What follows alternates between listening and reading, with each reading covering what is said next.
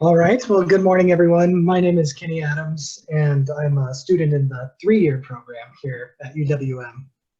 And today, architecture faces both a crisis and a renewal of necessity in the midst of a global phenomenon that we all experience today.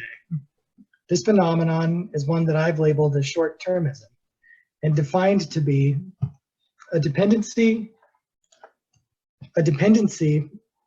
and compulsion to be consumed by projects or objectives offering immediate profit at the expense of long-term security and prosperity. In other words, we are no longer planning for the long term or building things to last. Our sense of time has become reduced to the immediate. In other words, or architecturally, short-termism is evident in the lack of longevity and durability in new construction, the churn of transients brought on by the modern real estate development paradigm, and the overtaking of the preservation movement that hints at an unfulfilled yearning for a more stable built environment. Whether this phenomenon has been caused by the acceleration of technology influencing our feverishly shortened attention spans, the urgency of market-driven economics and its inability to offer long-term financial structure, or the quick election cycle of democracies that polarizes and leads to indefinite wars and contradictory legislation, it's clear that the problem is bigger than architecture. However, our discipline suffers from it just like all other aspects of life and shares an equal burden of regaining a balance. It is in this context that monumentality presents itself as a topic worthy of renewed discussion and exploration. Quoting from the authors of 9 Points on Monumentality, monuments are human landmarks which we have created as symbols for our ideals, for our aims, and for our actions. They are intended to outlive the period which originated them and constitute a heritage for future generations. As such, they form a link between the past and the future. The qualities and processes that the authors include in their definition of the monument and monumentality in architecture offer means for ameliorating the conditions of short-termism and balancing its forces. But we need something bigger than just building more monuments the way that we have before. We need a new kind of monument.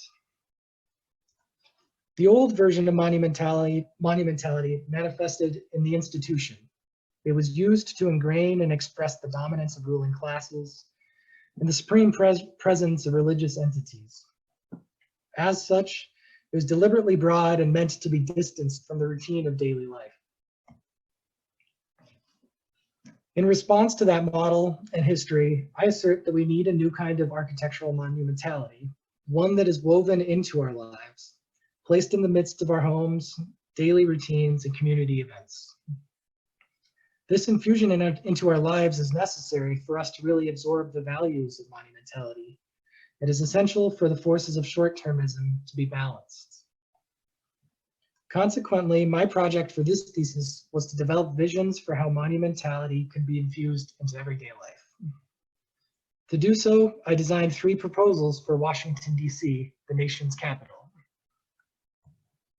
The city of Washington, D.C. was selected because it offers a unique opportunity and need for relating my vision of monumentality with that of the previous model. The city is also a working seat of global power and governance, both generating and trying to resolve issues of short-termism. Its rootedness in the ideals of the Age of Enlightenment, as expressed in the monumental and controlled layout of the city, provides an ideal and powerful setting for the proposal of new monuments. Here we see how the plan was carved into the American wilderness soon after the founding of the nation. Dense urban metro. Pierre L'Enfant, a French-American military engineer, was hired by George Washington to develop this plan.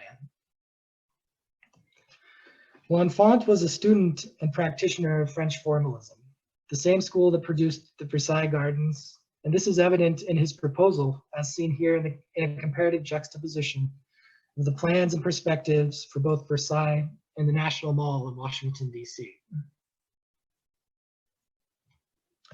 Just to help orient you to the region, this isometric overview drawing shows the boundary of the city as a whole, originally proposed to be a 10-mile square, along with the original extents of the L'Enfant proposal overlaid onto a satellite image of the current conditions. Here we see that the city is laid out in a cardinal north-south grid, expressing an order and control that was felt to be essential during a time of new beginnings and in the midst of an undeveloped country. However, overlaid onto this grid, L'Enfant applied a series of grand avenues that intersected at nodes of major public spaces or governmental buildings. These avenues imbued a monumental quality to the city by introducing sacred and public spaces throughout the area.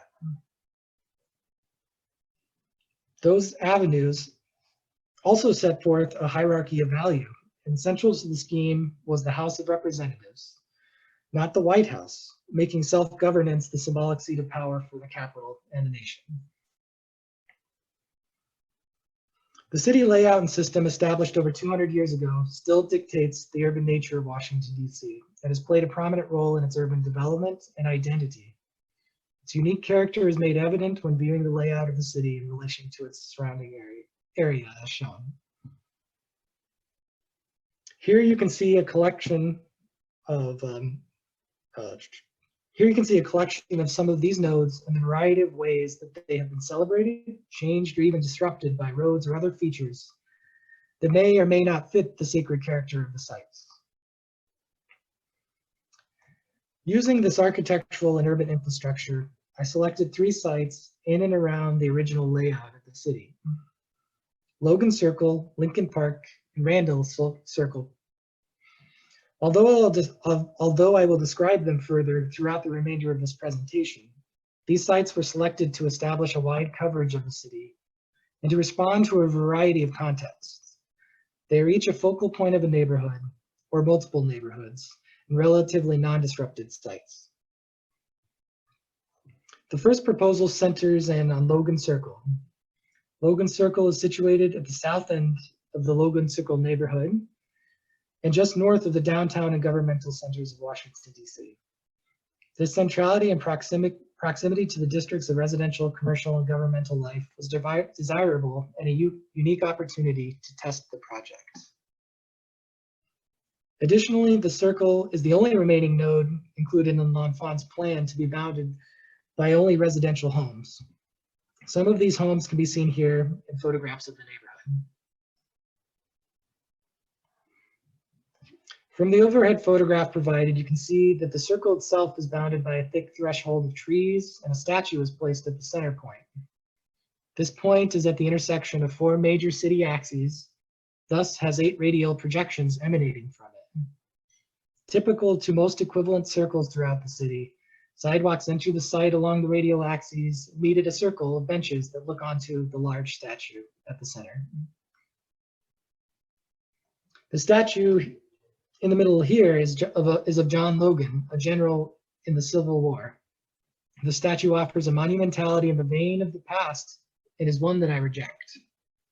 In effect, the statue here is kept at a distance from the public by lawn and fences. Its presence intrudes on some of the only open space in the neighborhood, preventing any event from occurring there. And its effect as a symbol of our ideals and aims is lost beyond military glory. Although it may be a fitting memorial, it deprives the space of monumentality that the neighborhood and community deserve. Again, here's the site as it currently exists from a northwest overhead view. And here you can see an overall view of my proposal for the site. This proposal is anchored into the local neighborhood by being formed and oriented towards openings in the built mass of the city bounding the edge of the circle. This orientation leverages and augments existing architectural infrastructure and assets to expand the monumental vision while also rooting it in the local place. It also leaves each major city access entering the site framed by the monument, open. The proposal responds to the criticism of the existing statue by removing it and shaping a monumental open space in its place. This is done by utilizing the trees lining the edge of the park at its base and now bounding the space vertically by the sculpted form of the monument. The structure of the monument is a dark metamorphic stone prevalent in the Appalachia region, constructed of octagonal components representing the 8 avenues entering the site. They are also a means for evoking a sense of modulation that is prevalent in the facades of the neighborhood, thus a strategy for melding the monument into the nature of the site. The path up the monument is rigorously steep and perilous in a world more and more consumed with notions of total safety.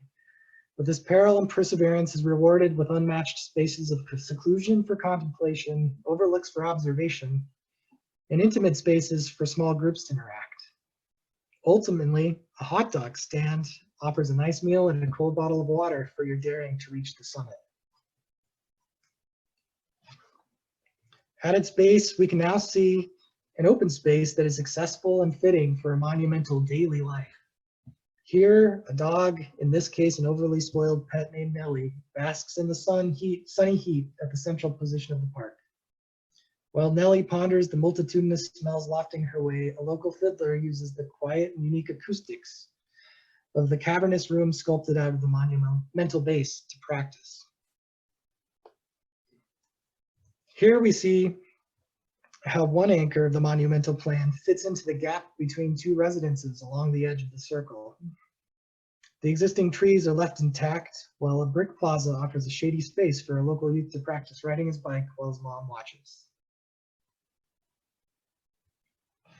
Meanwhile, a group of friends meet for lunch near the seating and hangout features extruding from the ground throughout the site, and a pair of tourists to the city take photos of the new monument their friend told them to go see. And again, here's an overall view of the first proposal. The second proposal moves across the city to Randall Circle. This intersection is situated east of the Anacostia River near a large forested drainage way. This is a particularly important site because it is one of the only spaces that continues the scheme and tradition of the original city layout beyond the L'Enfant boundary. Consequently, it is the pivotal point for 6 major avenues and an anchor point for the entire southeast portion of Washington, D.C. The circle is surrounded by a relatively suburban environment consisting of single-family residences, duplexes, and small apartment buildings. Compared to the other 2 spaces, the neighborhood is dispersed with ample private open space and lawns. Open green space is provided nearby along the Anacostia River. And as I mentioned previously, there is a large forested area near the site that's filled with trails for recreation. One consequence of having so many local amenities that typically serve a public park such as this is that the circle has been corrupted. The dominant feature encountered here is a large roadway unceremoniously cutting through the space. This intrusion into the only prominent circle in the southeast portion of the city, although being the center point for multiple neighborhoods, is in my view depriving the local residents and communities of the monumental public space they are entitled to. This intrusion also becomes ironic when viewing the conditions of the city at large and seeing the disconnect of this important space from the remainder of the system and city. Again, here's the site as it currently exists from a northwest overhead view. And here's an overall view of my second proposal. For this design, the monument takes a somewhat defensive attitude by adding mass around the perimeter that will prevent local roads from further intruding on the space. The proposal, while rejecting the intrusion of the street, offers a different vision of monumental intrusion by introducing an elevated railway and pedestrian walkway along the main axis connecting the site with the central DC area. This is shown in the blue line. The features form a public amphitheater that offers local residents an infrastructure for community gathering and events needed in a suburban community defined by dispersion and individualism. As we zoom in, we begin to see how the life of the neighborhood is starting to get accustomed to their monumental environment. Here, the newest regional transit line stopping at the station is integrated directly into the monument. On the quieter side of the amphitheater, shaded and protected by trees and softened by the grassy terraces, a local man practices violin. Without planning, the crowd has begun to sit and listen. Meanwhile, a couple of teenagers are leaning in for their first kiss in an intimate and relaxed edge of the structure. Here on the other side, a local group is performing a play. A small collection of parents and passerbys sparsely crowd the stands, but the venue lends the event a magnitude that makes the acting that much more dramatic. Also present is a runner doing his daily jog. He stopped to watch the performance for a few minutes, but is now back at his routine of running up and down the stairs 10 times a day. Exiting the monument towards the forest trail system, a couple of bird watchers notice a goldfinch, while another pair of friends are exiting the pedestrian and bike path running underneath the rail line. Here's one more look at the overall design for the second proposal. The third and final proposal for this project is positioned between the first two. The site is Lincoln Park and situated in the middle of the Capitol Hill neighborhood. This location has significant importance because it is the centerpiece of a large and widespread residential district. It is also a position that occupies a central point on the primary east-west axis through the city.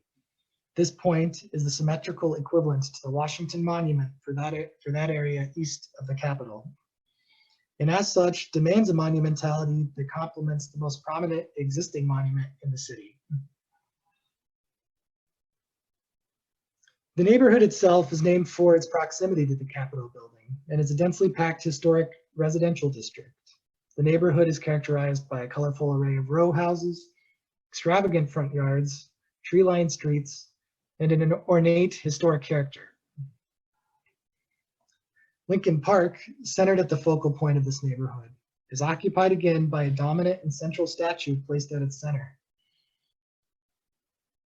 Again, in many cases, a memorial of this kind might be appropriate, but not here, where the symmetrical relationship with the National Mall and Washington Monument are prevalent contextual concerns, nor when the dense and extensive public population that the space is serving is in need of the monumental. Here's the statue set between expanses of lawn on two sides and an edge of dense tree canopy on the other two sides.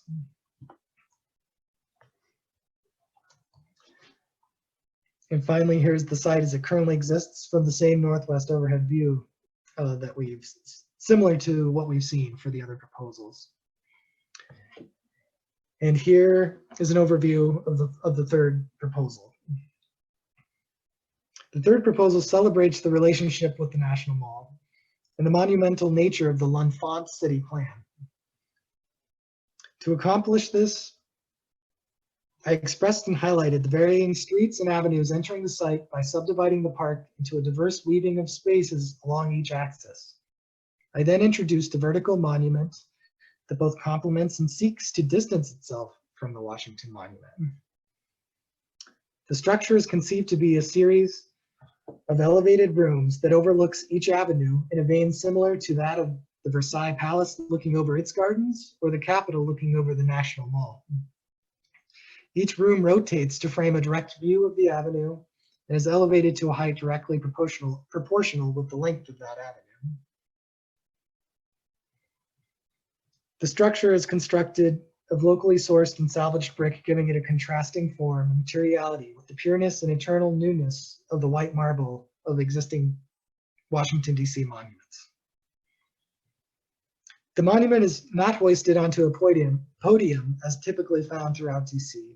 Instead, it sinks into the earth here, a symbolic design element for rooting it to the local place and neighborhood.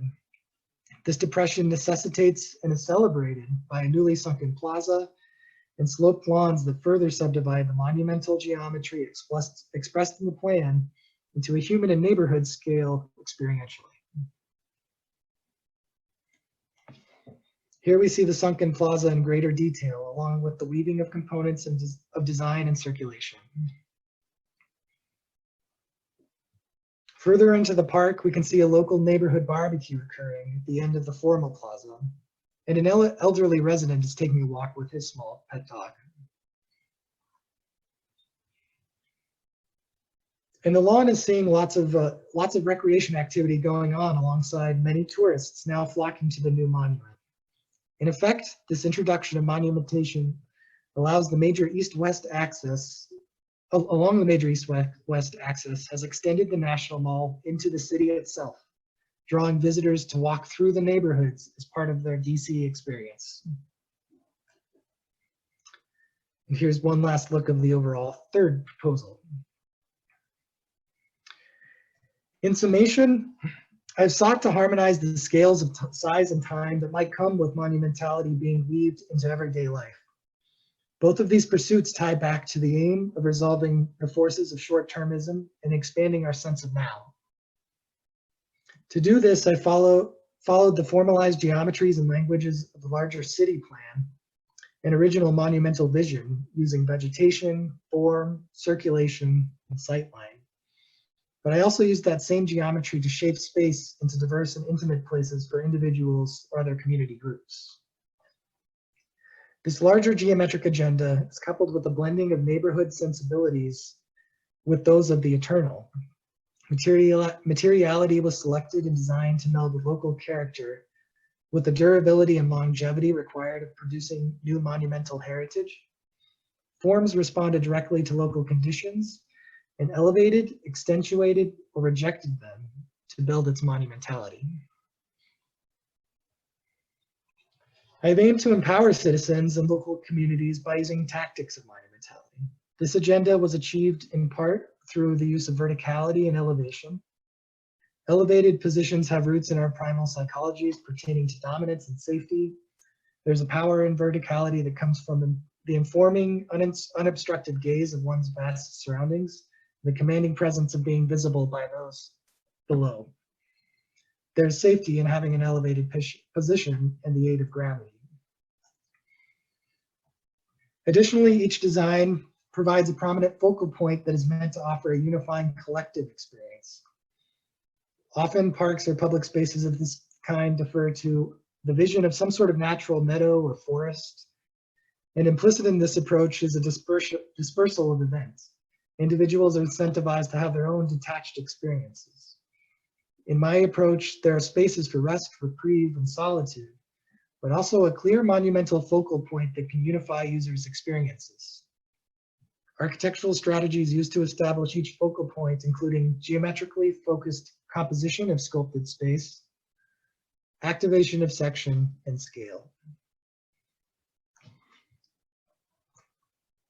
These architectural strategies through monumentality again relate back to the effort of resolving forces of short-termism. Through empowerment comes a sense of control, and with that sense comes a more comfortable vision of the future and past that facilitates the pursuit of more long-term agendas. I have infused a new set of values into each site through the analysis and critique of prominent existing conditions. Each design is meant to actualize and manifest the stance on the means and motives for living a good life. This aim is implicit and required in the pursuit of monumentation as it was defined. Responses here include the removal of statues and memorials from the focus of monumental space. This agenda brings the focus of such spaces away from the backward-looking mentality. Memorials, as I've researched and defined them, are distinct from monuments in that they are dedicated to the memory of an individual or event. Monumentation is capable of this as well, but also aims to form a stance and communicate a message or obligation in ways that memorials do not. Consequently, monumentation offers a resolution of both past and future, whereas memorials, such as most statues, carry with them only the past. I have also celebrated events of the lives of modest citizens, as opposed to notions of military or political might, religious doctrine, or symbols of eternal presence through the development of neighborhood of empowerment, individual exploratory and contemplative spaces, and focused community space. Even the selection of the 3 sites were meant to distribute monumentality throughout the city of Washington, D.C. thus, in a sense, democratizing its use. Finally, central to all of my designs was first a process of initial collaging, which helped to tease out personal visions and instinctual agendas for my own kind of monumentality. These collages set the tone for expansive neighborhood investigations necessary for the development of 3 monumental drawings.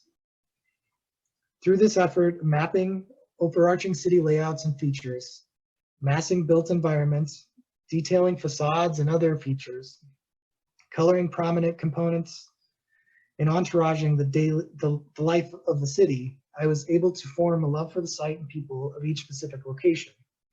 This formation was essential to developing each proposal, and each drawing is meant to evoke this fractal nature of study. The closer you look, the more there is to see. Ultimately, as previously stated, the forces of short-termism plaguing so many aspects of life are bigger than architecture. However, through this new kind of monumentality that I have proposed, I believe that architecture can bring a resolution to many aspects of this issue, while also facilitating and coordinating a larger effort. This is in addition to promoting an enduring and empowering architecture that is central to our lives. Thank you for your consideration and attention, and I'd now like to answer any questions that you might have about the work. Okay, thank you, Kenny. Just to let everybody know how we've got it organized here. So Zoom should be set up so that each participant can mute and unmute him or herself. So we'll just let the reviewers, our guest reviewers, as well as our committee members, just to unmute yourselves whenever you'd like to speak. I only ask that when you're not speaking, if you're done with a point, if you can just try to remember to remute yourself, just so we keep it down to a minimum background noise. All right, with that, I will open it up for discussion. Can I ask a question, Kenny? Can you go back to one of your later images that had little red rectangles on them and circles, and let us know what those, back towards the end. Let us know what those red objects this one signified. Not this one, no, it's a later, that one. This one, okay. This was this was going along with the point about making a sort of stance about each site or a critique of them. So the circles in this case were removal of existing statues and sort of focusing this and a different sort of focus on that space. And then in this case, the 2 lines were sort of the stoppage of the road intruding onto the main site.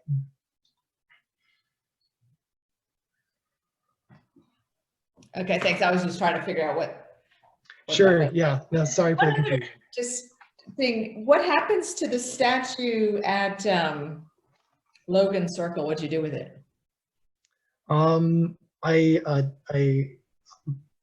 I donated it to the United States government to place in their, the Capitol is filled with statues that have been removed or changed. So in this case, it's totally removed from the site altogether.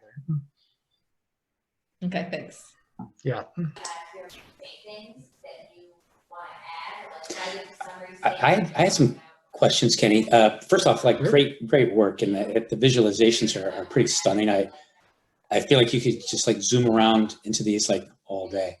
My question is about proposal number 2 at Randall Circle, and that's the I guess I didn't quite understand. I get the kind of geometry and configuration of the others relative to your kind of observations about the neighborhood and that neighborhood within the larger DC context. I had a little trouble understanding this one because at first I thought, you kind of offered a critique of this site that there was kind of this road cutting cruelly through the middle of the site, but you still kind of have a road cutting cruelly through the site. And then there's this, you've made this kind of amphitheater, this raised amphitheater, which seems like it kind of really visually blocks off the residential neighborhoods from this kind of more green forested area. And I don't know, that was the only, like the other ones, your kind of logic and rationale for the other ones, I was following, and I was having a little bit of trouble following this particular configuration. Sure. So to sort of respond to the road aspects, yeah, the critique was the road was sort of cruelly cutting through the site. And so I knew I wanted to remove that, but then I guess I also wanted to challenge myself to sort of offer up a different vision for how an intrusion to such a site could take place. And so that's where this idea of a rail, elevated rail that's sort of connecting to this larger system was introduced to the site. So that was kind of the thinking that went behind that. And that, yeah, and then to sort of address the blockage from the surrounding neighborhood, the way that the masses sort of, I guess it is a little harder to see here, but I did end up blocking a few houses of the circle, which are these three right here, and maybe this apartment. But the way that the masses are oriented is that they kind of face these open spaces in the neighborhood. So in a way, or so there's an effort to not sort of like detach from the neighborhood from the site itself. Except in the case of roads. In the case of roads, it is preventing anything from sort of intruding on it again. But then there was also, because of this particular site being so sort of open and already having so much green, like open space and Not the crux of the issue, but the natural areas, there was an agenda to infuse a sort of structure into that mix that wasn't just some sort of open space, and also as a strategy for really enclosing in the interior part of the site. It's just interesting because like the other two sites, you can see both like your new kind of, I guess, your new democratic monument, as it were, and the context. And I feel like you can see kind of multiple scales all at the same time. And I feel like this one, like the new kind of monument that you're putting in here is so massive that it's hard to get kind of like multiple readings at the same time. I don't know, maybe this one's just, in my opinion, a little bit less successful than the other two. Although there's a lot I like about it also. Carl, I tend to agree with you. This is Adam. Kenny, can you go to one of the views with all three on the same slide? So first off, I'll congratulate you. You're done with your verbal presentation for your thesis project. It's an incredible feat to accomplish. You've been working for 7 years now in college, building up to this moment. Congratulations. I know it's not exactly how you assumed it would go, presenting from your living room, but you did a phenomenal job, and it's definitely worth a lot of congratulations.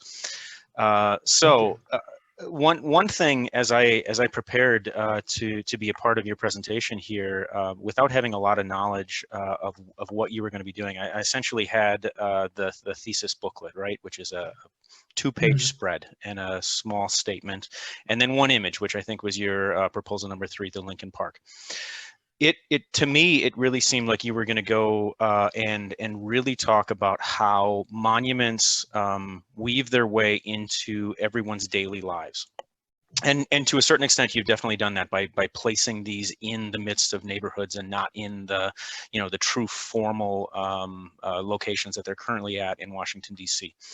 Now, I have a lot of thoughts and comments and other things on that. Like, I love the fact that you're putting it in DC and you're relating it to the ones that are already there, but I'd be really interested to see what this would be like in Cleveland or in Milwaukee or in cities that don't have nearly the collection of this, and how you can do the same thing. I also think that I was expecting it to be more about space as opposed to a physical monument, to be able to see essentially the differences in how space as a monument can accomplish the exact same things as a true structure can. And like you said at the very end, you know, monuments are truly a reflection of the past and the future, and they are about either a specific person or a specific moment, and how we can reflect on that, but then also build towards something in the future as well too. So how can you do that with space? And I'll say that in the collection that we're looking at right now, I think you've accomplished that maybe without, you know, fully intending it. You have a monument, you have a thing on every single one of these projects. I question though if the actual space that you're creating with those things or around those things is even more successful than the monument itself. Like the first one, for example, Logan Circle, and that space that you created in the middle. I think that the ability to use that, the approachability of that space and how that differs from a traditional monument is something that's extremely successful. I think the idea of approachability and accessibility for these monuments is what set your projects apart from other monuments in the city. And I think that one specifically, you really started to do more than some of the other ones by pulling the project out of its boundaries. You chose sites that are very bound by streets and physical edges. I think the ones that you did, probably the first and second one, where you broke those edges and you pulled across and you're really rooting the monument into the neighborhoods, I thought was a really successful move, and I think something that you could probably really expand on too. For example, the first one, you know, your actual monument, your triple arch that you have there, what if that broke the boundaries? What if that was the artifact that people actually walked up and were able to cross the street and be able to get to the space on the inside of it? You know, thinking about sort of the accessibility of it and approachability of these things, I think is something that really triggered me into thinking how different these are and how they really become more intertwined in people's lives, as opposed to just an element that they walk past that evokes an emotion or a you know, a motor response. Yeah, that was definitely at the forefront of my sort of aspirations and hopes, like an intents for sort of teasing out of these monuments, integrating them in that sort of way where it is like the monument becomes a thing, the thing that they used to cross the street. That was definitely a hope, and I think as I sort of worked my way through the three, I was starting to get better at it and see more opportunity there. So yeah, like as I continue to sort of think in this way, I mean, that's definitely a sort of exciting task for each design that I'm going for here, and as I continue to do work in the future. Yeah, and I agree with, you know, my whole comment led off with what Carl said about the rail line cutting through Randall Circle. Mm-hmm. I do really appreciate how you thought of this as at more of a regional scale, though, and you're bringing people to the site farther than just, you know, the people walking to it, and maybe the people walking to the site is probably the least successful part of it, because you've created some pretty strict boundaries for most of it, and blocking off a few of the streets with maybe some small apertures in there. I think the next step is to really think of how that rail line reacts to the site, or how the site reacts to the rail line, right? Like it's extremely heavy. There's a small vertical connection that you're putting in there that's sort of separate from the rail line. Thinking about how people move through and stop and work themselves down from that elevated environment down into it, I think is that experiential part of it, and that daily life part of it that really could bring this project to the next level. Yeah, and Adam, this is Donna. I agree. Kenny, great job. I really appreciate you looking at the idea of memorial and monuments and the kind of connectivity of the visual of these axes from the original plan.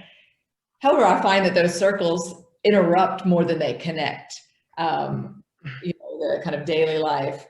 And I appreciate this, the investigation into the sacredness and how much sacredness or monumentality is required. I would like there to be a maybe questioning more of what is stable versus what is unstable.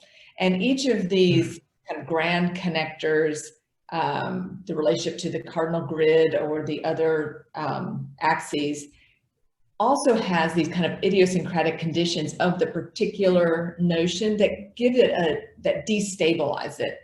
And now that you have these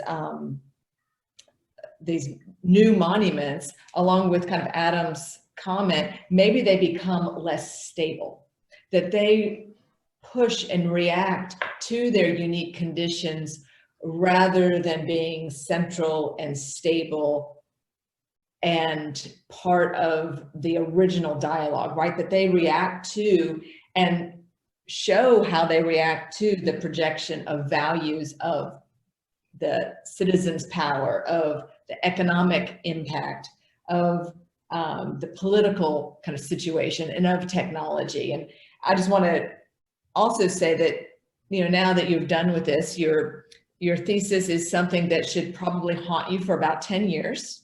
So you have time for all of it. And one of the things that I would like to say, like, I really loved your stories of what the various people were doing. I'd like to zoom in on those. You know, you had the rectangles. You could zoom in on, you know, a couple of those at each place and really design the space and the assembly that promotes that. You know, so that story has some inflection on the ground plane, on the enclosure system. And you know, not everything, but zooming into a couple of those and having perhaps more understanding of the assemblage and the spatial condition that you describe. But we might see a drawing, you know, you could do that over the summer, that focuses on how all of that happens. Now that you have the kind of map, right, of it, so you can kind of, you know, no pun, zoom into it, right? yes. No, that does make sense. And I agree with the, you know, what looks more like a aqueduct, right? You know, does it cut through, or does it touch the ground in different ways on the south end versus the north end? Does it veer? Does it ramp up at a steeper pace than it slows down? And so bringing in the tempo that you kind of originally started with, you know, short-termism, seems to suggest a component of time that might also be kind of layered into your investigation. But I really appreciate the thoughtfulness and the thoroughness. I also, at this time, really appreciate being able to visit another city, even virtually. Yeah, no, I was that's, going to ask you, maybe to start, did you have a previous affinity for Washington, D.C.? Are you from the area? I'm not from the area. I did live for 4 years in Philadelphia, and each of those years, my sister had a sort of, she had a conference that she'd come to, and I'd visit her for a week. So I feel like I got to kind of know the city and just like spending that dispersed 4 weeks there. And I definitely have always had a sort of, and I also visited there when I was in 3rd grade or something, which did have a big impact. It was one of the first sort of major cities that I visited beyond where I grew up. So there was definitely an affinity for it, but also a sort of, it just seemed like such a compelling place with all of this sort of, I could sense the sort of power, the like history, the connection to the government at large, I guess, the American identity. And so all of those things definitely fed into this, like ending up in Washington, D.C., I think. I was just curious. I happen to grow up in D.C. and lived there for 25 years and Oh, fantastic. have a sort of interpretation about the place that you've tapped into a little bit, accidentally or on purpose, or just through sort of your fascination with the place in general. But it's in particular, it shows up in this slide, which is the overlay between the monumental urban scale or landscape scale and the, I think you might have called it the idiosyncratic of the individual. There are, in this part of town in Anacostia on the east side of town, a number of old 18th century waterworks, which actually your term aqueduct ties into, the brick monumentality of the rail structure. But there's also something strange, and not the one that you have the little person running up and down the stairs, I think, but the two people sitting adjacent to it.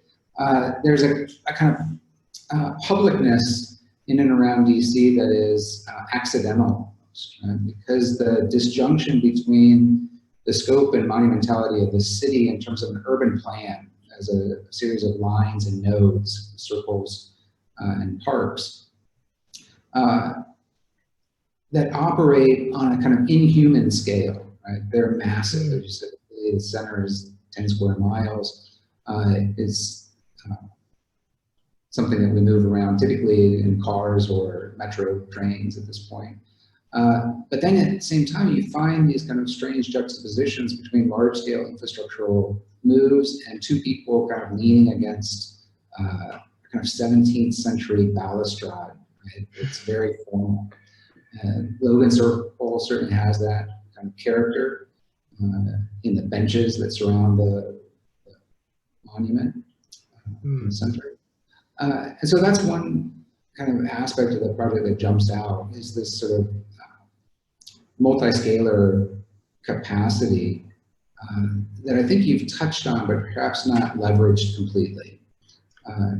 In the sense that the most monumental thing about DC is not the monuments, but in fact the urban and landscape planning that underlies and structures the entire town, right? That allows those monuments to locate themselves at particular intersections or on the mall along axes and whatnot. So it'd be intriguing to think back after a couple of months and revisit your project under wearing different hats, right?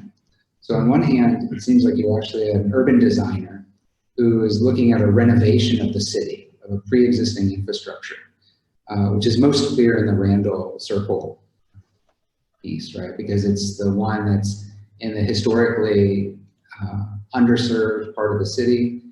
Anacostia, when I was a kid, which was a long, long time ago, was a place where suburban kids were told not to go and venture. It's a incredibly racially divided city, and always has been. Anacostia was literally a no-go zone for most non-African American people. And you see the remnants of that, even in what you noted as the violation of the road moving through Randall Circle. And now Anacostia, the riverfront, is also the kind of focus on the next wave of gentrification, right? There's old brownstones that you used to be able to buy for $15,000 are now $1 million kind of thing, right? So there's a whole kind of political infrastructure here as well that I think you touched on a little bit in terms of the Confederate monument in Logan Circle, but is really warrants a more direct engagement, I suspect. And it perhaps also reads through the proposal in a way that, I don't mean this to be overly harsh, but it's a nice proposal, right? You seem like a nice person who's wanting to do nice things for the city. But the history of that city is not nice on many levels, right? And even the notion of what you do with the monument afterwards could add a level of tension to the proposal that it probably would benefit from, right?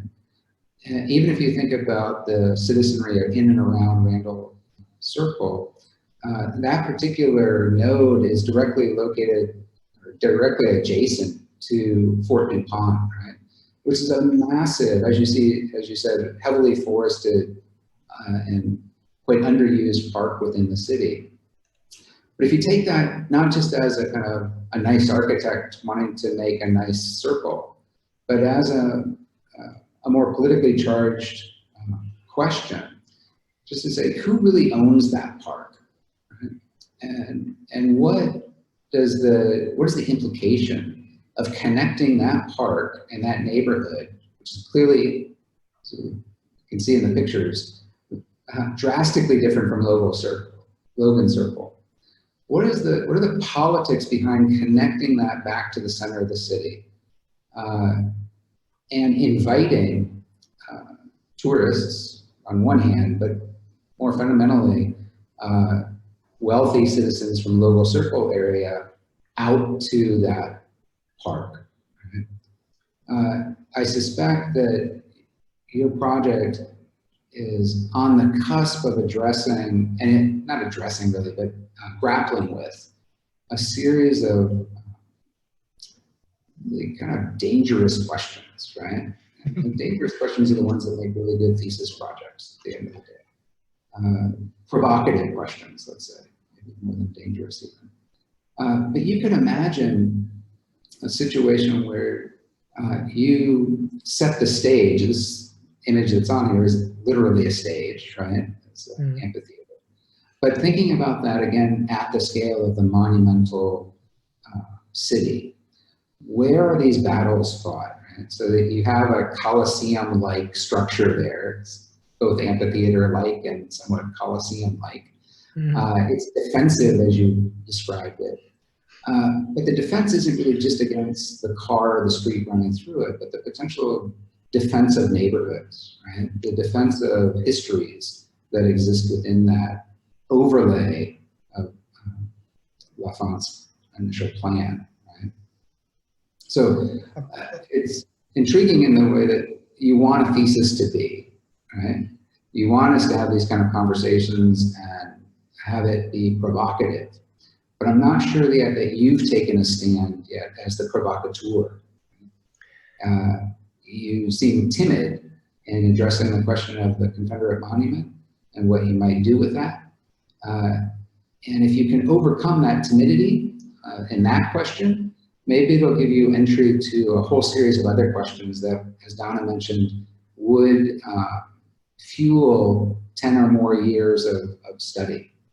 And they're not mutually exclusive, right, Michael? The nice reading, the formal reading, the idiosyncratic reading, the political reading can layer on there, and people can read the various pieces at a time. Right. You can look at some of the criticism around the High Line, right? And the High Line, as it's publicized as a new public space in the city, on one hand, the nice maybe way of looking at it, and on the other as a tool or armature of business, right? As a real estate development strategy that has been wildly successful. And yet the nature of that area in the lower west side of Manhattan has changed profoundly, right? In a shocking way, really. If you think really you really look at it superficially and think, well, all they did was really clean up an elevated railroad track, right? But that cleanup was, again, a tool or almost a weapon used to change the fundamental nature of that region of the city. And you can imagine your linear elevated railroad track unintentionally having similar consequences. Yeah, it could divide more than it connects, right? And so what are the kind of gritty, powerful, both either negative and positive opportunities in architecture? Again, that's why you have 10 years to, Yeah, right. Yeah, I think this project definitely had its beginnings in wanting to start thinking about those sort of dangerous questions, as you say. And then just as my sort of, as I'm still growing as a designer, it became a sort of wrestle with the scalar, the physical scale components, which was no small task in of itself. And those questions did get lost, but I'm glad but I did try to sort of instinctually start to wrestle with them, which I'm glad at least are starting to. Just to make one more comment, if you go back to the Logan Circle example, your precedent for radicality, if you will, in the city of Washington could be Maya Lin's memorial, the Vietnam Memorial, right? Because it inverts all the expectations of the normative monument in the city. It's the only one that's subterranean, and it's the only one that's not white stone of some sort. And if we make that link to this proposal, pardon me for saying, but I think the least interesting part of your proposal is the architectural part, right? The kind of object fixation that most architects have. And the radical part is the lower kind of pocket park that you've identified of the 3 nodes, right? Because one is already sort of a park, it's an adjacent park to the circle. But the other is an abandoned building, right? It's a void of a pre-existing building that's been reclaimed as public space. And it has the potential to tie into another initiative that's occurring in that immediate area called the Alley Initiative. And there are a series of alleys in the Shaw neighborhood, which is just east of Logan Circle, where there are a lot of old carriage houses that have now been renovated and become billion-dollar houses. They used to be the garages, effectively, of the larger houses on the adjacent streets. But that started as a domestic reclamation project, and now there are a number of coffee shops and art galleries that have emerged as a sort of second wave along those alleys. And your project, if you in this, that little pocket park actually reveals a kind of found space in the middle of the block there, right?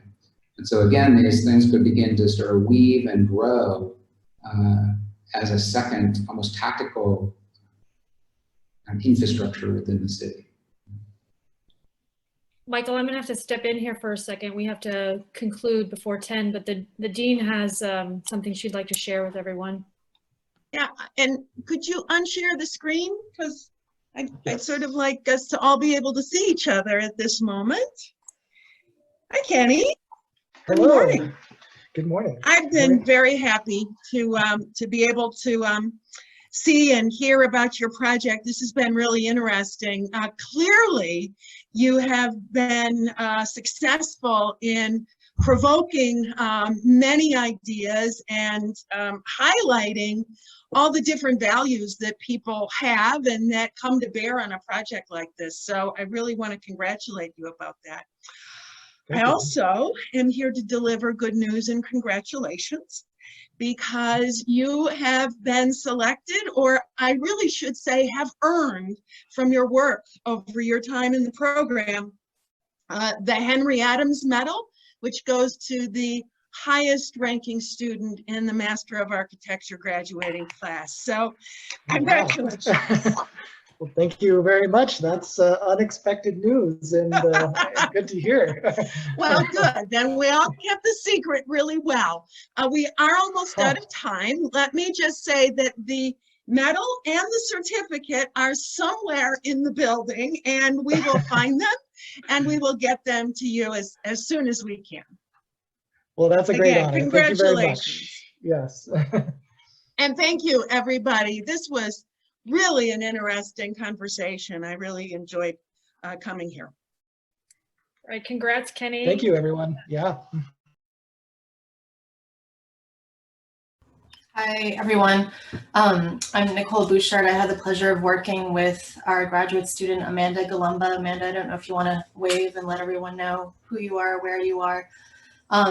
And so Amanda's thesis committee this semester for her thesis titled Killing It was myself, associate professor at UW-SARUP, Nicole Bouchard, and also Jasmine Benjamin, associate professor. I don't know if Jasmine's around and they're a little wave. And then also Eric Hancock, who is a partner at the Kabbalah Washako Architects. Eric, if you want to give a little wave. And so the three of us worked with with Amanda this semester, and then today for the discussion we have Donna, is it Kachmar? Kachmar, sorry, Donna Kachmar joining us from the University of Houston. Donna, FAIA, is a professor at the University of Houston and also an architect at Architecture Works. And then we also have Adam Bastian, who's an associate principal designer at Kaler Slater in Milwaukee, joining us again, in addition to Kenny's review. Michael Hughes, who's a professor at the American University of Sharjah, all the way on the other side of the world. And then also our department chair, Moselle from UW-SARUP, joining us. So Amanda, go ahead and take it away. You gotta make sure you unmute yourself. Hi, that might be helpful. Hi, everyone. Thank you so much for joining me today. I'm looking forward to sharing the work that I've been doing and to get your feedback. Let me share my screen. Sorry, I should say before too, I also forgot, Amanda asked Monica Thadhani, who is an adjunct professor at UW-SARUP, to join us, coming in from Chicago, I believe, and then also Associate Professor Kyle Reynolds. So everyone feel free to jump in and join the conversation once Amanda's done. Great, thank you. For those of you who don't know, my name is Amanda Golemba, and I am a 3-year MArch student at SARUP. And today I would like to talk to you about what is architecture. Amanda, sorry, real quick, is it possible to make it full screen? Oh, can you not see it full screen? On mine it is. Are you sharing your desktop or Adobe Acrobat? I'm sharing my desktop. Okay. If you go to view or window, I think you get really full tiny? screen. No, if you just want to get rid of the borders, so if you go to view or window, get full screen. That's about as big as it goes right now. Yeah, this is Kenny, and I've tested this out, and I haven't been able to go full screen using Zoom for whatever reason. So I think you might be stuck with this view. Okay. Okay, thank you, Kenny. Sorry, everyone. What is architecture? Architecture is death and life. Life cannot escape death, nor should it strive to, as only through an ending can a new life and purpose begin. The architectural discipline is equally responsible for acknowledging and actively participating in the life, the death, and the life after death of its creations. Architecture is matter and mattering. Individual and collective dreams, frustrations, hopes, economics, worldviews, experiences, all coalesce to form our built environment. A building's perceived material and immaterial value is fused to both the economic and cultural values of that society. Current American culture values newness and efficiency and understands progress as erasure and replacement. The architectural discipline and general public need new values if we are to progress architecturally. Architecture is a palimpsest. A building serves to memorialize history in its layered accumulation of material and immaterial traces of the past through its scars, blemishes, and accumulation of dirt and grime. The complexity and richness achieved through these layers creates an uncensored authenticity that cannot be designed or fabricated, and therefore should be prized by the architectural discipline. Architecture is memory. Embracing these palimpsest traces of the past serve to reanimate a collective memory and the spirit of a place. Memory is an overlap between a place and a time. Architecture should leverage the juxtaposition of the palimpsest to enhance the depth and richness of memory. Architecture is violence. Architecture is an inherently violent act. It destroys everything in its wake. Land is torn and displaced. Animals are forced to flee their territory. Plants rooted, unable to escape. Human bodies are displaced or forced to alter. The fallacy of a static built object is maintained through ongoing cycles of destruction and recreation. Instead of pretending that this violence doesn't exist, the architectural profession needs to confront this side of our field and leverage it as a creative force. For decades, post-industrial cities throughout the United States are quietly being erased through self-imposed tabula rasa demolition. If considered at all, demolition is touted as the mechanism for removing unsightly blight, promoting safety, and discarding the obsolete and the unwanted. Once deemed unworthy, rarely does a building survive the threat of demolition. In the last decade, the city of Chicago has erased over 13,000 buildings, 225 in just the last 4 months. Not only does this mass erasure eradicate the material and the spatial, but permanently wipes traces of human bodies, values, and history, a complete annulment of event, time, and memory. But why do we feel the need to erase in order to make progress? This project is a design proposal for a traveling exhibition that seeks to change perceptions of the existing city fabric by visualizing patterns of erasure, questioning the resultant implications and effects of that erasure, and proposing an alternative fate. Killing It confronts the inherently violent aspects of architecture and explores that violence through the intentionally jarring, uncomfortable, and absurd analogy of murder. This analogy is a lens through which to trace the violent, intentional, and premature ending and sterilization of the existing built environment. After all, as Bernard Tschumi said, to really appreciate architecture, you may even need to commit a murder. But murder is not just about the events that take place within a building. It is also the material reality of the building itself. Each year, for decades, the city of Chicago has allowed thousands of buildings to be demolished. For example, in 1948, hundreds of buildings were razed, 3,000 graves were relocated, and a tunnel was carved through the existing post office building to create the Congress Street Expressway. 1965, the Chicago Federal Building was demolished. 1963, the Chicago Theological Seminary. 1958, the Faulkner Row House. 1967, the First Regimental Armory. 1968, the Gage Store. 1971, Grand Central Station. 1972, the Stock Exchange. Despite protests, the building still was razed, and tragically, a photographer lost his life while photographing the demolition when a wall collapsed on top of him. 1963, the Martin Barbie Residence. 1971, Church of the Covenant. 2008, the Dexter Wirt Building. 1964, Dooley Block Building. 1958, the Grand Opera House. 1960, Henry Babson Residence. 1958, the Kinsley Store. Pieces of the building were removed prior to demolition to be sold and displayed in wealthy homes as art. Despite the demolition of these buildings and countless others around the country, the building is never truly erased. It lives on in photographs, memories, becomes mixed with the dirt on which it stood, and its physical materials are sold as parts, reused in other buildings, or decay in landfills. Despite our best efforts, once a structure is built, it can never be completely erased.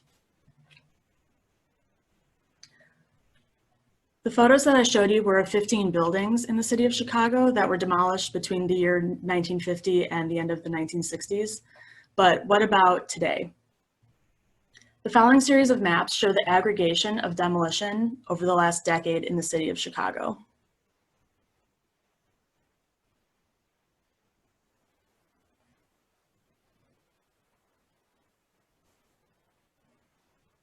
As you can see, over the last decade, almost 13,000 buildings have been demolished throughout the city, and no corner has been left untouched. For those of you that are unfamiliar with Chicago, it really is a city comprised of two. The Chicago South Side, with the Englewood neighborhood being highlighted in these photos, is dilapidated and is riddled with vacant lots and buildings that have been left to decay. The north side, however, is bustling and is seen as much more prominent.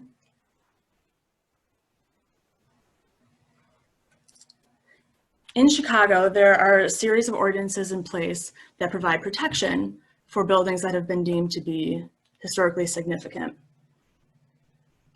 In 1995, the city of Chicago completed a decade-long research effort to analyze the historic and architectural importance of all buildings, objects, structures, and sites constructed in the city prior to 1940. A group of 22 surveyors identified approximately 17,000 properties which were considered to have some historic or architectural importance. A color-coded system is used to rank and identify the building's significance. Approximately 10,000 buildings throughout the city are coded red or orange and are considered to have the most value, and therefore theoretically receive a higher level of protection from demolition. After the orange-rated Mercantile Exchange building, seen here, was demolished without any oversight, the city adopted a demolition delay ordinance in 2003 that imposed a 90-day demolition hold while the building is reviewed. This map here shows the location of all of those orange and red buildings. In 2019, 18 red or orange coded buildings had demolition permits requested. After the mandatory 90-day hold and review, 15 of those were granted and the building were ultimately torn down. It seems that even buildings that the city itself deems to be valuable are not even safe from demolition. In addition to individual buildings, the survey also created a series of districts throughout the city that provided an additional level of protection. Lastly, the National Register has also identified districts they deem to be architecturally or historically significant. When we overlay a map showing the last decade of demolition, we clearly see the staggering number of demolitions that are still taking place in areas of the city that are supposedly protected. As you can see, while the protected buildings and districts are spread throughout the city, a vast majority of them are clustered in affluent neighborhoods.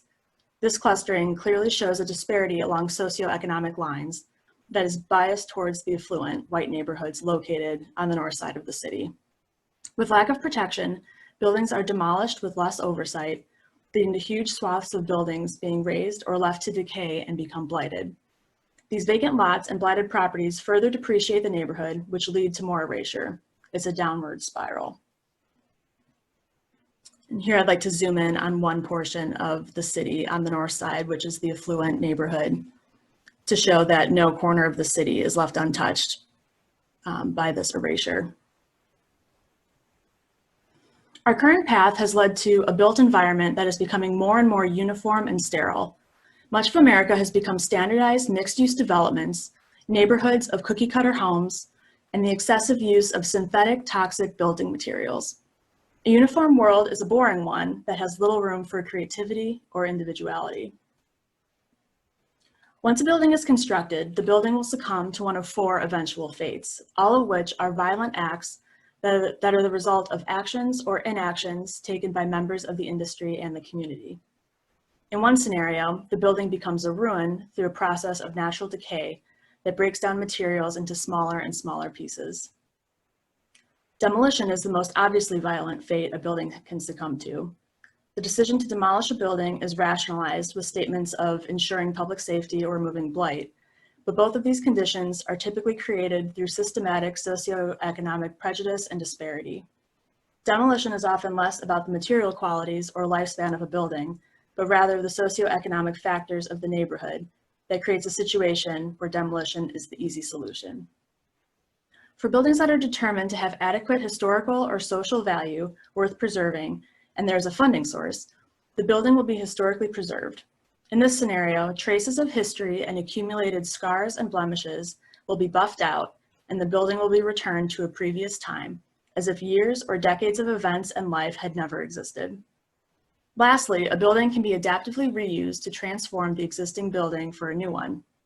Similar to historic preservation, this process often removes scars or blemishes to create a shiny new building. Of these four fates, historic preservation and adaptive reuse are the only options that extend the usable life of a building. However, adaptive reuse is the viable option that authentically preserves history and memory while also allowing for radical creative freedom. These next few slides compare and contrast several local and global adaptive reuse historic preservation projects that I was researching throughout this last year. On the left, you see images of Grand Central Station in Detroit.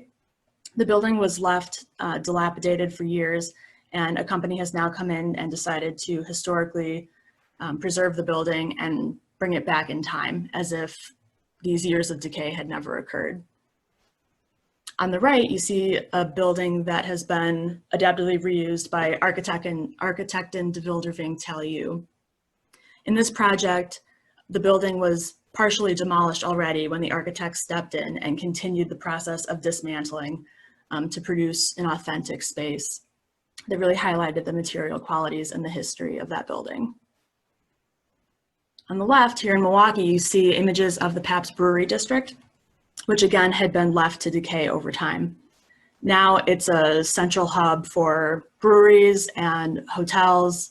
Even UWM has a few buildings there. And again, traces of history have been wiped away and portions of it have become a shiny new campus. On the right is a project by Heatherwick Studio, in which they took existing grain silos and radically sliced and carved them to produce these really fantastical spaces that still maintain the inherent qualities and authenticity of the building. On the left, a case that we all know well is the Notre Dame Cathedral.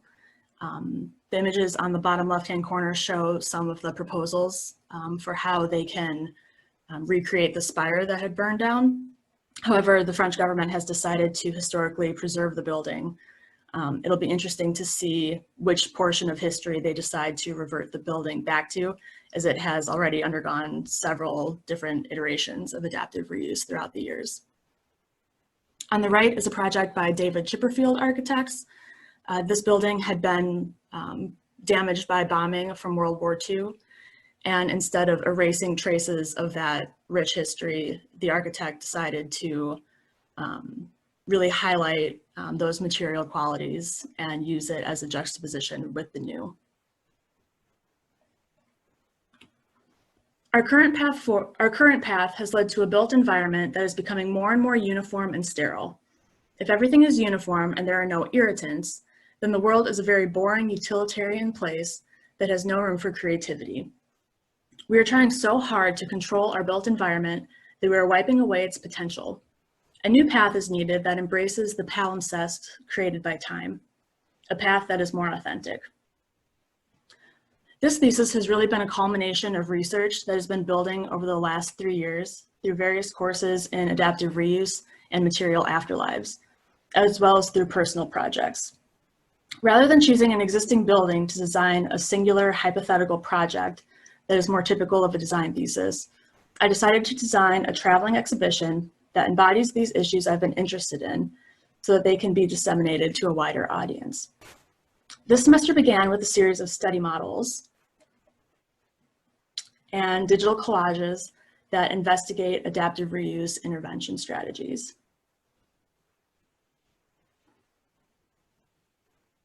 As I previously discussed, over the life of a building, scarring, moments in time, and decay layer to create an inhabitable palimpsest of memory. This traveling exhibition is infused with the palimpsest concept by investigating strategies of layering, modularity, flexibility, transparency, and building remains, and layering them together to form a system that operates as an inhabitable core model collage. Each individual exhibition simultaneously memorializes the violence that happened at that particular site and implements murderous adaptive reuse strategies through collage and salvage material to expose what could have been. The flexible layered system allows for the exhibition to be displayed at numerous potential sites. This thesis proposal investigates 3 of those potential sites: a gallery within an existing building awaiting demolition, or at a demolition site. The exhibition utilizes art shipping crates, scaffolding, and building remains as layers that can be displayed individually or layered together. Art shipping crates are used in the art industry to transport valuable paintings, sculptures, and other art. Constructed out of dimensional lumber and plywood, each shipping crate is specifically designed to transport a unique piece of art. These everyday objects that are used by art museums and galleries throughout the world are an untapped resource. When not in use, the crates are sitting in storage or are discarded. By partnering with local museums and galleries, these crates are easily obtained for the exhibition and utilize this resource that is laying around when not transporting art. Throughout the exhibition, the crates contain and display building remains and inform the viewer of the scope of construction and demolition waste through images and data. The second layer of the exhibition utilizes an essential construction and deconstruction tool, scaffolding. This modular system is incredibly flexible, a common industry resource, and is easy to assemble and disassemble. In the exhibition, the scaffolding simultaneously recreates the volume of the former building and also provides the opportunity to deform space to propose an adaptive reuse strategy that could have been implemented instead of demolition. The scaffolding will be obtained by partnering with a local scaffolding manufacturer or contractor who will loan the scaffolding for the exhibition. Finally, rubble and building remains are incorporated into the exhibition to make the viewer aware of the material costs and losses of the demolition. This material is obtained from either that demolition site or collected from other sites throughout the city. The rubble overflows from crates, piles and corners, and rests on scaffolding platforms. All of these layers are combined to create a ghostly recreation of the former building and propose what could have been. 3 sites that I've investigated for this thesis are a post-demolition vacant parcel, a building slated for demolition, and an art gallery. The vacant parcel site option emphasizes the ghosting of the former building that once lived on the site. On display for the general public, this option invites passersby to interact with the exhibition and re-experience the memory of the building. Inside a building slated for demolition, the scaffolding weaves in and out of rooms to emphasize the spatial qualities of the building that will soon be gone. Strewn throughout the exhibition are panels that display the building's history, crates, and rubble.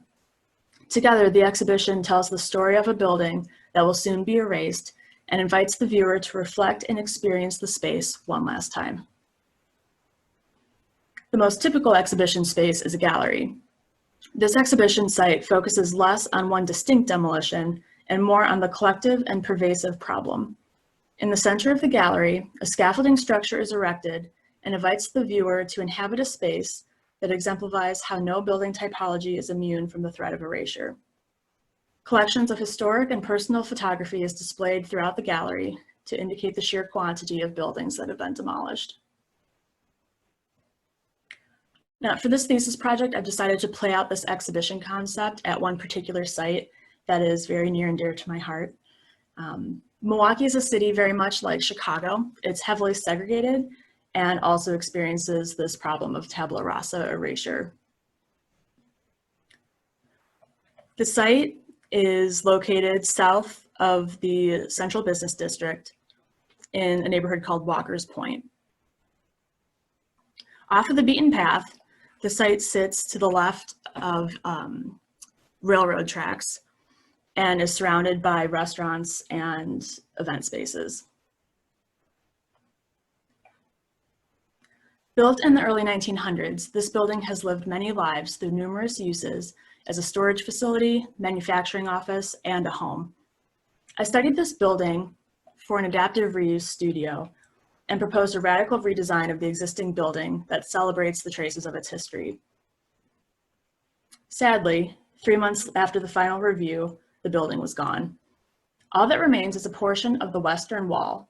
The rest has been removed and replaced by a paved parking lot. This exhibition serves to recreate the volume of the former building and propose a vision for how it could have been transformed. This is a site plan. This is a floor plan of the former building. And as you can see, it was a simple rectangle that contained only a few structural columns. The first floor of the exhibition leads you along a path where you climb around debris, encounter strange spaces, and are withheld from experiencing the full exhibition until the very end. You enter the building and encounter a field of scaffolding. On the surrounding panels are images of buildings that have been demolished across the city. In the corners are crates full of debris that have been collected from demolition sites throughout Milwaukee. You crunch across dirt that was displaced when a nearby building was constructed. As you round the corner, the space constricts and the scaffolding tightens. Draped across spaces are images of demolition that have been so enlarged that they become textures. Shadows cast from the scaffolding and panels convey ephemeral memories of the past. A staircase leads you nowhere, a trace of what was erased. As you pass through the constricting scaffolding, a panel describes the history of the former building. Upon exiting the scaffolding, you come to a vast open space that is bounded by the only remaining portion of the existing building. Shadows cross over the parking lot lines that now cover the site, a blurring of past memories and the present. The outer wall of the exhibition is a palimpsest of layers of scaffolding, panels, images, and debris. As you venture further into the exhibition, you see platforms that display crates and rubble. As you approach the staircase, you closely encounter the wall of the former building. In the bricks, you see scars, blemishes, and physical traces of the building's past. Components of the exhibition continue to layer upon one another, deepening the palimpsest. Sheer fabric creates ghostly views into the exhibition entrance as you pass by. As you ascend the staircase, you pass by more rubble. And as you move sectionally, you begin to view the exhibition in its entirety. You see layers of rubble and panels and scaffolding. Looking below you, you see further traces of these patterns.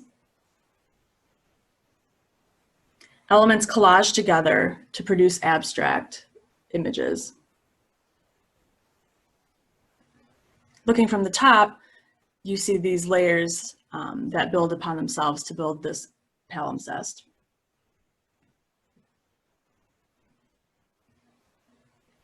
As you approach the end of the exhibition, you see below into where you started.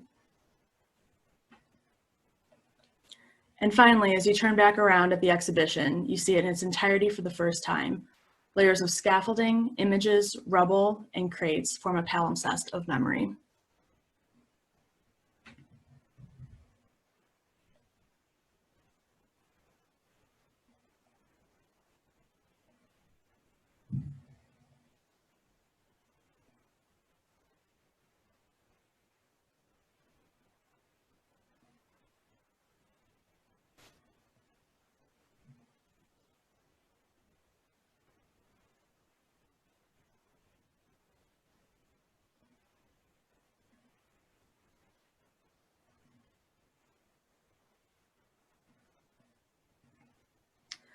Once the exhibition has lived its life, it too must die. The wood becomes urban furniture. The art shipping crates become urban furniture and are dispersed throughout the city. Benches in parks, tables in school buildings, vertical gardens provide greenery. The scaffolding gets returned to the manufacturer to continue its life process of building and deconstructing the city around it. The rubble that was exhibited throughout the exhibition is crumbled and becomes new building material. And finally, the posters that have been exhibited throughout the exhibition are scattered across the city to schools and museums to further communicate the gravity of the demolition. Once the exhibition is gone and dismantled, again, the site returns to what it formerly has become. If we continue down our current path, we will only continue to make the same mistakes and achieve the same monotonous sterilizing results we currently see in everyday American cities and suburbs. We need to embrace a new path that values authenticity, celebrates the scars and traces of the past, and carries memories into the future. By reimagining what death can mean and addressing cycles of violence, this thesis proposes an optimistic vision for the future of American cities. Thank you, everyone.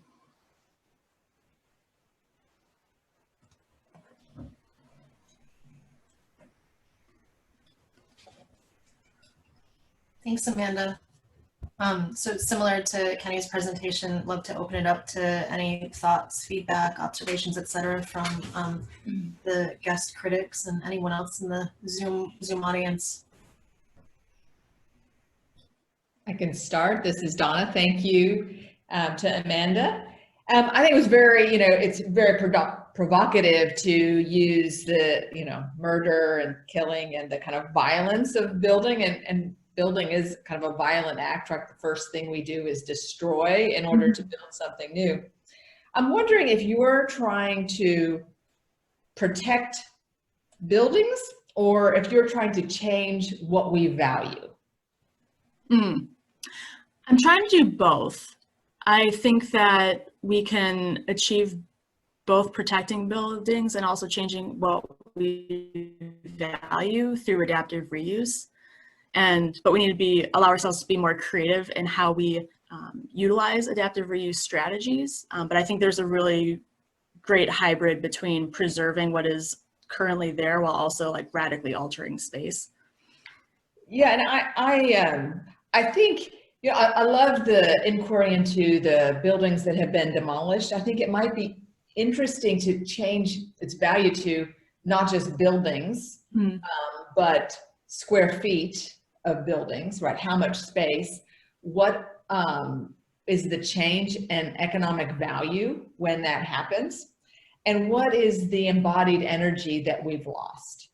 We did a project, it was a library project, and one of our first things was to calculate the embodied energy in the various building components to help the owner figure out how to value things, not based on a monetary, but on other scales of value. And so I think bringing some of that into this would be really useful. Again, feeding on, Kenny's, you've got 10 years, right, to let this sit in your brain and percolate. Move forward. I also like the kind of scale of, going from ruin to demolish to preservation to adaptive reuse. I would slide in there this idea of maintenance and also the smaller scale adaptability of buildings. Yes. That happens also on that continuum. And your exhibit is, I think, again, that has to strengthen which side it's on. Again, how is it changing cultural values and how is it encouraging adaptive reuse, which is, I think, what you're interested in, because the exhibit has a generality to it, but adaptive reuse is about a specific building and its specific issues that can be, reworked, and what does it have to offer and what is its value.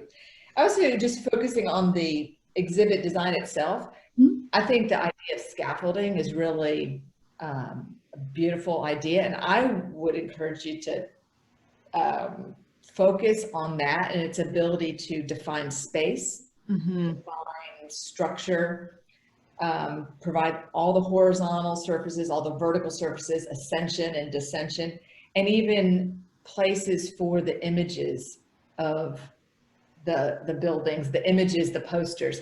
I don't think you need the crates. I would get rid of those and I would have them all be integrated. The scaffolding has a connection to this idea of maintenance of our buildings, preservation of our buildings, and it is so entwined to it. So I think focusing on the design potential of that system, because it is so important to the thing that you're trying to do, right? Adaptive reuse, scaffolding would show up at some point, right? Absolutely. And so I think heightening the power of that might be useful in design. Plus, it would just be easier, right? You just got one system. Right. Yeah. Well, great. Thanks. And I was at that the News Museum in Berlin a couple years ago by David. So it was beautiful, and that idea of the effective time. Kenny mentioned that in his project, the kind of tempo, but the impact of time. And I don't know if you've read the book On Weathering by David Leatherbarrow. But it talks about that, about how we should allow time to finish buildings, and seeing this as the adaptive reuse as a part of the continuum, and how it affects the kind of economic pieces, the tax base, what's the impact that it can have. So I think these are all really important pieces that can be added to the exhibit data set. I absolutely agree. And I think all of those have been part of my whole thinking around the exhibition and this issue in general, and has affected how I see the world, really. But maybe it could have been a little bit more explicitly showcased. Well, I think those data sets help to change value. So it's not just money, it's long-term money, short-term money, embodied energy, embodied carbon, all of the aspects. Great, thank you. Great, thank you so much. Amanda, this is Adam. First off, like I did for Kenny, congratulations. You just, finished, what, 2/3 of your thesis presentation and all of your verbal presentation. It's a huge moment for you, and you should be very proud of what you did. You showed us a lot of really great things, and they're very thought-provoking too. So congratulations on that. Building off a little bit of what Donna said, I actually wonder. So first off, I guess I'll say, I had some expectations coming into this, just looking at your 2 pages of your thesis, or in the thesis booklet, and I think you sort of set me in a completely different path, which I actually like the way that you went here. I thought this was going to be a little bit more of a traditional historic preservation thesis project that many people have done, that really takes a building and preserves it and provides a different use to it, and maybe showcases some of those scars that you talked about to preserve some of the history. And it's a great project, but it's not really a thesis, I guess, in my mind. A thesis takes a stance at something, and you're definitely doing that by doing more of an exhibit, and really trying to create some of the emotions that happen within the building after the building is actually gone. I guess one of the questions I have is, so the site that you chose, the one that we're looking at on the screen right now, this was a project that you worked on previously. Yeah. So you chose this because you had that experience with it, right? Yes, the demolition of this building really personally affected me and kind of started me on this investigative journey into the larger problem. Yes, and then okay, and that's good. I think that it's nice to have a historical connection yourself to it. And when you did that, were you in the building? Was the building still around when you did that previous project? It was. I was never able to gain access into the interior, but I photographed the exterior and documented. Okay. I guess my thought here is, while I also like the scaffolding idea that you created, and I appreciate Donna's comment about how that can become very spatial, and how you wove people through it and started to incorporate some artifacts from the building within it. I wonder if you ever thought about using the actual building as it was essentially being demolished. Like, was there a scenario in here where you almost take a stance of working with a demolition company, or I mean, it's a thesis project, right? You do what you want to do, and money aside and timing aside and all that, you find something that you could really decompose. You know it's going to be decomposed. You can't fight that. It's going to be demolished. Can you work with it a little bit more? Can you incorporate more of the actual building, those actual experiences that happen? Because I think what you're touching on, and I love the fact that you talked about the building scars and the link to the past, and the big one that's always been in my mind is that the Notre Dame Cathedral and all of those proposals that happened there, they completely blow away the huge scar that happened with the fire. And I always thought that's now a huge piece of that building, and a huge part of its history, its long history, and probably one of the most important ones in its long history there too. So how can you showcase those scars more? How can you keep them? How can you make them be a part of it, to help people understand that it's more than just a building, that this structure has been a series of experiences for people for a very long time, and the importance of those experiences and reflecting on those experiences can live a lot longer than the people that inhabited at that one time. But to do that, you really have to have some of those experiences, I think, or some of those artifacts, as opposed to just putting, you know, the photos of it or boards that you make, of actually incorporating more. So I just wonder if there was an opportunity to think about maybe doing your installation or your traveling exhibit part of the demolition process, as opposed to once everything is wiped away and then you're recreating it again, and how maybe things might have transformed a little bit more, and also maybe how that could connect people more with the building itself and with some of those experiences, to hopefully get at what you're trying to do, which is to make this not happen on the next building. Right. No, I really appreciate all of those comments, and actually the ultimate goal and dream of the site option, that where the exhibition is inside of a building that's slated for demolition, is really with that goal in mind. And so if I would be able to, I would love to work with the company that is demolishing that building and put the installation into the structure, and then have the building be demolished around it, so that this ghosting and this tracing of the scaffolding remains, and that this bits of debris becomes embedded and adds its own layering, and really the experience of demolition to the exhibition.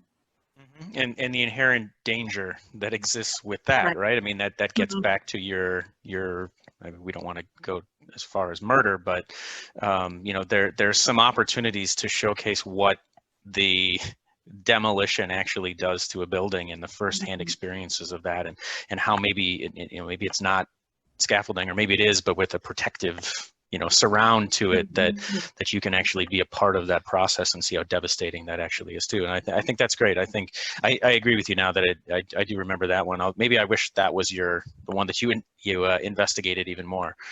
You know, that came to where that could lead you. Yeah, that spark of inspiration for that site. I was like, oh, I could tear the building down around it. Came a little too late in the process of the thesis in order to fully actualize it to a point of presentation. But that definitely was something I considered and would love to do as the next genesis of this. I talked in the first project, in Kenny's project, about this kind of dichotomy between being a nice architect and a sincere architect, which it seems like you are, and you seem to have a real passion for this subject matter. And the danger of approaching these serious issues in a sort of timid manner. And I think you've fallen into that trap, to be quite honest. Okay. The project as an exhibit of an ideal condition or an idea, it mediates the space between the tactility and the visceral nature of the ruin or the demolished building, the materiality of that building, and the visitor, right?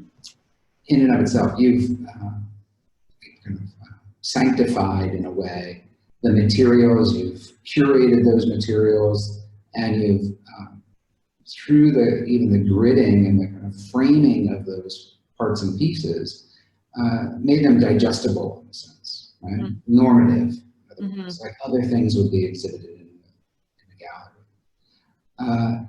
In this case, I think its most extreme example is when you suggest that the posters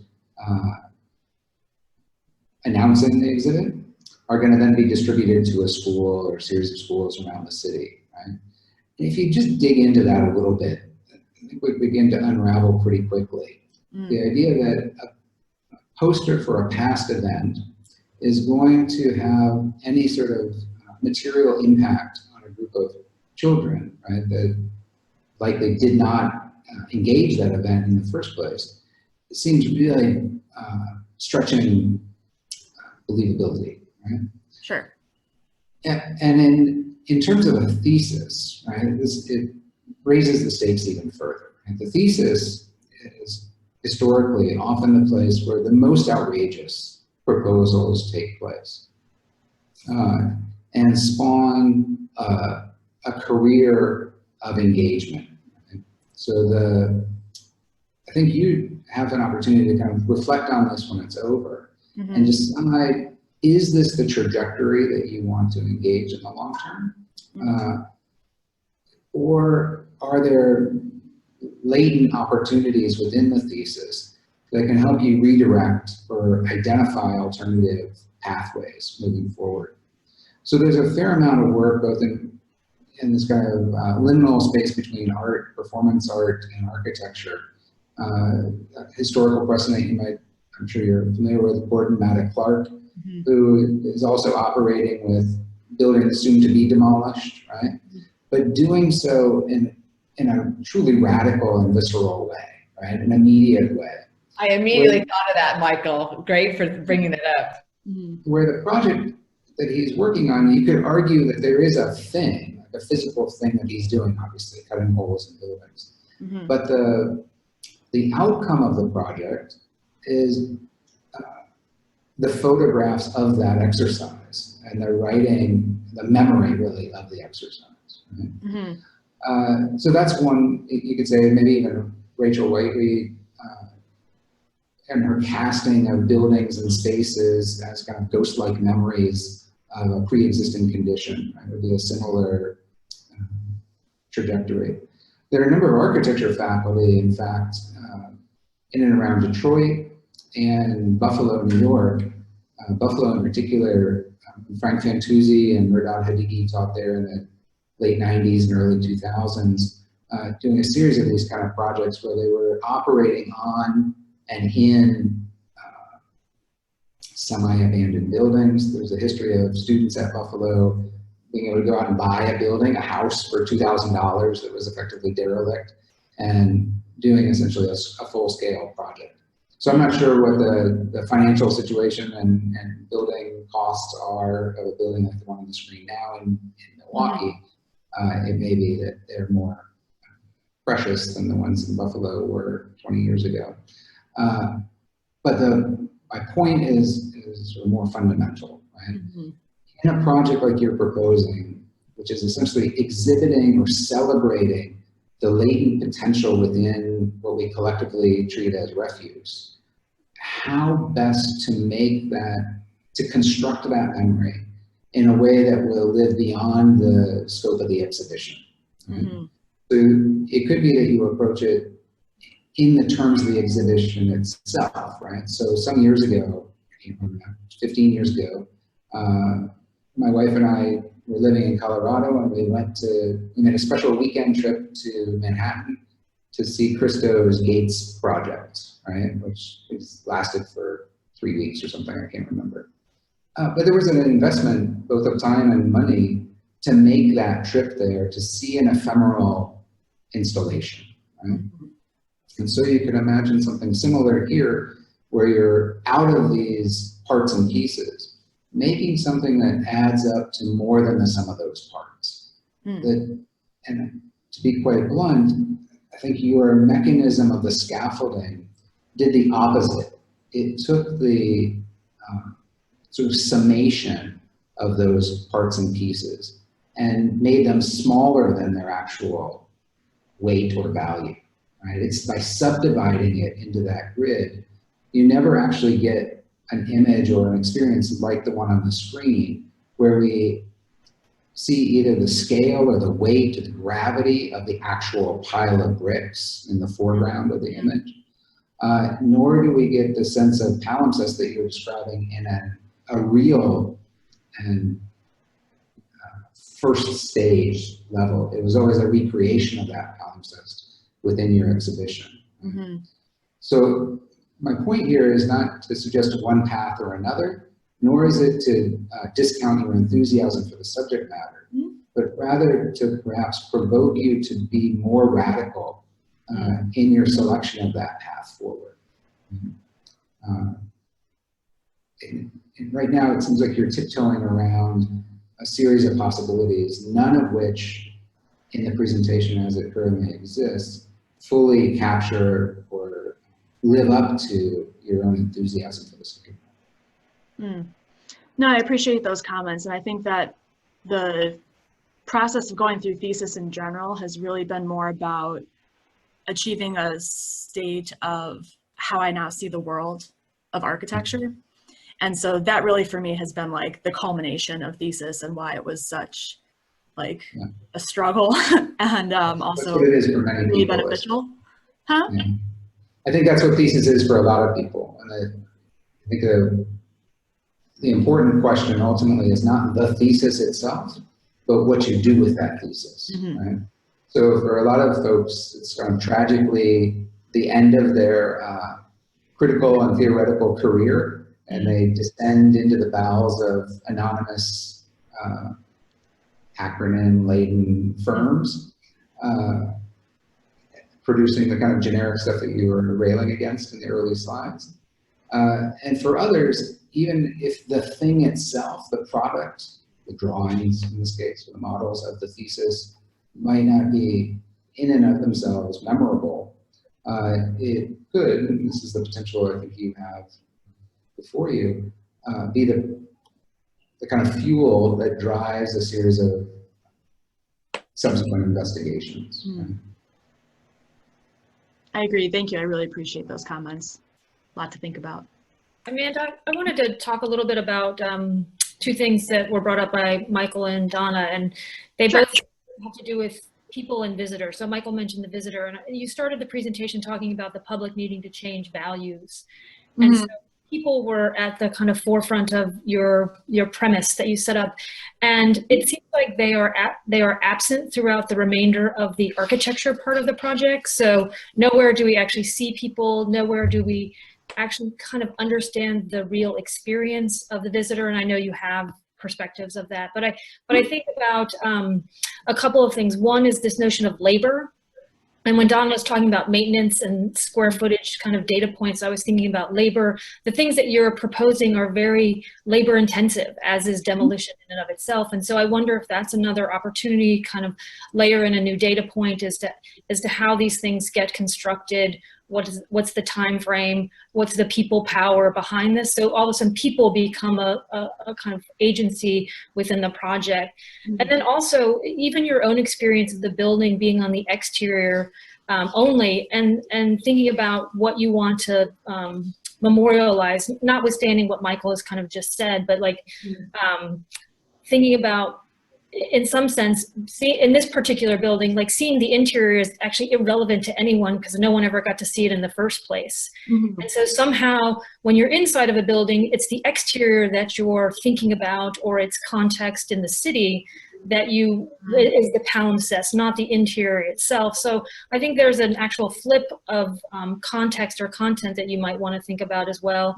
And then the last thing I'll end before I know Monica wants to jump in is thinking about that experience as a visitor and having done a number of studios with the Chipstone. And one of the things we talk about in particular is like getting people to interact with exhibitions in a way. So when you're in a museum, you don't know what you can, or you usually can't touch anything, but the Chipstone does projects where you can touch things, and it's very difficult for them to get museum goers to actually touch anything. So I know that some of the proposals that you're making are not necessarily in a museum, but thinking about what is exhibition and what is not exhibition. So if I bring some rocks in and throw them on the ground, is that now part of the exhibition? Can I move the rocks around? So just sort of thinking about where the user, where the user starts and stops in these experiences, I think would be another possibility.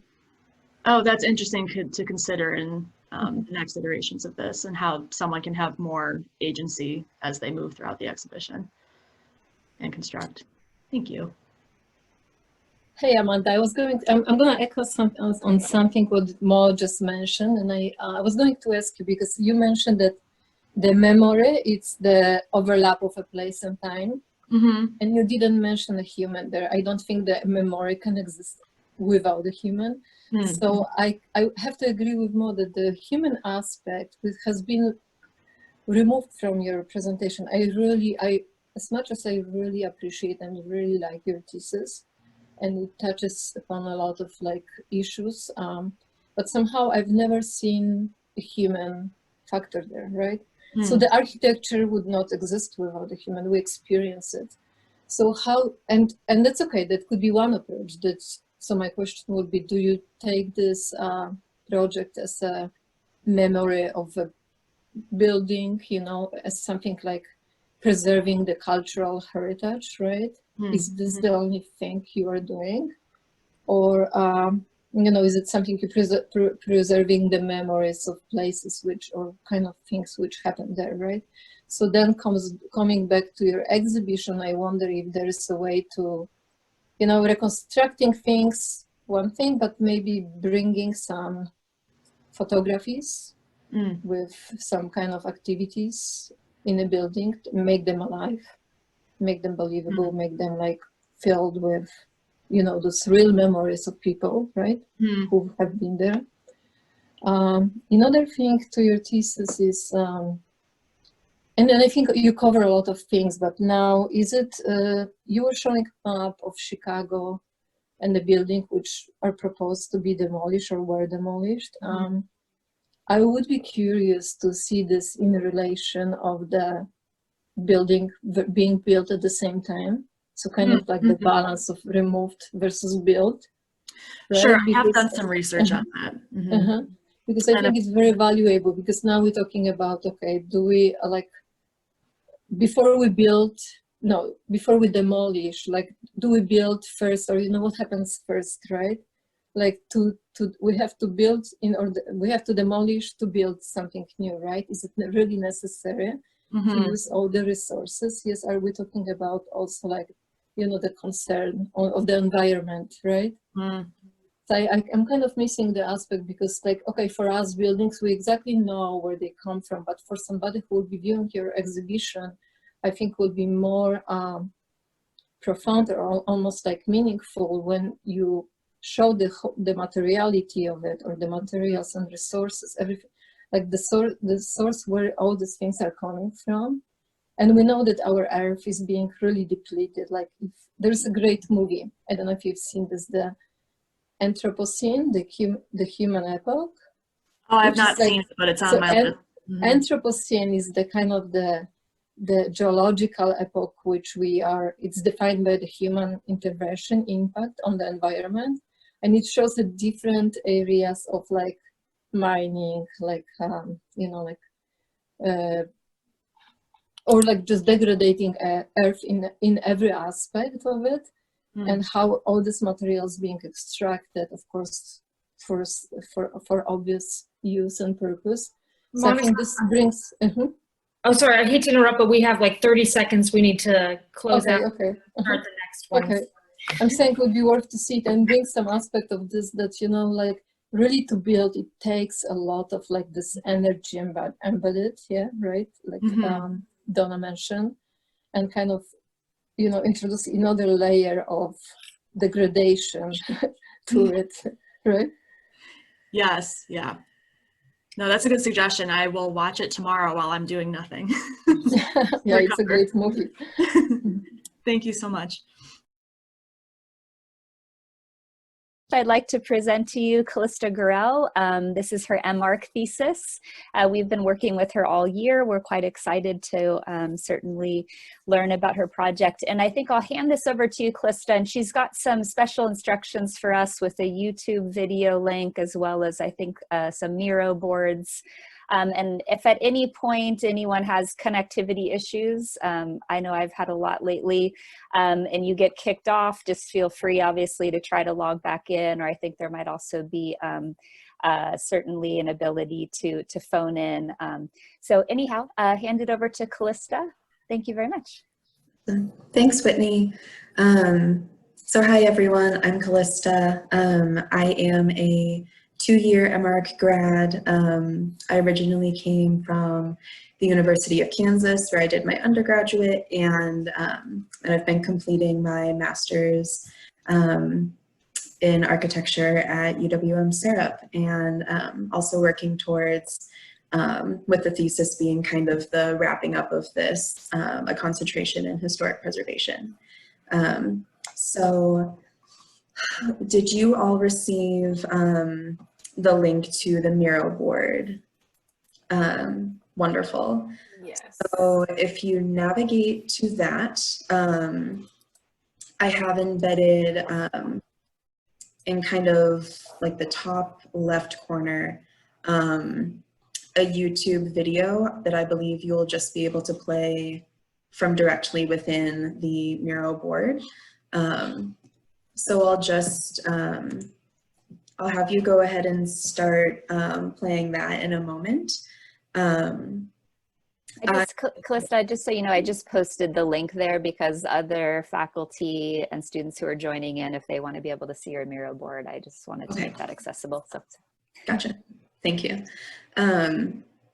Yeah, so recorded is my thesis presentation of the Future Preservation Collection, which is a handbook to lowercase historic preservation. So at this point, I will have you start watching that, and then we'll come back to the Zoom meeting when you are finished. Calista, thank you for your introduction. I just want to confirm that this is a 26-minute video. Yes, it is.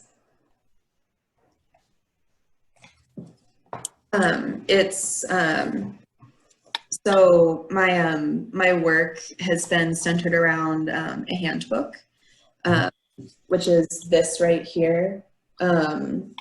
I wanted to play to the kind of the time we're in with storytelling being very, I think, like rampant along the internet as we're all at home. So the presentation on YouTube is sort of a flip through of this handbook as a narration by myself. So right. that, and you're expecting that we watch the whole video, right? yes, and then we'll join back for a conversation. Okay, great. Thank you so much. Yeah, Thank thanks. you, Calista. Hi everyone, this is Calista. Thank you so much for tuning in to my thesis presentation of the Future Preservation Collection, a handbook to lowercase historic preservation. And this is our handbook in my hands. Yeah, there we have it. We're gonna go ahead and get started.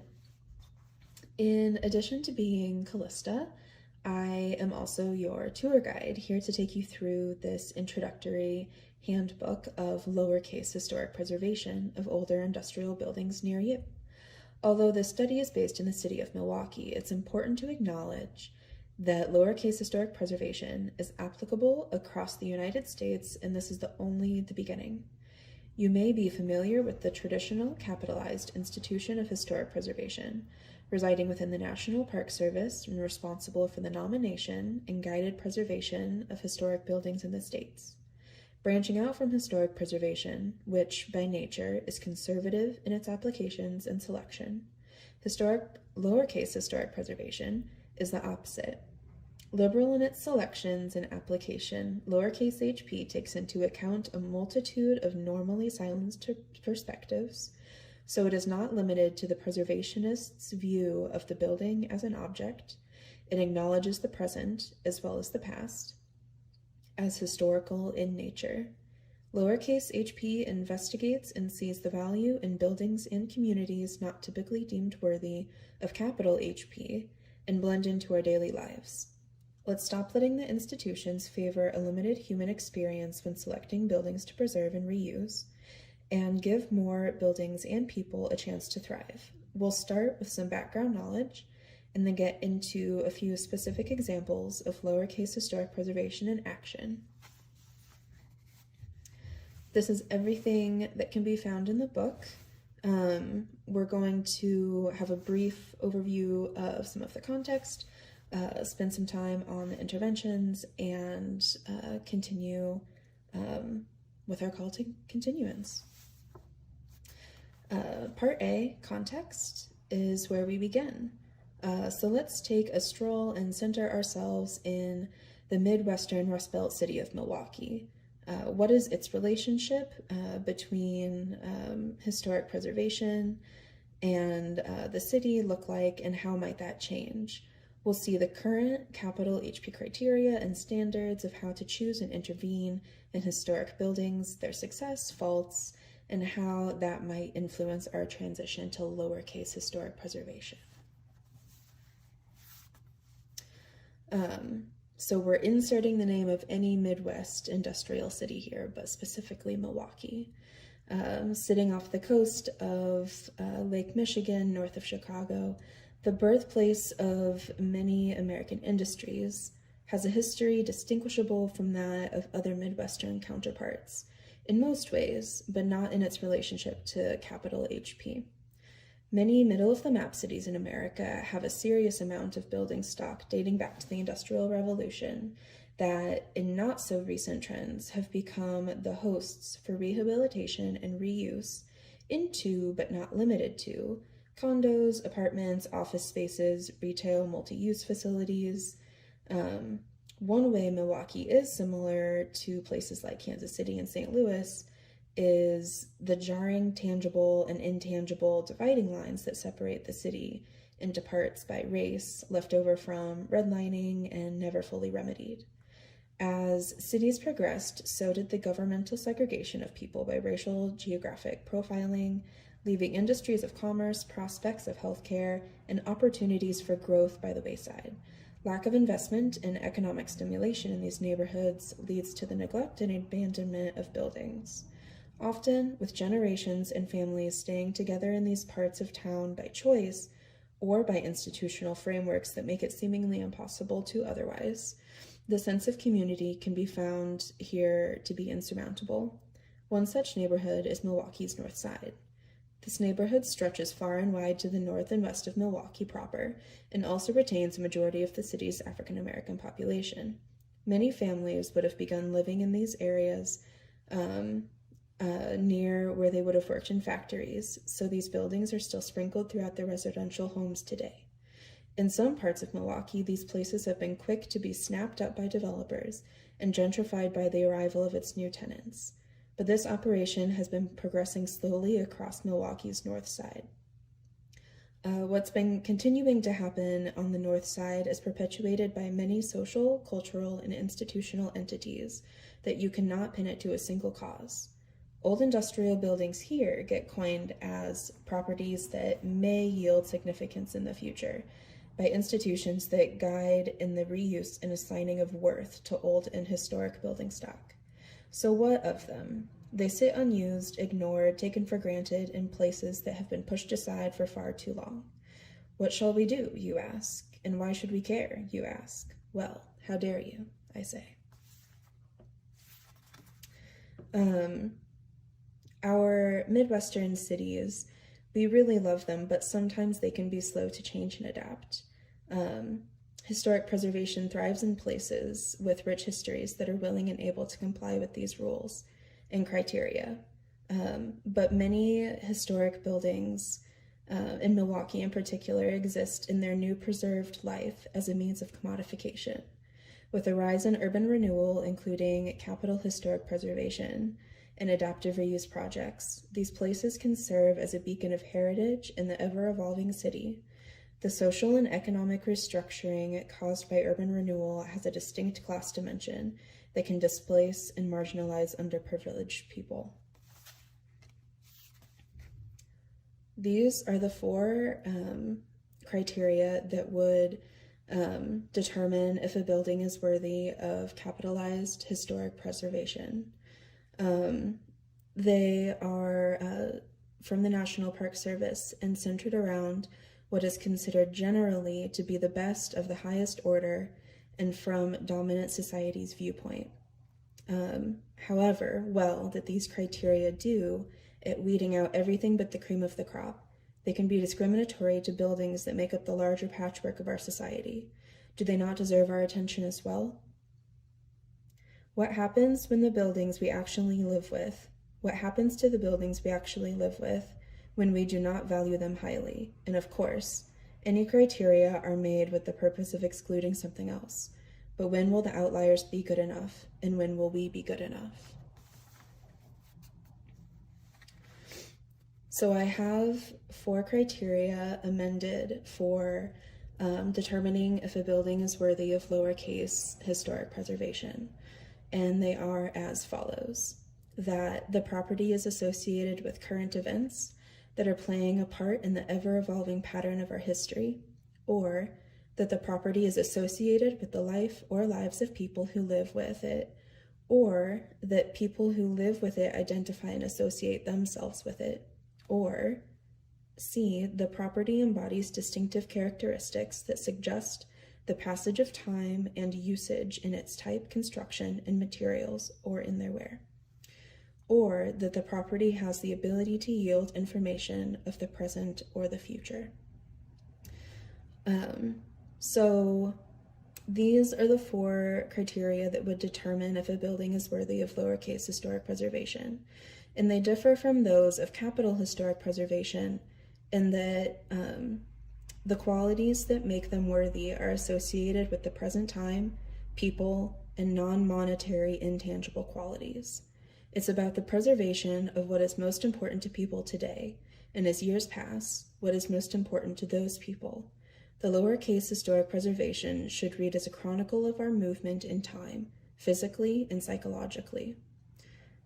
Worth and treatments will change in the context of time, contrary to a standard set of preservation guidelines that is about the physical and the best ways to keep that intact historically. To define preservation in its lowercase is about the decapitalization, quite literally. Using lowercase historic preservation criteria allows for the consideration of old buildings that affect our daily lives and advocates for their own well-being that is tied to ours. Historic is of the past, but also of the present, and it is important to be able to perceive the present as historical in order to imagine the future. Given that, the qualities of a building that define historic are more easily applied to the contemporary and evolving times, giving people the opportunity to choose what is important to them. There are 8 standards from capital historic preservation that are how you would kindly treat a building that would be deemed worthy by the criteria, how you would treat them. And as a whole, they're trying their best, but they could have more respect for the present. Instead of a building reused as it would have historically, or for a new purpose that exclusively maximizes its features, spaces, and spatial relationships, it would be more relevant to not only think of the building as an object meant for the best utilitarian use, but to take into account what may be best for the life of the building and of the surrounding people. Might that be just as important? Instead of the historic character of a building being precisely preserved, what would it mean to do with that respect to what is of historic of the building today? Perhaps some elements relevant then and now would surface, but it would give a chance for others not historically seen. These standards mean well, but to become a version that transitions from their use for the commodification of historic buildings to a version that becomes useful for our present and future. We move to here.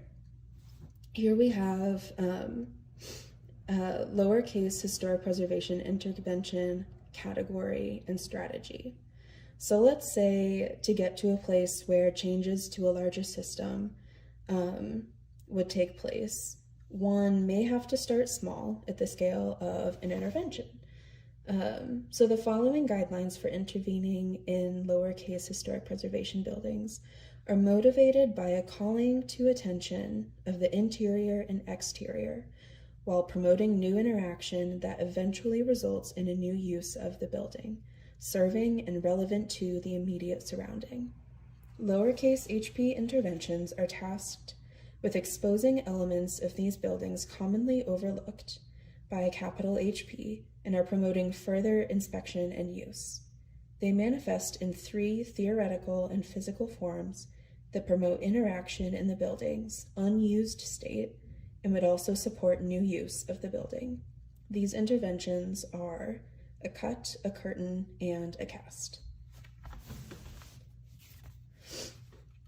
A cut to a lowercase HP building serves as a portal into the secret interior life of the building and exposes the malleable nature of these old forgotten sites. It would cause people to see the tangible and intangible fractures around them at a larger scale.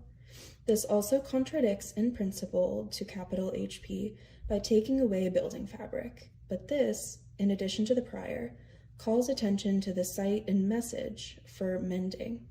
With the goal of not only mending the cut, but the site as a whole, the cut will have begun to heal the building and community it graced.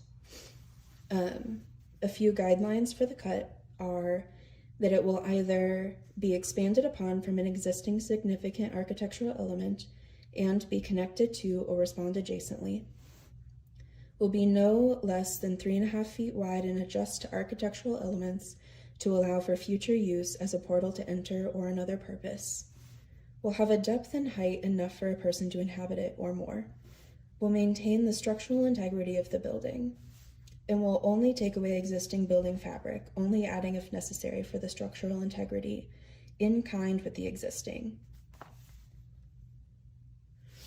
Lowercase HP intervention guidelines for a curtain aim to cover historic fabric, revealing other traits of the building and site not noticed when viewed in full. Taking place on a large scale, the unusual curtain draws attention to the overlooked buildings and guides movement of people around the site. The obstruction of the building's defining physical features is not something one would find in capital historic preservation, but is crucial in lowercase historic preservation's notion of meaning of historic not meaning the past, but also the present, with the goal of bringing to the forefront that which the curtain hides. A few of these guidelines for a curtain would be that it will occupy no less than 2 facades of the building and could but does not have to be continuous. It will not always be at a height that a pedestrian could reach, but always partially visible. It will guide pedestrians' eyes and feet to notable features around the building and to paths around it. It will be printed upon with the walls of the interior and has the ability to move and degrade over time. It will not interfere with the structural integrity of the building. And our last intervention guideline is a cast. So a cast on a lowercase historic preservation building conveys the impression of the interior spaces on the outside, announcing itself, displaying unevenness, cracks, and saying that that's okay. It reflects the community surrounding the building, reaching out with a gesture of acceptance and use. A cast in a capital HP typically serves as a form of documentation or a tool for replication, contributing to something other than itself. The lowercase historic preservation cast reaches its goal when it exposes the interior, not only as the interior, but as a reflection of time and human use. And a few of these guidelines would be that it would either be directly expanded upon from an existing significant architectural element and be connected to or respond adjacently. It will only add to the existing building fabric in kind. It will provide a function to the pedestrians such as cover or seating. It will maintain structural integrity of the building, and it will be made of a material that has the ability to be imprinted with the walls of the interior, such as, but not limited to, concrete, plaster, rubber. And now we have arrived at part B of interventions for lowercase HP. At this point, you might be wondering how the lowercase historic preservation criteria and guidelines for intervening may come into fruition in some of our older great Milwaukee building stock, specifically, like mentioned before, in the north side. Ahead, we're going to see 3 historic lowercase historic preservation buildings, how they qualify, and what it means to what it looks like to intervene in them with the 3 operations. Location 1 is located at 3210 North Pierce in North Milwaukee and is worthy of lowercase historic preservation under criteria C, that it embodies distinctive characteristics that suggest the passage of time and usage in its type, construction, and materials, and in their wear. This building and all of the other buildings featured in this book were listed in a survey of Milwaukee's industrial building stock with the aim of identifying potential capital historic preservation sites for preservation. But from it came a category of buildings that were classified as properties that may yield significance later. Our friend here fell in that latter. At each location, I am going to call out one of the intervention strategies, and here we have the cast. So the cast in this location is located on the north and northwest side of the existing building, taking form and expanding from the sills of two old existing wooden framed windows on the side of a garage extremity. Why here instead of any other place on the building?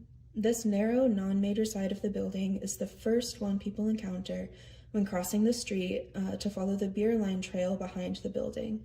With an inviting seat here, the pedestrian has the chance to investigate the cast, interacting with it directly, taking a closer look at the building as they continue their walk. The cut here takes place on one of the non-major facades of the building, inhabiting an existing extremity of the building currently hosting the cut. The people may enter and be granted with a glimpse of the inside from this tall portion. The curtain in this building occurs at intervals coinciding with the outwardly expressed structural piers and occurs on the south and west facades as the two streets join pedestrians from the neighborhood as well as the beer line. Next up on our lowercase HP buildings is 1408 North 5th Street, and is a lowercase historic preservation building most strongly identifying under criteria B, a property that is associated with the life or lives of people who live with it, or that the people who live with it identify and associate themselves with it. So this building was home to a non-major beverage company and housed its bottling operations. And it was bought just 1 year ago for a huge amount more than the value of the estimate. And so someone else has seen the potential in this location and has been picked as a property that may yield significance in the future, but it already seems significance by its existence. Emphasized here in this location is the cut. The cut is located on the west facade of the building and makes its home in the place of one of the existing single-pane windows. This narrow cut is using an existing opening to avoid damaging masonry structure, but does make a move of extending down through the base. So why here as opposed to anywhere else on the building? It takes place in the midst of the row of single-pane windows, interrupting the rhythm but also maintaining it, pulling pedestrians towards the center of the facade where they can experience the most from the interior of the cut. The cast in this location follows vertical structural bays expressed on the exterior, breaking up the windows on the main south facade, and extends down to provide seating for pedestrians. The curtain in this location occupies two facades of the west and the south, and taking place here on these two key walkways connects neighborhoods to the north and industrial buildings along the other axis. The third and final location we'll be looking at is 1748 North 13th Street, that most strongly identifies with the lowercase preservation criteria that it is associated with current events that are playing a part in the evolving pattern of our history. This building was bought for nearly $20,000 less than the value estimate, and it's clear that the property in this area resides and is undervalued due to its residence and history that is perpetuated by the fact that investment into the community is withheld by the same institution that is underlyingly causing the devaluation. identified as a property that may yield significance in the future, it already has significance and value that it needs to open up and be useful for its community. The curtain in this location is located on the upper half of the south and west facades of the building. Secured from the roof and draping down, it flows independently of the facade. And then why here instead of anywhere else on this building? The narrow west facade, being the most articulated of the structure, is strongly butted up to the completely blank south facade, masking the building's key architectural features and detailing on the top banding, in addition to masking the blank facade, levels the playing field of importance between these two sides and prompts the question of value. The cut in this location is located on the east facade at the back of the building, utilizing one of the arched windows from the second floor and expanding down to encompass a previous back door entry. The cast in this location is located on both the main south and the minor east facade, extending from banding between two sets of windows and providing a shelter, interest, and stopping point. We've reached our call for continuance. Just finished looking at a very small sampling of lowercase historic preservation buildings and interventions. Now that attention has been called, we must continue the work. What can you do to push for lowercase historic preservation in the fight for taking care of our unused and undervalued old building stock while advocating for the respectful and relevant raising up of our neighborhoods and cities equally so? Here, as a call to action, lowercase historic preservation is about the past and the future through our present. Using lowercase historic preservation allows for the consideration of old buildings that affect our lives daily and advocates for their well-being that is tied to our own. Historic is of the past, but also of the present. It is important to be able to perceive the present as historical in order to imagine a future. Milwaukee, other Midwestern cities across the United States, have had a struggle between commodity-driven historic preservation, developer-driven reuse of buildings that have been deemed valuable enough to do so, and then this other outer ring of buildings that don't quite fall into either category and get left behind. Some may be in plain sight and others hidden, but that's their beauty, of being ingrained into our daily lives.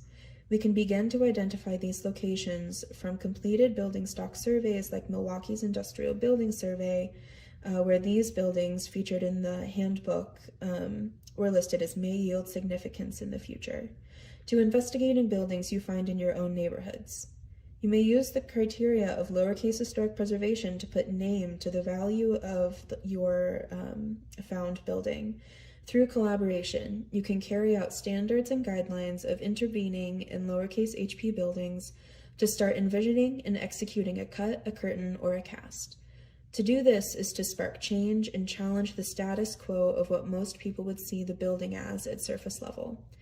The inside-out exposure of interiors, perhaps never before seen by the people who live with these buildings daily, prompts further inspection and introspection. This calls for a new use of the building as the intricacies of the location surface, and people see it as more than the abandoned building on the corner. To have agency over preservation of the places we live in and the time we live in is how we elevate our communities and continue to grow as a whole. So take this with you and start thinking of how lowercase historic preservation can make an impact wherever you are. We have an appendix of resources, and that is our handbook. Thank you very much for listening. Probably everybody is just finishing up watching Calista's pre-recorded presentation, and I guess if anyone is still needing a moment or two, if you would just want to indicate that in the chat or something. Otherwise, I'll hand it over to Calista to sort of steer us from this point forward. And I think I just wanted to prompt Calista, kind of to what degree you want us to be navigating within the boards on Miro versus not is entirely your design here. So feel free to initiate the conversation and feedback with your critics as so desired. Sure.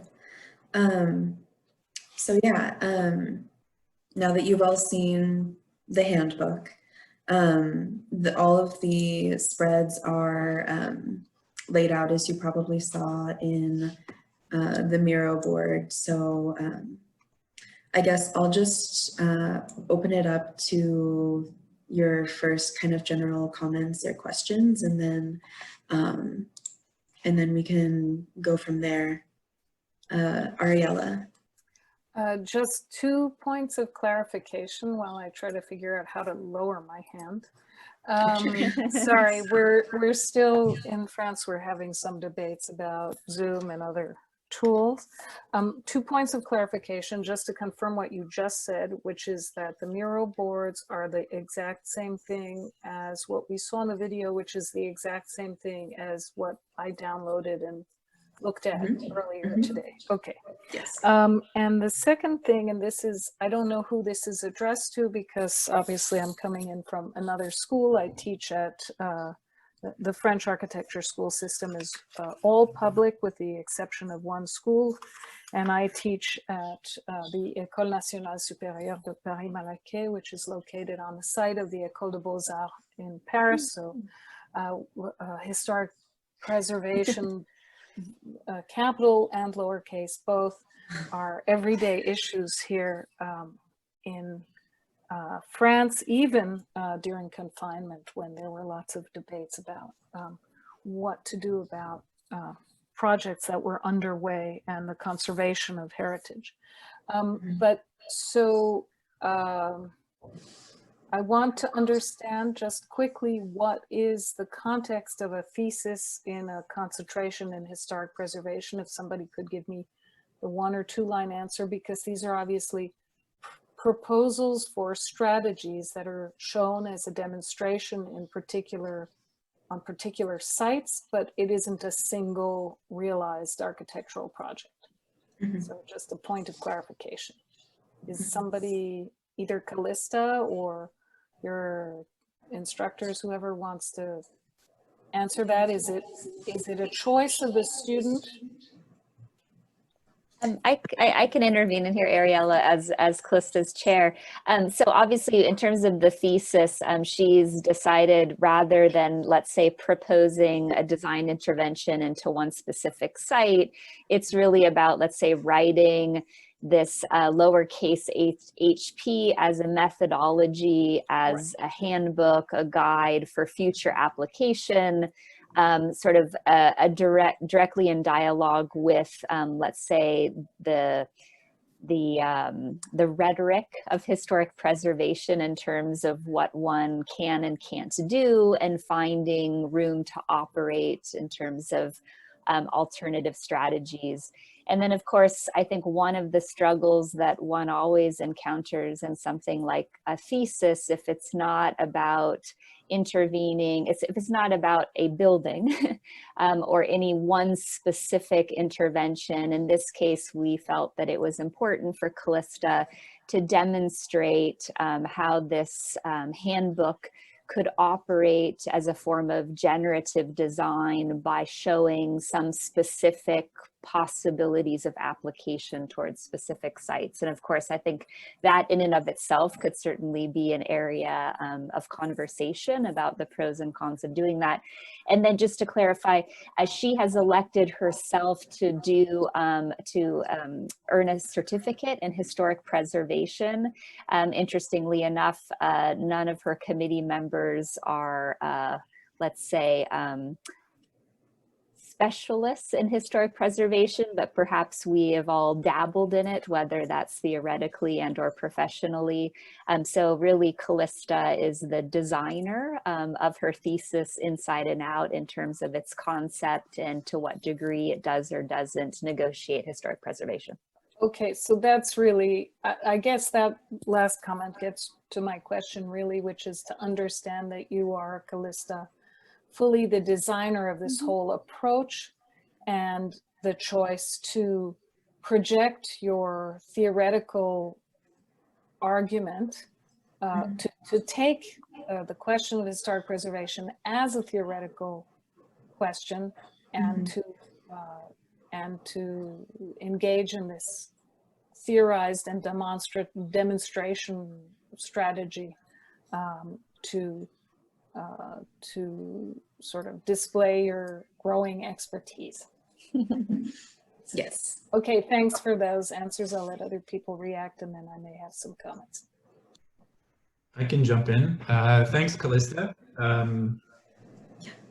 It's, I think, a really interesting thesis. A question that immediately comes to mind is, did you consider the possibility that through your your amendments to the capital HP and in the enactment of these the cut curtain cast strategies, what happens if through the enactment of those strategies that the building, say those examples that you provided, what happens if those buildings are somehow elevated to capital HP qualification standards and are then eligible for that kind of certification? What would your response to that? Oh man, yeah, I think that if that were the case, it would definitely take a lot of time, just as if these just so happen to be in place and at a specific location, and I think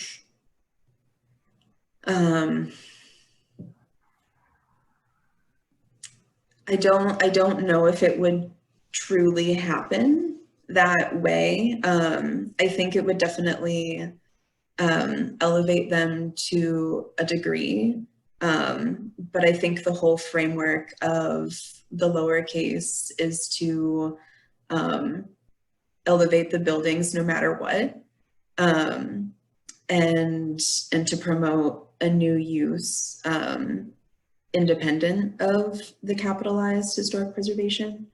But yeah, that's a really interesting thought. I mean, I ask because I wonder, are you advocating for the eradication of capital HP, or simply an amendment to it, or that we create two very distinct, non-conflating categories of preservation? Mm-hmm. I am not advocating for the complete annihilation of capital HP, as there, are definitely key buildings that have been vital to the shaping of urban fabric, the United States, beyond that, that do deserve to have that sort of status and care taken. But lower HP is really just responding to the exclusion that it causes, and forming this kind of a parallel adjacent, and in a way to operate that doesn't just fall under capital historic preservation or developer-driven reuse. So yeah. I have a question that I'd love to have some clarifications. Are the buildings that you're imagining kind of taking these interventions on, are these abandoned buildings, or are they occupied or currently used in some way? Yeah, they, so I think I mentioned in the recording, they were, in my studies, I found them on a survey of industrial building stock throughout Milwaukee, whose goal was to identify all of the industrial buildings in Milwaukee, find the ones that were worthy of capital historic preservation, and then from that, there was the list of the ones that might yield significance in the future, and that's where all of those buildings would fall into a certain geographic location, separate from the capital HP buildings. And they, at the time of that survey, which was done in 2010, all of those buildings were abandoned. And then further research has proven that the buildings they're owned by someone. They've all been bought since the survey. So the survey did some sort of raising of these buildings already, without giving them like a full, like still kind of not quite worthy of like a full preservation tactic. But none of them are inhabited at the moment. They are all still unused. So that's kind of where I saw this starting, was in locations like that. And so that's how those were kind of chosen. So if I understand it correctly, it's kind of a way to draw attention to these buildings that are maybe abandoned at the time. And it's interesting that your precedents are mainly artists like Gordon Matta Clark and Jean-Claude and Rachel White-Reed, and these have a sort of, some of them have a sort of, they have a shorter lifespan, like they're meant to be sort of a temporary intervention. Mm-hmm. How do you kind of, do you imagine these interventions of yours kind of having a sort of lifespan? Are they just to kind of get attention to the building and someone to kind of take over the building and occupy it? I guess I'd love to hear kind of more about that. Yeah, for sure. So like the precedents, the cut, curtain, and cast also have a certain lifespan, but their end goals are to promote the new use of a building that's relevant to its context and not kind of latching itself on to really common like developer-driven adaptive reuse and historic preservation. And the all of the interventions in some form or another, once the building is in a new use, would translate into that new use. So they wouldn't be completely forgotten, but they would not operate in the same way anymore. So like the cut could, like one of the guidelines was to have it a certain dimension and adjusting to architectural elements in a way that it could be used in the future for another point of entry to the building, given whatever new use it may have, or some sort of smaller space that the new use would indicate. And then like the cast could be, because it's all about this kind of inside out strategy of exposing what's not able to be seen. And so the cast brings that out, but with the new use, it might wind up back in the building as like casting in capital HP is like really just a form of documenting reproduction, serving as a like a documentation of a certain item or time. And so this cast would be able to do the same thing with a new use. It would be sort of disjointed from its current position in the lower HP and brought in and be able to serve as a testament to what was. And then the curtain is obviously the most ephemeral. It was also the most difficult to kind of figure this one out. But its goal, it obviously would not be able to like fully stay or be translated into something else like architecturally, because it would degrade, it would do all sorts of things. But it would, like the purpose of it is to like promote this kind of new new way of seeing the architectural elements that are not on full view when you're actually looking at the entire building. So masking is revealing these new elements as well as guiding people around the site. And so one way that a curtain could manifest with the new use of a building is, and it would be different for every site, would be sort of like markers or pathways that would still kind of facilitate a new circulation about the site in a way that was not before. So yeah, that's kind of how I see their lifespan is short to prompt the interest and investigation, and kind of see how they were like worthy of doing this and then translating it into a future use. Calista, because we have about 5 minutes left, I just wanted to give Alex Timmer an opportunity to make some comments, and then of course any of our other critics or your committee members that want to offer their input. So I just want to make just a quick comment, because I think, and then I'll attempt to connect some thoughts that seem to be running through this. My initial reaction to it was, was to try and parse out like the function of each of these interventions outside of the way that you've sort of framed them, which I would agree is sort of, I think it was Danielle had mentioned, they're all art references, but you're proposing them as like functional interventions. And so what's interesting with, for example, the curtain, well, that technique is actually used in Europe extensively to cover buildings while they're doing the historic preservation work, right? So there's already an existing use for that type of technique.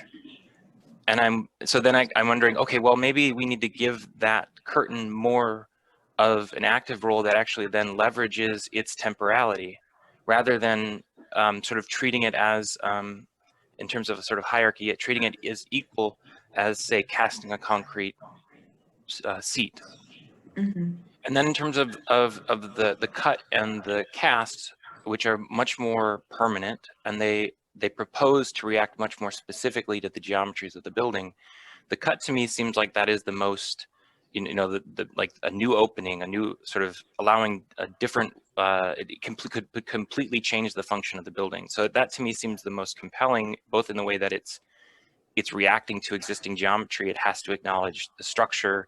You're not just punching into anything. You have to actually find an old opening, open it in certain ways.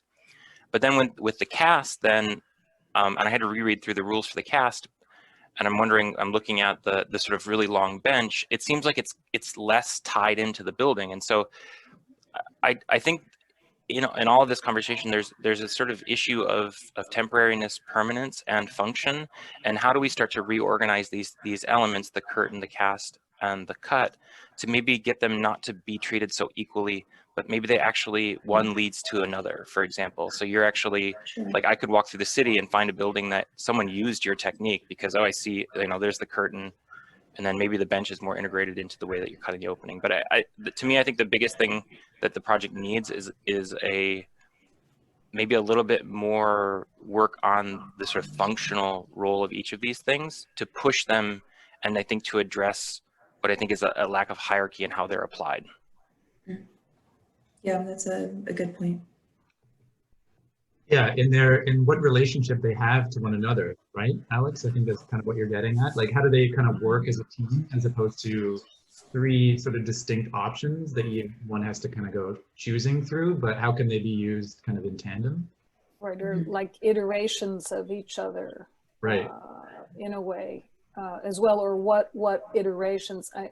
It's clear at the same time that these are a set of, what's key, we understand, I think, is that there's a set of rules that are, and again, that these are just demonstrations, but maybe, I think what we're hearing is that people are asking for the demonstrations to push further into really what is essentially part of your key critical argument about value. And this sort of, I find, just to go maybe to make one comment about the writing and the theoretical argument, I that's a little bit maybe aside to the side of the demonstration part is that I really appreciate this kind of curious choice to use lowercase HP as a form of a kind of social and political critique of value as it's applied to working, to engaging in the city, engaging in architecture, and engaging in communities. So that's a very interesting approach. It's perhaps not by accident that Jorge Otero Payos appears here with the whole context of the work done in the journal Future Anterior. And I guess there are two quick comments. One is, I think they're related in a way that I almost wish that in the writing and in this performative demonstration of the text, which is really a big part of your thesis, that on the one hand, perhaps more of the theoretical depth, that you would demonstrate what we know is behind your argument, which is a lot of reading into, I could think of a whole series of families of figures and names that you could cite beyond the physical examples that you use, beyond the examples that you use for your demonstrations, which are Jorge and then a series of artists, and Jorge here wearing his artist hat. So that it would be nice if you continue to work on this, perhaps in future studies, to densify and to demonstrate, to show, to reveal that depth of research. And I could think of, you know, anything from the way Aldo Rossi thinks about history and memory to Future Anterior. The other thing I would say is that the same might go for the way that you represent your case studies, which I understand the very muted kind of single palette, single color, dual tone printing. But since you're really talking so much about matter and how important that is for giving meaning, and how much, I mean, how much of this depends on you looking very carefully at what's important about existing. The French call it l'existant when they don't want to call it heritage, which would be the big HP. They call it existing architecture, pre-existing architecture. Since that's so important to your whole argument about social and political value, perhaps it would be interesting to demonstrate, to show that in the real, in a slightly more intense manifestation of the materiality of the projects that you're working on. I don't know if that, if I'm speaking French or English at this point. Whatever. You understand what I mean? Like, show the materiality of the work. 30 seconds, and thanks, Calista. Congratulations. Thank you, everyone, for your feedback. Thank you, everyone, for your very thoughtful feedback. And I do agree. I think this is definitely the beginning of a much larger project, or has the potential to be. And I'm looking forward to continuing the conversation, Calista, and congratulations once again. Okay, thanks so much, everyone. Calista, take a look at the World Monuments Fund. Okay, I will do that. Hi, I'm Nicholas Romano. I'm in the 3-year grad program, and my thesis is entitled The Block. The Block is an experimental simulation of how to develop a more sustainable and efficient residential community. By resurrecting utopian ideals of cooperation and collectivism that have kind of gone out of the mainstream fashion, this experiment aims to rethink how we organize suburban spaces and resources for a more sustainable future. This experiment uses population growth as a springboard for redeveloping a suburban block to accommodate higher levels of density. This densification will help contribute to a more efficient use of resources by way of the economy of scales. The block intends to illustrate the necessary changes in the suburban landscape to encourage sustainability and happiness, and allow for a community to escape from the unsustainable culture of excess and redundancy that is ingrained in our current regime of private ownership in America. This hypothetical utopia is founded on the philosophy of cooperation and shared resources. The main drivers include reuse of existing infrastructure, integration of industry, that being small manufacturing, craft work, art, and other elements of culture production.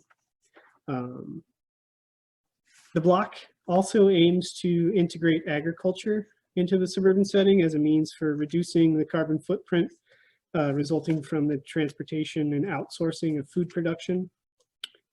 And finally, the block will augment the access to beautiful public spaces within the suburban landscape instead of how public spaces are typically kind of isolated from a residential block to parks.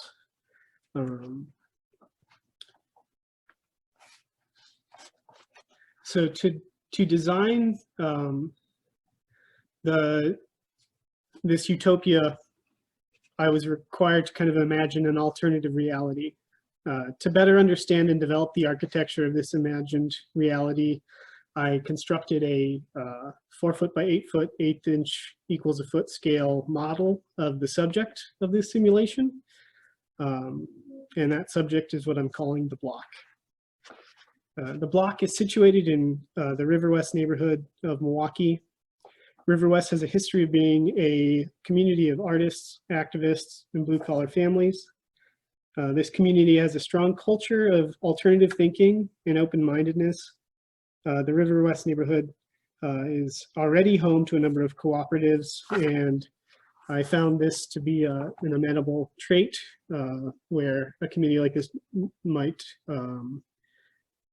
see a provocation like this productive.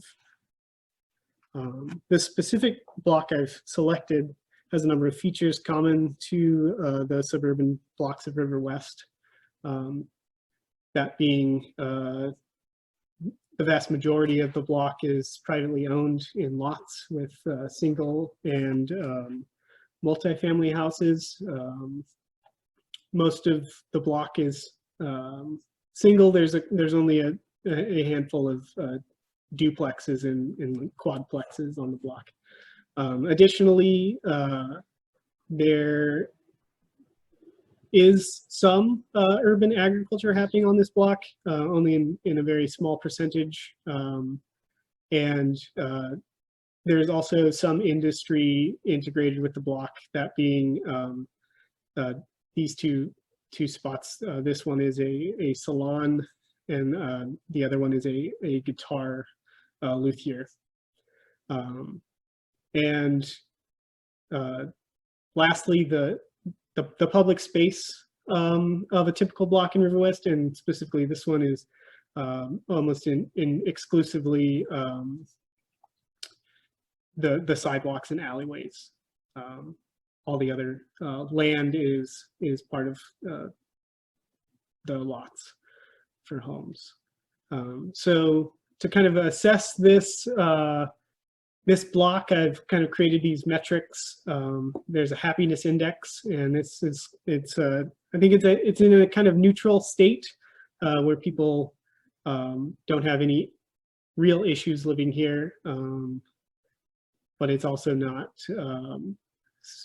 especially wonderful. And then I have the industrial index, which it will kind of help us meter the amount of industrial services of the block. Then there's the solar index, which will help us meter how much solar collection we'll be able to achieve. And at this point, there is no solar collection on the block at all. The agricultural index similarly will measure kind of how much agricultural production there is on the block. The neighbor index will shows how many residents, and each little character here represents 10 people. And then the water index is a measure of how much water reclamation there is on the site. So a little bit more about the block. It was mostly constructed in the late 19th and early 20th century out of balloon frame and wood frame houses. They all kind of are in a similar vernacular architectural type. A lot of them have balcony porches and first level porches, and a lot of those houses have been split into duplexes.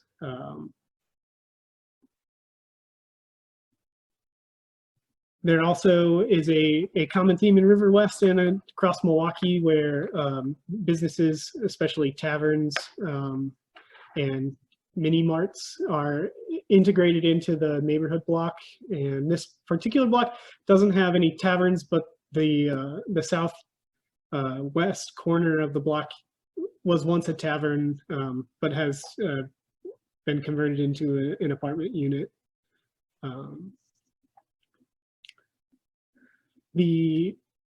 Another characteristic is that all the blocks in River West have a central alleyway for garage access behind the houses, and then also other services like trash and things like that.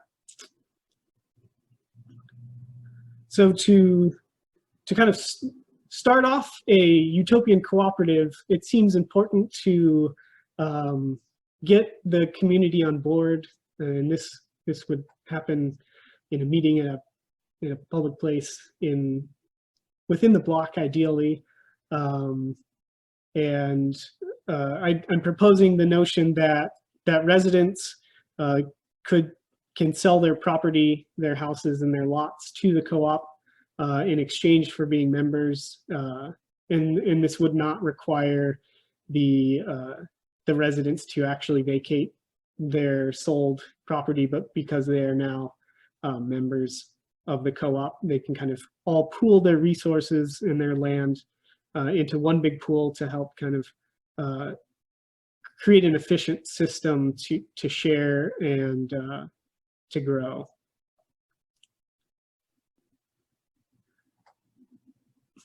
So the design goals of the block are to use existing structures as the rootstock on which to grow the block.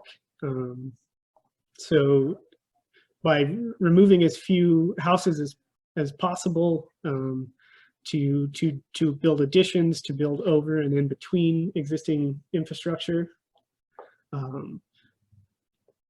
Another goal is also to develop a community ecosystem and an economy based on cooperative thinking, agricultural and industrial production, to provide public space and social assets not provided by the existing infrastructure, to prioritize solar energy capture and water conservation, and to augment the spatial quality and experiential variety of the block.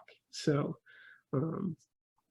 this plan sketch kind of outlines a couple of the main development ideas. The red is representing structures that are getting disassembled, and those resources will be reused in further construction. Only 2 residences have been removed, and that is to facilitate a southern agricultural sector. And then the rest of the deconstruction are garages to help kind of create these central marketplaces and plazas. And it's seen that there probably won't be a need for private garages because people will have access to makers spaces, which a handful of people use garages for that kind of thing. And cars maybe aren't going to be that necessary. So the light yellow, like I said, is is the southern agricultural section. That's where I think most of the food will be produced. And then up adjacent to that is the agricultural marketplace, where it'll be a farmer's market and place for people to share and buy foodstuffs. The light blue is the industrial sector. It will comprise of a large kind of warehouse, maker space, and a timber mill. And the mill will utilize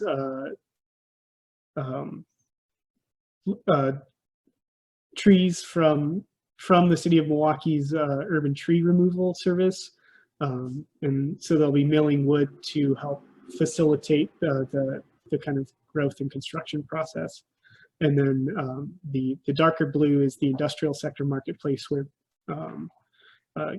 artists and craftspeople can sell their wares. So phase one. So this is kind of designing with this large model, kind of using intuition and the design principles I've set up, started adding additional residential spaces. So most of those are kind of oriented along the east and west bands. And then the center toward the south is used for growing crops. And then the adjacent buildings here are kind of auxiliary services for storage of like farm equipment and things like that. And as you can tell, the extent of PV arrays have been integrated into this, and almost all of the new construction and additions are solar oriented to capture as much energy as possible.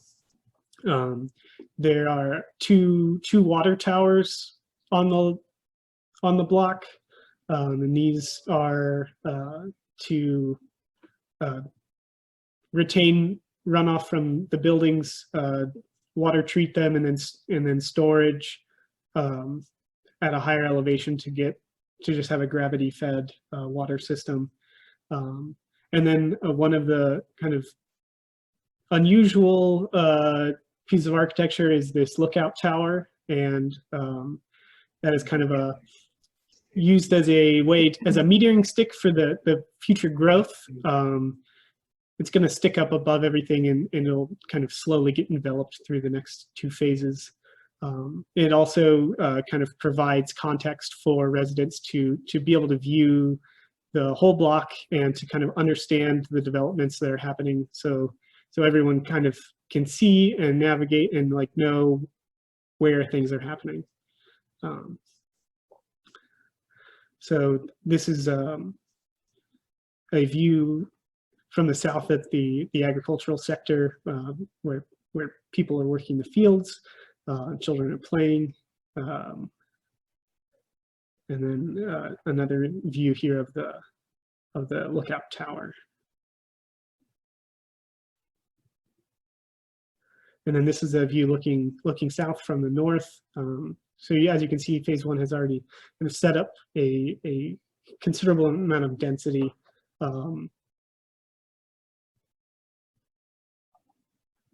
And so this is the industrial sector marketplace. It's created a large plaza right off of the main industrial complex. This is the large like warehouse space where a lot of makers can have space, and the timber mill is. And then over here are a couple of the kind of storefronts that are have been added on to the existing infrastructure of residences in the block.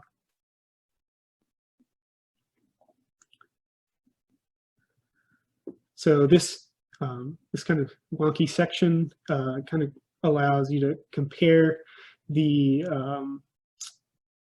kind of what the quality of this existing architecture is like on the interior, and then this snippet just shows the kind of the hulking space of the industrial complex. And then over here is so this portion of the section is an existing building, and then this is new construction that's been added on. And I think it's going to be important where all of these are linked on the interior, just to provide a shareable space. And then because of all this growth and density and construction, a lot of these kind of intimate little nooks between the buildings have kind of emerged. And I think those are kind of vibrant spaces for smaller groups of people to gather and congregate in the evenings.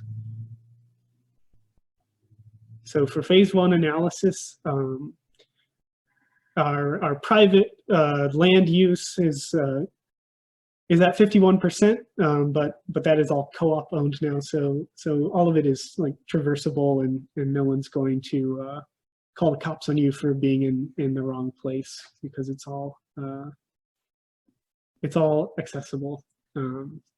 And then we've increased the agricultural sector to a 9% share of the land, the industrial sector up to a 10% share, and the public spaces dramatically increased to 30% of the land. And so with this phase, there's a perceived happiness index that the residents are happy, they're excited about these new developments. The industrial index has grown. The solar index has grown massively compared to the existing condition, and likewise with the agricultural index. And the existing condition of around 600 residents has doubled at this point. And we are also retaining and reclaiming a lot of the water. So phase 2, in this design process, it became kind of more of a subtle fine tuning of some of the amenities in the block, adding some new residential space, and then adding a number of features to the two marketplaces. And at this point, there has not been any additional agricultural production space. So we'll kind of see how that plays out. This is a view looking from one of the rooftops down into the industrial sector marketplace. And so we now have more of a pavilion, kind of providing less of a giant empty space, and more of an amenable and useful gathering space throughout the seasons. And then this section just kind of gives you a quick glimpse into kind of how these residential spaces are kind of shaping up and are becoming organized with the addition of all the new construction.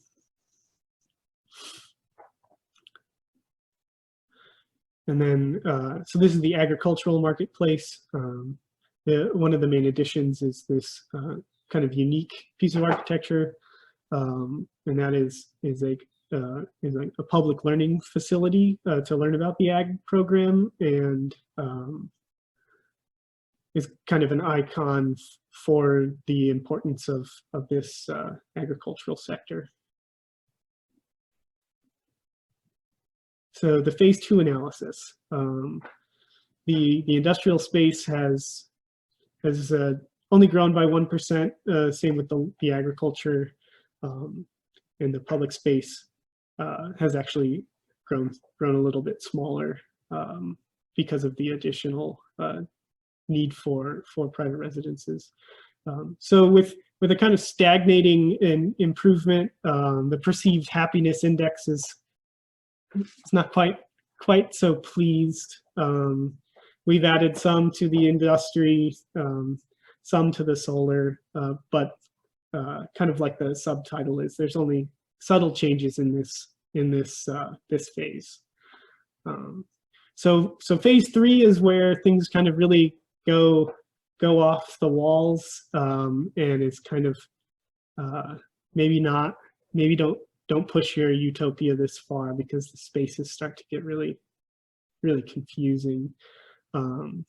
So at this point, we've started building these kind of high platforms, and those will be used for agriculture, both on the roof and as like aquaponic systems within the slab. And then also we have more ag space on the roofs and interior down here. We've added more residences, and we've added quite a bit of industrial space up towards the north. So, but all of this kind of has led me to like this place is getting too crazy, too crammed, and I think it's at the verge of failure. So I'm showing all of these perspectives as ghost towns where the utopia has kind of collapsed and is no longer a feasible ideology. So this was a rooftop ag space, but is now just a kind of pretty desolate view. And then these are an example of some of the very like kind of tight corridors that the residents would have to endure in this kind of development scheme. And then so this is a kind of an overall comparison of the developments. So this is existing conditions, and then we go into phase 1, and then phase 1 to phase 2, and then phase 3. And I'll just leave us here with the fruits of the utopian labor. But that's all I've got. If you guys have any questions for me, be happy to answer. Thanks, Nick. I think the way that we've got the participation set up is folks can unmute themselves and speak whenever they'd like. So I'll open it up to our guest reviewers and also to the committee to make comments. And if you can remember to just re-mute yourself after making comments, just so we can keep the audio under control. Thanks.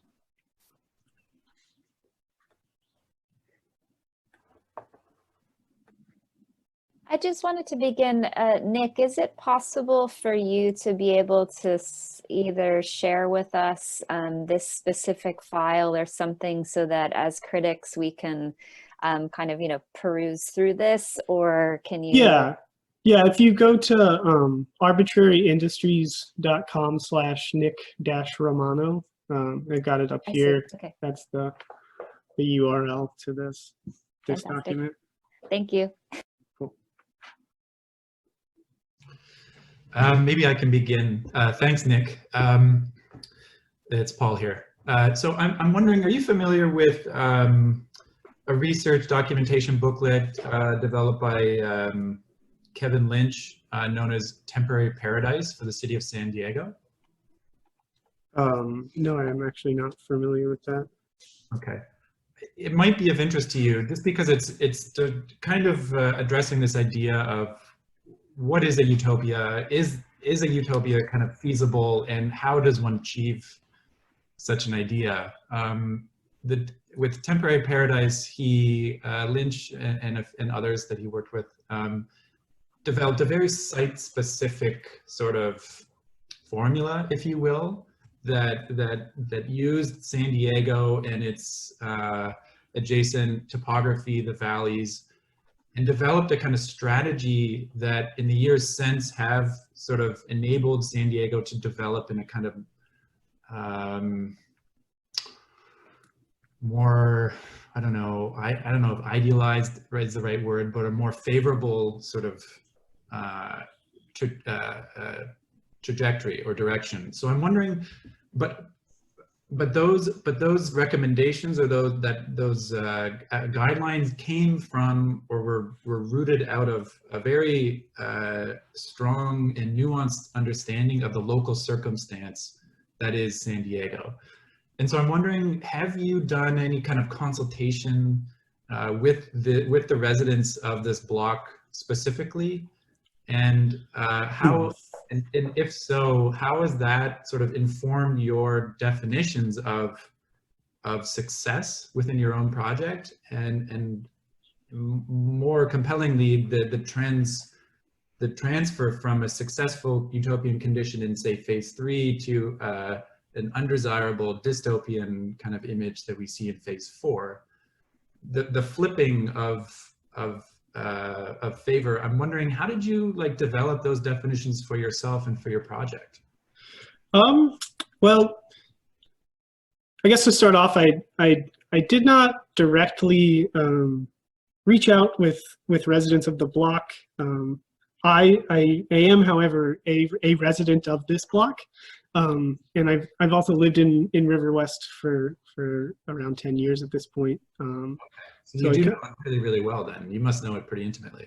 Yeah, and I think that's why I chose it, just because even though I haven't maybe like book studied the neighborhood, I think I've kind of intuited and kind of perceived and have a feeling about how this neighborhood operates, just from kind of living in a few different blocks in River West, and just kind of have I guess, yeah, it's all kind of anecdotal evidence of kind of how this block operates. Well, I mean, I appreciate you saying that. Anecdotal, I think, is a bit of a problem.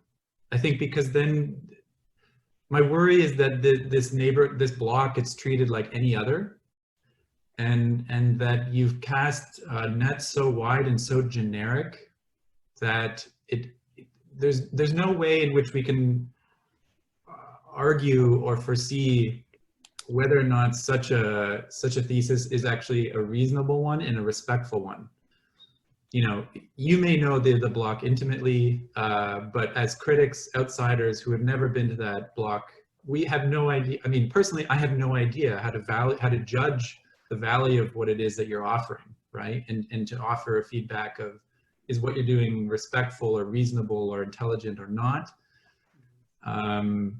So I guess my recommendation is two things. One, if you are operating on anecdotal evidence, I would encourage you to reach beyond, to push and become more sort of journalistic, have a more sort of journalistic integrity to what you call an intuitive understanding of the neighborhood, right? And then two, once you've done that kind of journalistic research, show it to us. So and build a kind of case in the way that a lawyer might build a case in order to win over a jury, so to speak. And maybe my third option would be, what if you showed this thesis to your neighbors and to the other residents? Have you done that kind of thing and solicited their advice and feedback? I mean, given current circumstances, I don't think I could. But. Right. Well, I mean, but yes, no, that has come up several times, and I think that would be like a valuable experience, just to see the kind of the neighborhood's reaction, for sure. And I guess now that it is online, I can kind of disseminate and kind of extend this dialogue, which I think would be really valuable. So to kind of follow up on one of Paul's points, I think for me there at the beginning, I had a hard time buying into the idea that at the beginning you said you were densifying the suburbs and kind of trying to do it for a more sustainable kind of neighborhood and practices and stuff. But then what I saw is more or less an elimination of zoning and just kind of combining all the industrial and commercial and residential activities into one block. And without kind of zooming out, it's hard for me to understand why that is necessary and how that is creating a more sustainable city or neighborhood or suburb, because there's kind of a reason that zoning exists to begin with. Like, I don't know about you, but living next to a timber mill isn't maybe the most ideal situation for both like air pollution and noise pollution and just dangers like of maybe getting run over by a forklift or so I'd like to know more about kind of how you decided to eliminate zoning and kind of combine all these onto one block versus leaving maybe current zoning but densifying residential within the block or densifying one of these sort of types, or if that makes sense. Yeah, I guess it was all kind of based on like a what if scenario, and it seemed like so isolating this to a singular block seemed as if a group of neighbors could come together to make this kind of whole co-op where they can kind of independently decide the fate of their living and working situation, as opposed to kind of having to actually participate in the current systems that we that are part of the American economy and culture.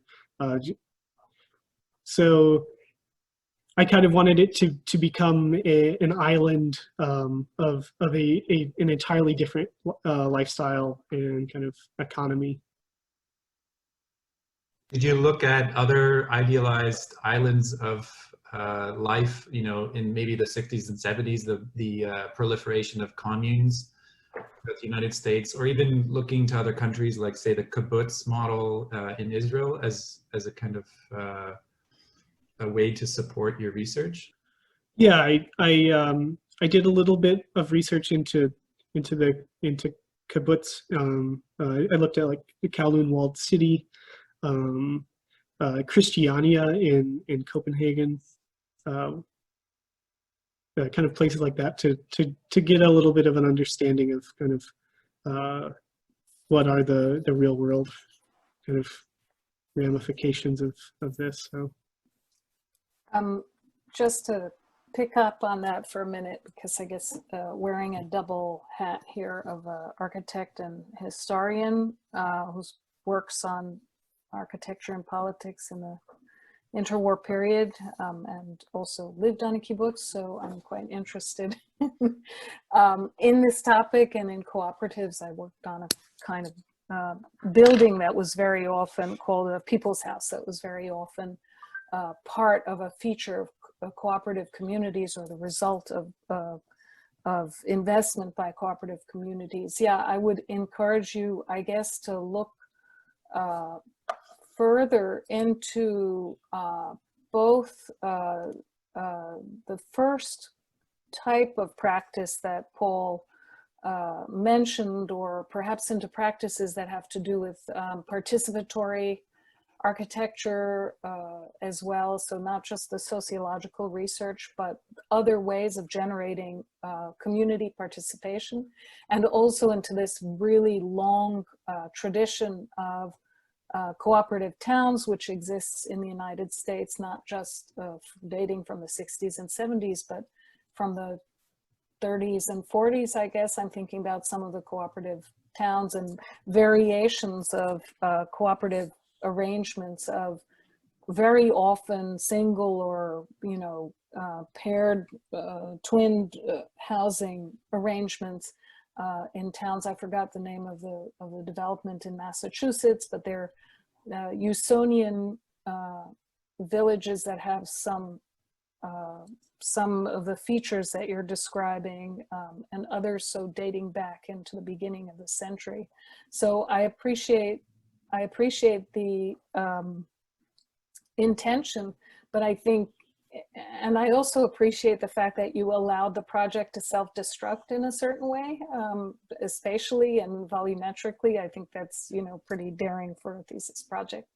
But I think that because it's so close to experiments that actually functioned, at least for a while, it merits, and because you know this site very well, it merits, again, that sort of historic depth or thickness. Again, I'm speaking French and English. It's very annoying, but I can't get out of it. The richness that could sustain, in a way, your argument, perhaps beyond some of the specific questions that have been addressed to your work on this specific site, and maybe allow us to understand it better as, again, a kind of statement project in a way, more than one that would be specifically related to an individual site. So perhaps these two avenues of investigation, one more engaging with the rich heritage of these kinds of projects, and then on the other hand, this tradition of looking perhaps a little bit more accurately, going beyond intuition, I guess, to investigation.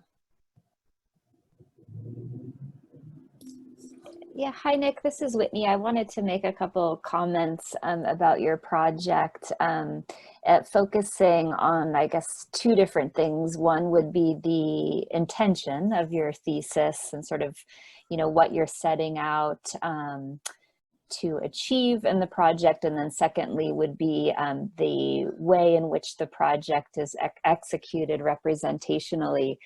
I really appreciate the potential within this thesis to reveal, let's say, both the allure, but also the potential devastating effects of utopian thinking and architecture. And I think one of the challenges that, you know, anyone has in a thesis is how to actually fold in the research, you know, the study of other precedents, whether they're build projects, whether they're speculative, whether they're more recent, whether they're historical.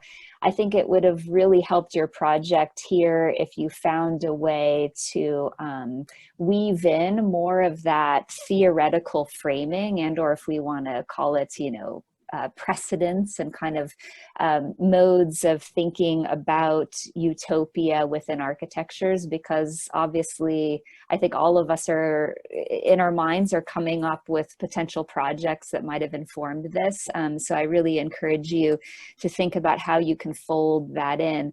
I think, to reiterate what Ariella was saying, I really appreciate that the project didn't have this sort of they lived happily ever after Hollywood ending to it. And I think it's a really bold and rare move for a thesis student to take, to say, I'm going to adopt, let's say, utopian thinking, apply it at the level of, let's say, you know, in this case, a relatively urban block. So it becomes a project of planning. And then to actually allow it almost as though you've written the script that then gets taken over by these hypothetical occupants and goes awry. And so that's the part of your thesis that I actually find the most fascinating, and which you term optional. And yet it feels so incomplete and so abrupt.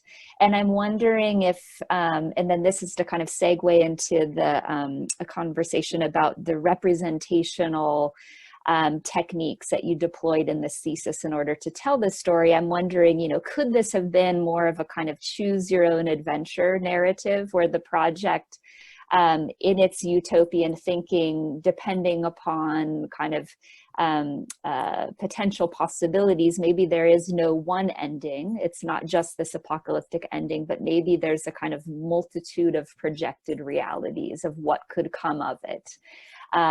So that would be obviously a bit different because there's not just one ending, but it's a way of perhaps looking at possibilities of how utopian projects can develop differently, and maybe they're not all kind of bound or destined for this state of apocalypse or abandonment. I think you should also push, let's say, the sort of oops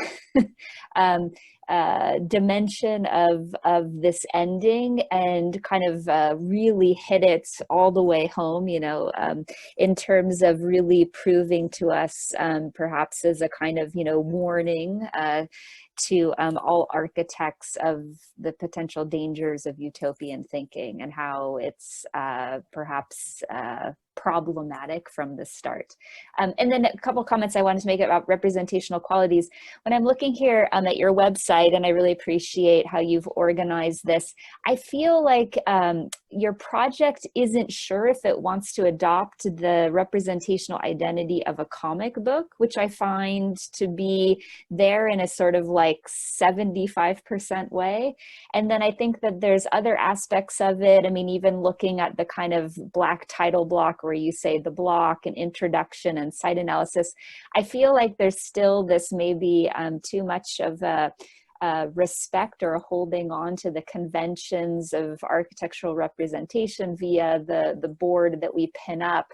And I'd actually like to see some of that take on more of the kind of comic book aesthetic, and or to just get rid of it altogether and really see this as being, let's say, instead of a conventional architectural project presented in this kind of loose style, there's something that feels very novice about it, which I'm not sure if it feels representationally, if that's potentially problematic. I'm like, oh, is this a student who maybe just doesn't really know how to use SketchUp and Illustrator very well? Or is this an intentional sort of, let's say, kind of almost like a dumbing down, a kind of trying to almost take architectural representation off of this kind of podium where everything is like super beautiful and super photorealistic. So I don't want to take up any more airtime here, but I think I would be really interested in kind of hearing more from you about what the intent was in terms of that representational style. And depending, and if you want to talk about this even outside of right here and now, and sort of ways that you could maybe fine tune this for your portfolio and or for developing the project further. But thank you. Thanks. Yeah, I guess the representational style that I chose, I think what it's loose. It's kind of off the cuff, I guess, when it comes to architectural representation, and I thought that's kind of suited the maybe this kind of unrealistic kind of scenario I'm trying to set forth, where I think it is important to kind of maybe provoke thinking about utopianism, but I also am kind of grounded in reality that might is kind of almost in the realm of comic books. And as I developed this project, it was actually more comic book like in previous kind of iterations of this presentation. So yeah, I'm glad. I guess I'm glad that is coming through. And I think you're right that there definitely can be some kind of updates to be made when it comes to kind of going full out on that.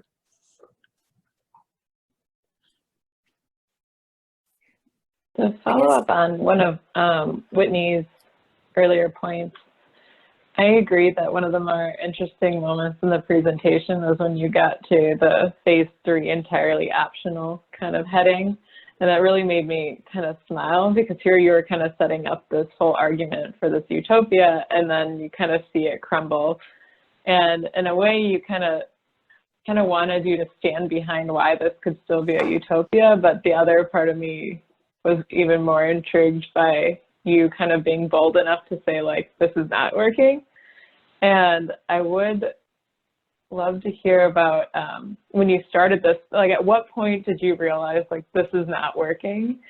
And is there more that you would want to follow through with now that you know what you know? And kind of if you see some kind of future paths forward. Yeah, so I guess the development of the model was very linear. I started with the current context, and then I proceeded to only make additive and only like a few minor subtractions. And I just wanted to experiment with how that kind of would progress. I didn't necessarily have like an end goal for how all the spaces were going to kind of end up, but by kind of following some of the design goals I set out, like take a pass, kind of analyze it a little bit, take another pass, and then at a certain point, like the decisions I was making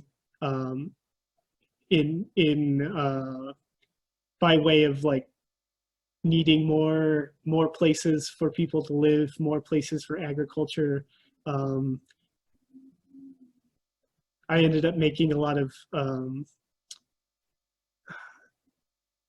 I guess like trade-offs that ended up in like such a complicated and unruly model and space that it seemed inevitable that this kind of narrative I was creating was not good, and was not probably the end goal that any kind of utopia would seek. So those phasing diagrams, did those come at the beginning or the end? Was it like retroactively you saying like this is going to be the industrial area, or was there some kind of master plan at the beginning in your mind? Or I guess I'd like to know more about your rules, like why was it only additive and not subtractive, or why was it horizontal, not vertical? Or yeah, there was definitely a period of sketching and kind of drawing master plans, and kind of giving some loose guidelines, and then it was just kind of like kind of letting the model and the foam kind of guide some of the decision making, and I guess the horizontal versus vertical,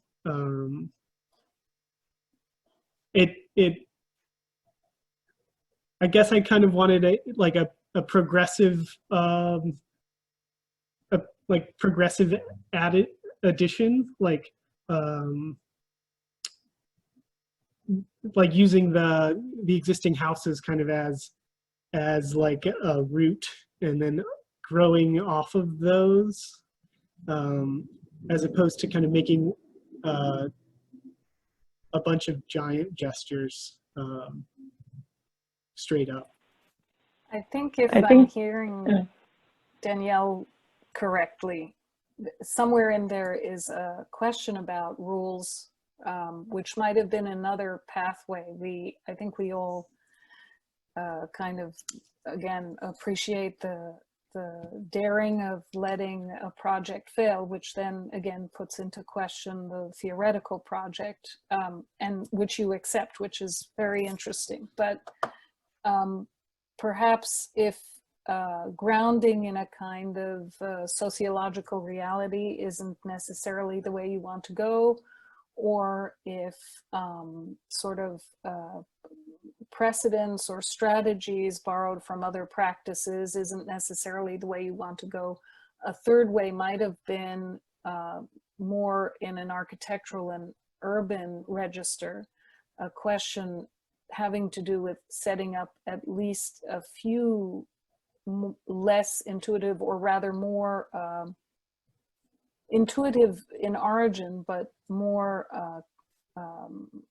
sustained rules that would allow you to see how this process played out beyond those general sort of the happiness index and the increasing programmatic occupation of the site. So to try perhaps to, even from the existing work now, try to draw out or tease out what some of the architectural and urban strategies would have been that could allow you to run this experiment a few more times. Mm-hmm. So yeah, I agree with Danielle that we're sort of, that might be another road to go down, given the fact that you are willing to let it fail. Hey Nick, I kind of wanted to, well, first off, congratulations on making it through your thesis. I just kind of wanted to ask, what do you take away from this? Like, you know, it's impossible to evaluate this project like as on, I think it's impossible to evaluate this as a product of any sort, right? You can't look at any of the pictures, models, anything and say, oh, it's a good space, it's a bad space, it's beautiful, it's not beautiful. I don't think we can even evaluate it really in terms of solar access or agriculture, because we don't really, like as people pointing out, you know, you're not getting feedback loops from other people. So is this more about for you kind of like exercising, practicing different modes of design, I guess, processes? And is that something that you take forward in terms of your own kind of architectural practice going forward? That, yeah, this is this kind of like super intuitive mode is like really productive for me. And I don't know, like, I guess I'm just kind of wondering, like, how do you feel like it's useful for you? Yeah, I think the process, like designing a way of working, a way of representing, I think that it was never a way I've worked before, and I guess instead of using, you know, Rhino or Revit or kind of one of the more rigid design tools, I kind of really wanted to utilize you know, quick foam modeling, you know, quick drawing as a way to really just kind of to play this narrative out. So yeah, I think the value of kind of working in this process, and then also being able to kind of think about architecture in a way where you're kind of building an unrealistic narrative, to think about maybe more real world things that are more tame was a valuable learning exercise for sure. All right, well, I think we're kind of getting up to the end of our time here. Any closing comments or from anybody?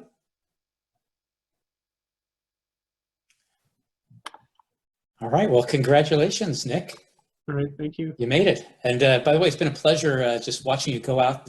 It's hard for you guys to see. Maybe I don't think that's the real model behind you. So I think it's like a video, but like there's some like 9-foot long model that he's been working on the entire semester. So for me, it was just fun to see this thing kind of like continually evolving and changing and developing and going at it with the foam and the hot wire and your knife. So I really love kind of manual processes myself, and it's been a pleasure.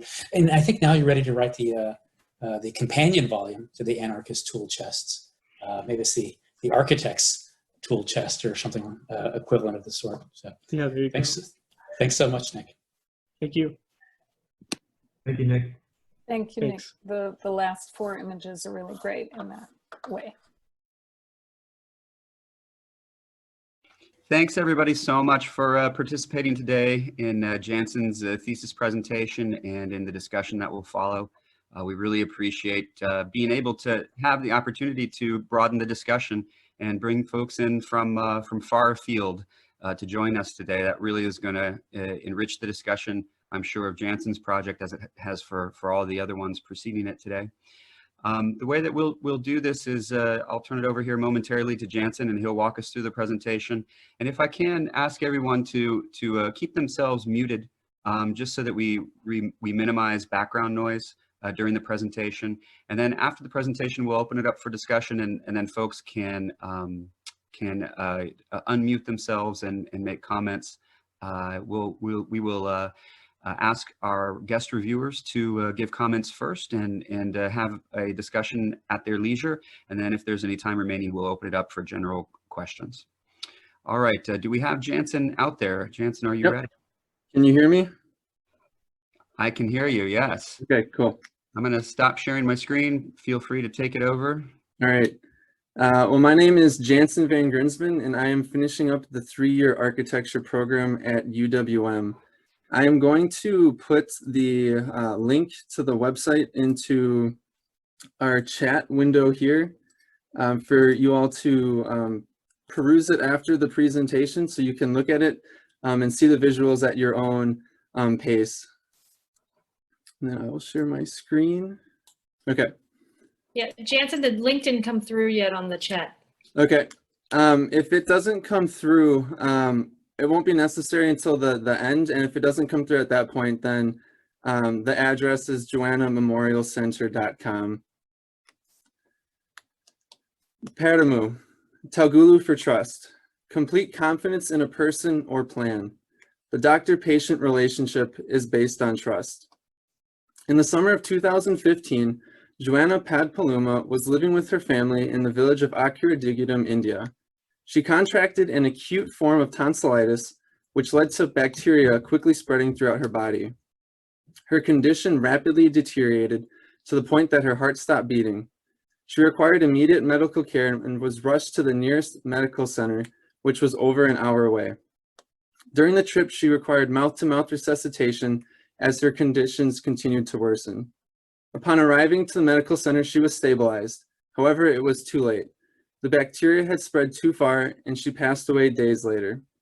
She left behind her husband Sundar and 2 children, Avad and Anaya, whom I met with this past October in their village and who is presently with us in this meeting. In recent years, medical centers are being constructed within India in response to the shortages across its land. These newly constructed spaces address the needs of the people. However, many medical centers are designed by doctors who do not consider the patient experience. Spaces innately have qualities that affect its occupants physically, emotionally, and spiritually. Without being mindful of these effects, spaces can cause fractured experiences when they are designed in ways that reflect the opposite of their intentions. Medical centers near the village of Akiradigudam, India, provide essential healthcare, yet the designs of these spaces do not reflect the sense of trust that their services intend to create. Rather, these spaces often create an added sense of uncertainty, which can lead to visitor apprehension or distrust. The result of this thesis will be the construction of the Joanna Memorial Center in Akiradigudam, India, which seeks to imbue trust through its gridded plane, the arugu, the haven, layered screens, authentic material, and shaded roof that encourages the seeking of its services for the immediate and surrounding villages. The village of Akiradigudam is found within the state of Andhra Pradesh in India. Andhra Pradesh is located north or towards the southern part of the country. Within the state of Andhra Pradesh, there are many districts that it is comprised of. Krishna is the district that Akiradigudam is a part of. When I visited in October, I flew into the village of Vijayawada, which was about an hour and a half away from Akiradigudam. Here, Sundar picked me up and we drove to the village. The next largest village on the location or on the way to Akiradigudam is Newsvid. Here, this city is where people purchase their household items, other goods, and food. The village consists of roughly 3,000 people. Most of these individuals make their living working in the agricultural industry and tend to the fields that are prosperous to its fertile lands around the area. When you arrive into the village, you begin coming from the west and moving east. The first thing you'll notice is the chemical plant. Along the road, then you'll run into a Christian church, and then you'll keep moving. You'll see an orphanage, the site for where this location will be, village homes, and then there's a Hindu temple down the road. The chemical plant. This location started as a sugarcane factory, which also supplied water to the village before proper wells were constructed. Presently, the chemical plant is a major source of outside employment. During periods of rain, chemicals are released from this plant into the air, which give visitors to the village headaches. The church that Sundar pastors is located within the middle of the village. Here as well, or if you go further down the village, you can then run into a Hindu temple. During my visit, I was able to experience both religions through the Hindu holiday of Sharad Purnima and also a Christian retreat. The orphanage is located down the main road and is run by Sundar's sister Safalata and her husband Javan. Both live within the orphanage with their family and 2 orphan boys. They are hoping to expand and provide for the numerous other children without parents or guardians in the community. Shelters along the main streets are typically formed out of concrete and plaster. As you move towards the southeast, however, a large proportion of the population is located in a densely packed slum created out of lower quality materials. Looking at the site model, we can see the surrounding context for the clinic. The clinic is just off the main road and is surrounded by residencies. To the north, we see a eucalyptus tree farm and open fields to the west and to the east.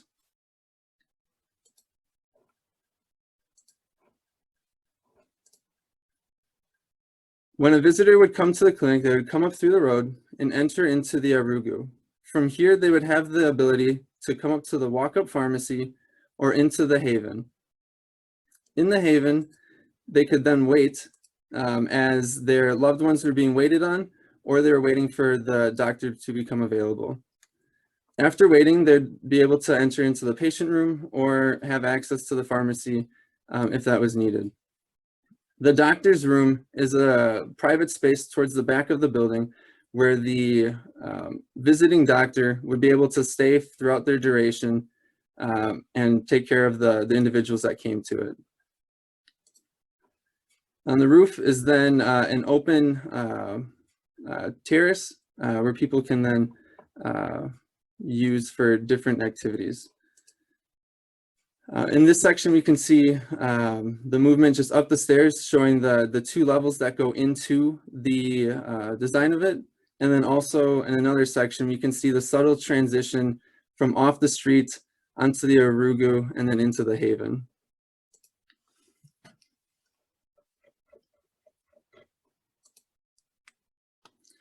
The center seeks to imbue trust, which will be felt by visitors through the following elements. The gridded plan. Adjacent to the site grows a eucalyptus tree farm, spaced out on a grid. The agricultural grid produces clarity and orderliness for the farmer when caring and cultivating the land. Taking this cue from the trees, the interior of the building brings its spatial orientation into the clinic.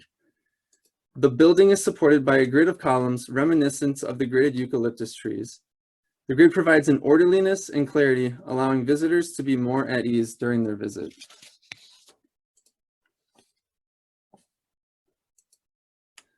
The Arugu. In Telugu, Arugu is the space where people sit and chat in the evening and can generally be found at the main entrance of the house. The Arugu acts as a transitional space which mediates between the courtyard and the street.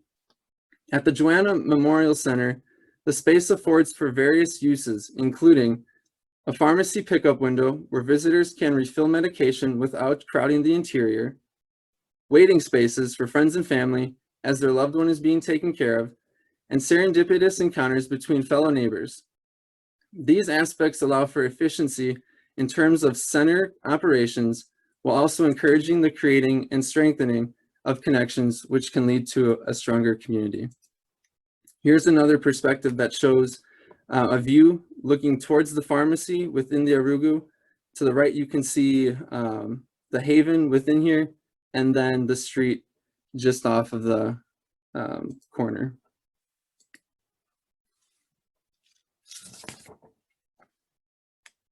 The haven. The village and surrounding context contains no desired public space. There is accessible land, but it is unkept. However, there is one exception. One space that is well kept is outside the chemical plant. Here we see a well-kept lawn with plantings, except it is inaccessible and even guarded. The haven creates a secluded space for the public coming to the center. Here the haven provides shade with its treat and trellis while also giving focus to the nature accented by water. These factors bring harmony with nature, wildlife, and people that inhabit the space as one. This space serves to remove the movement, noise, and distractions of the public street and switches them with the harmony of nature. Here people can relax in the haven without distractions in a way that creates a calmness for visitors. Layered screens. Being able to visually understand a space is needed when being comfortable. Fear of the unknown gives added anxiety, especially to a vulnerable person. However, at the same time, an unbounded space can be uncomfortable as well, giving directed outside focus to those within without privacy.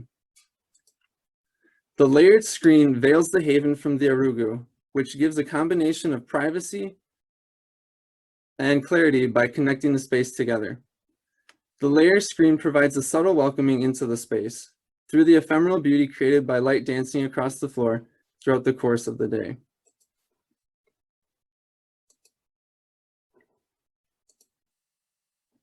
Medical facilities by nature are intended to be sterile places so as to limit infection and the transmission of disease.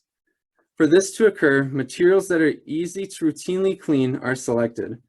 However, this ease of cleaning comes at a cost of being inauthentic and devoid of life. Here on the left, we have a picture of a study model. I'm showing rich texture to it. And then this is a swatch from a photo that I took when visiting one of the clinics in the area. On the top, we have the government clinic, which is about a half-hour away from the village. The clinic is starting to go into disrepair as ceilings are collapsing due to its poor construction quality. About an hour and a half away, then you have a private clinic where the interiors are filled with this material. And then another example located in Hyderabad shows the interiors of spaces where people would wait or be attended to. The haven seeks to offset this harshness by giving material qualities that are authentic and true. These were two precedent images that helped guide my thoughts when thinking about how to create this space.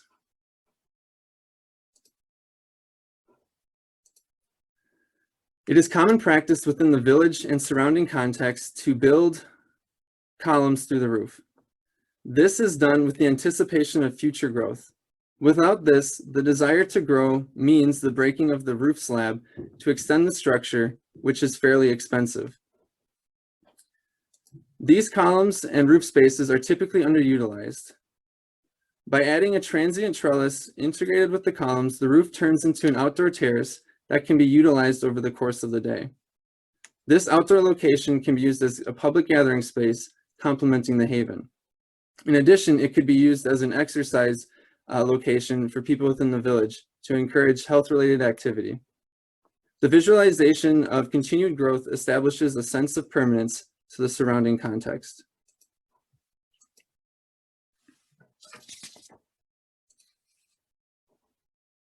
The village's electricity is supplied by a cable that runs into nearby Newsvid.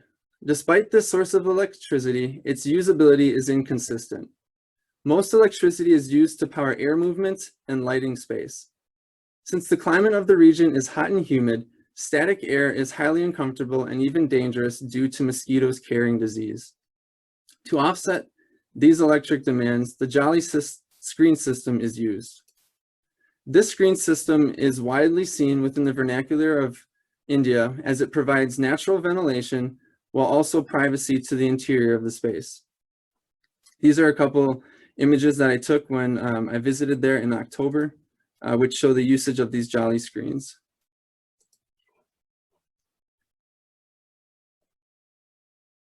The upper portion of the interior walls is screened to allow air movement to move freely.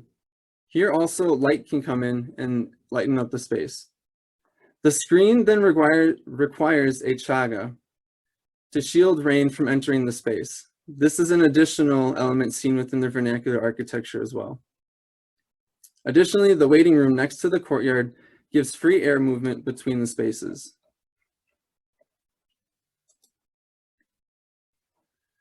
The means by which these aspects were created and visualized was predominantly through the use of 3D models.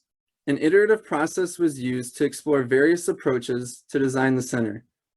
Physical model elements such as material, texture, transparency, and place were all reviewed simultaneously using this method.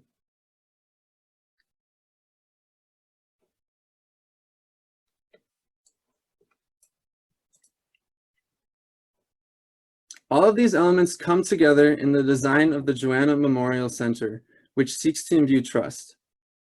Here we have the plan again to help refresh us about the main elements, with the Arugu being the space for waiting while also being close to the pharmacy for pickup, as well as a location for people to encounter one another. The Haven, where people can wait in a calming atmosphere. The indoor waiting room, where you can wait in there as well. And then the rest of the plan as we spoke about earlier.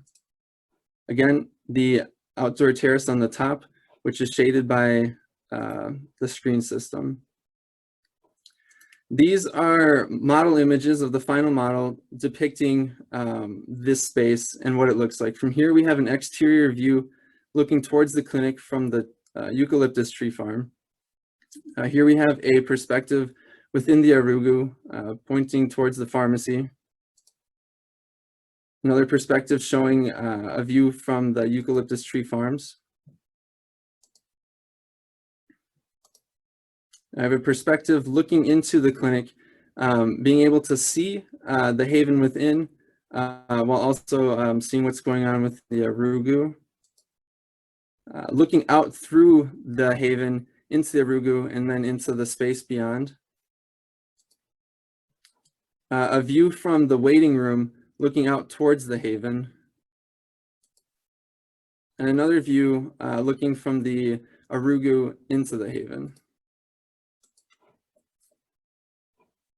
Those models, and then these are additional rendered perspectives that help speak to the space and how the clinic is situated within it. So here we have the main entrance right off the side road, where you can see into the Arugu and then to the haven. What a patient room would look like. Here you have the screen system that allows light to come in while also providing that free air to move about. Here's a view looking towards the clinic. Next to the clinic, adjacent to it, is a stage that Sundar and his church use a couple of times throughout the year for retreats. And so this begins to show kind of a connection between the two spaces, where if you were within it, you'd still be able to see what's going on.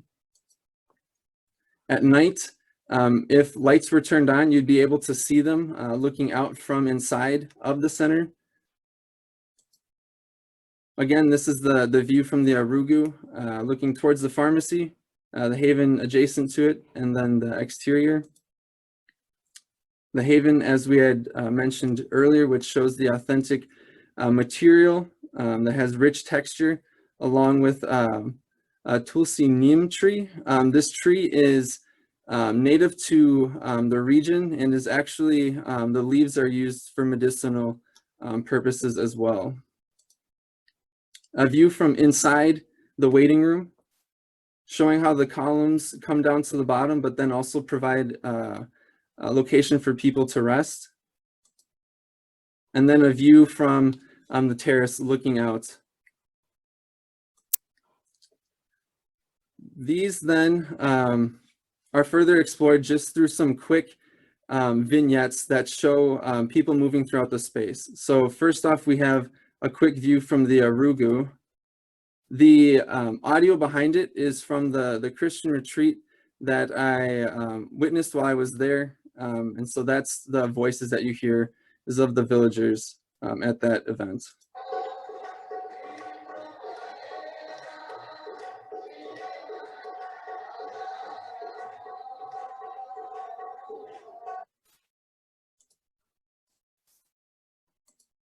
The Haven.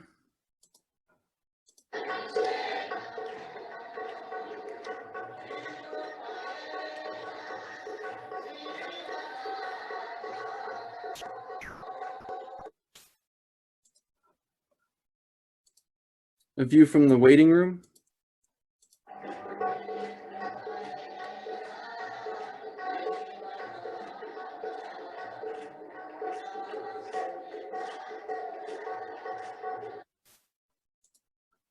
And then finally, the shaded roof.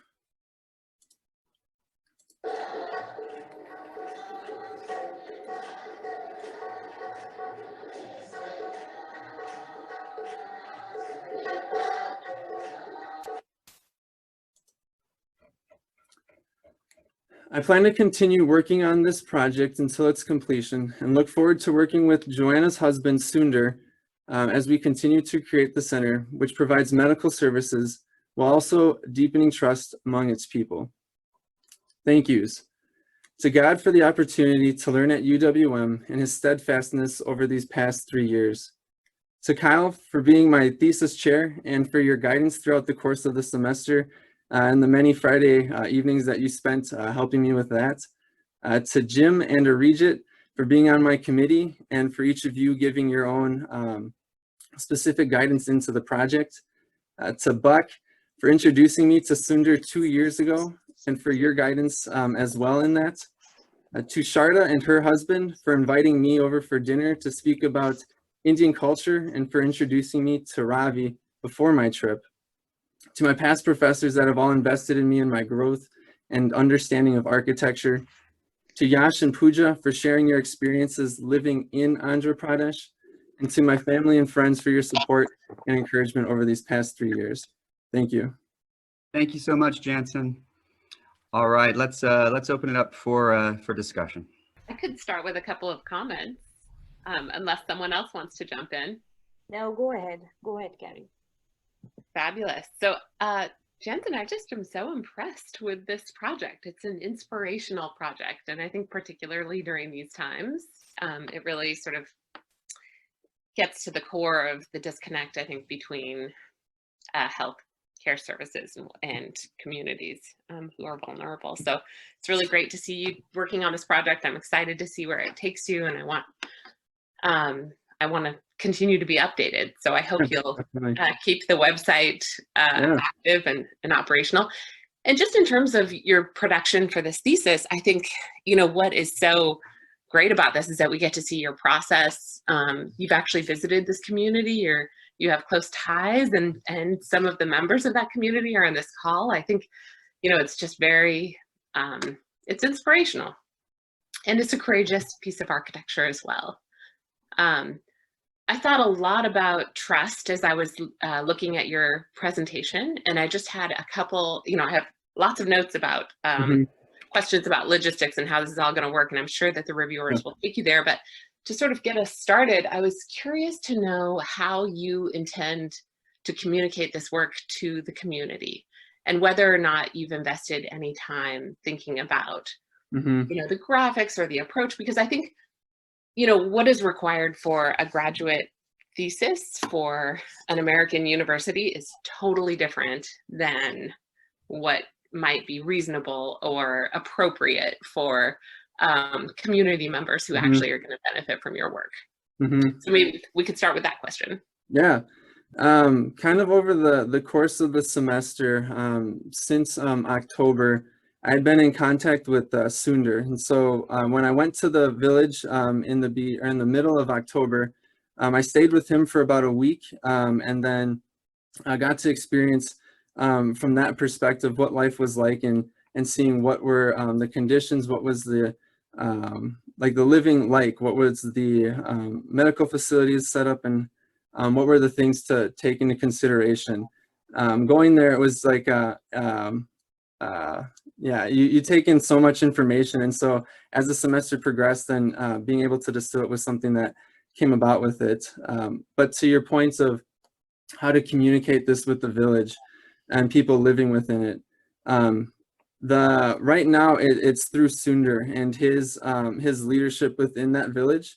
I've been corresponding with him back and forth since October and showing him updates and things that helped explain the direction of the project. And with that, then moving forward, then to see like what might be the best visuals that got presented or might need to be edited in order to visually understand or be able to communicate it would be obviously different from an academic sense to the sense of people living within that environment. And so, yeah, with Sundar, and then the feedback that he gets, or kind of the way that he sees presenting it to the community, is kind of the stance that I'm taking with that going forward. Great, thank you. Yeah, hi, can I go in for the next question? Sure. Yeah. Definitely. Okay. Congratulations, Jansen. I think it's a great effort, and I completely appreciate somebody who comes from such a different culture in trying to make attempts to understand culture, not in a part of modern India, but rural India, which even for somebody like me, who's an Indian, who's urban bred, would take some effort to kind of understand how things work at the village level, at the rural level, because it's so different from how a city or an urban space in India would work. So to actually go into a village and to live and to interact with the villagers there, I completely appreciate. And Telugu is not a language that helps at all. It's an extremely difficult language. So I imagine you had some issues. I'm sure there were lots of challenges with that. Yeah. So my primary question was, actually there are two, and you can take your time and you can choose to answer any one of them if you want to. One was, how did you do any research into vernacular forms of architecture? And if you did, how did it inform your design? And did it inform it through usage of local material or local construction techniques? And then how do you combine it with the functioning of a medical health center? Because it's not a private residence that you're using. You're doing a healthcare facility, which means it needs to have the latest technologies in terms of health standards. So you need sanitized environment, etc. But did you make any attempt to incorporate any vernacular learnings that you might have had? And I didn't get a sense of the material that you're actually using in the project. So so two primary things: whether there was any vernacular if there were any vernacular influences in terms of how you incorporated it into the design, and what was the exact material and construction technique? Yeah, that's it. Yep, definitely. To your points about the vernacular architecture, in the beginning of 2 semesters ago, I began looking into like research that ranged from vernacular architecture on like various parts of India, and how with different parts of it, they're different because the climates are different and the location is not the same. And so one thing that I came across at the beginning was looking at building practices that followed the Vastu. And so this kind of like understanding that there's a kind of prescribed set way to putting different things that are believed to be best for people living within that location. And so in the beginning of it, gaining research on that and seeing what were these common things that were part of architecture, and maybe people didn't even realize it. So for instance, when I went and visited, Sundar had pointed out that his home followed certain aspects to it, and certain people said, okay, well, this is the reason for these physical ailments, is because of how the kitchen's in the wrong spot versus the bedroom being here. And that was a major just like understanding and just seeing how that was used, because when I was there were elements that I didn't know followed it, but then as I understood more about it, it was like, oh, so the well usually needs to go like on the northeast of it, and then the restrooms are on the northwest. And so just things that you wouldn't necessarily understand, but then see how they are just a part of it and it's just embedded within it, was something that looking at the vernacular was something that stood out. In regards to specific things that I integrated that looked at the vernacular, one thing would be the screen system that was apparent within a lot of the residencies. It didn't matter, in the rural, there was a lot of them in the rural locations. When we went and visited Newsvid, which was the larger city, there were moments of them as well.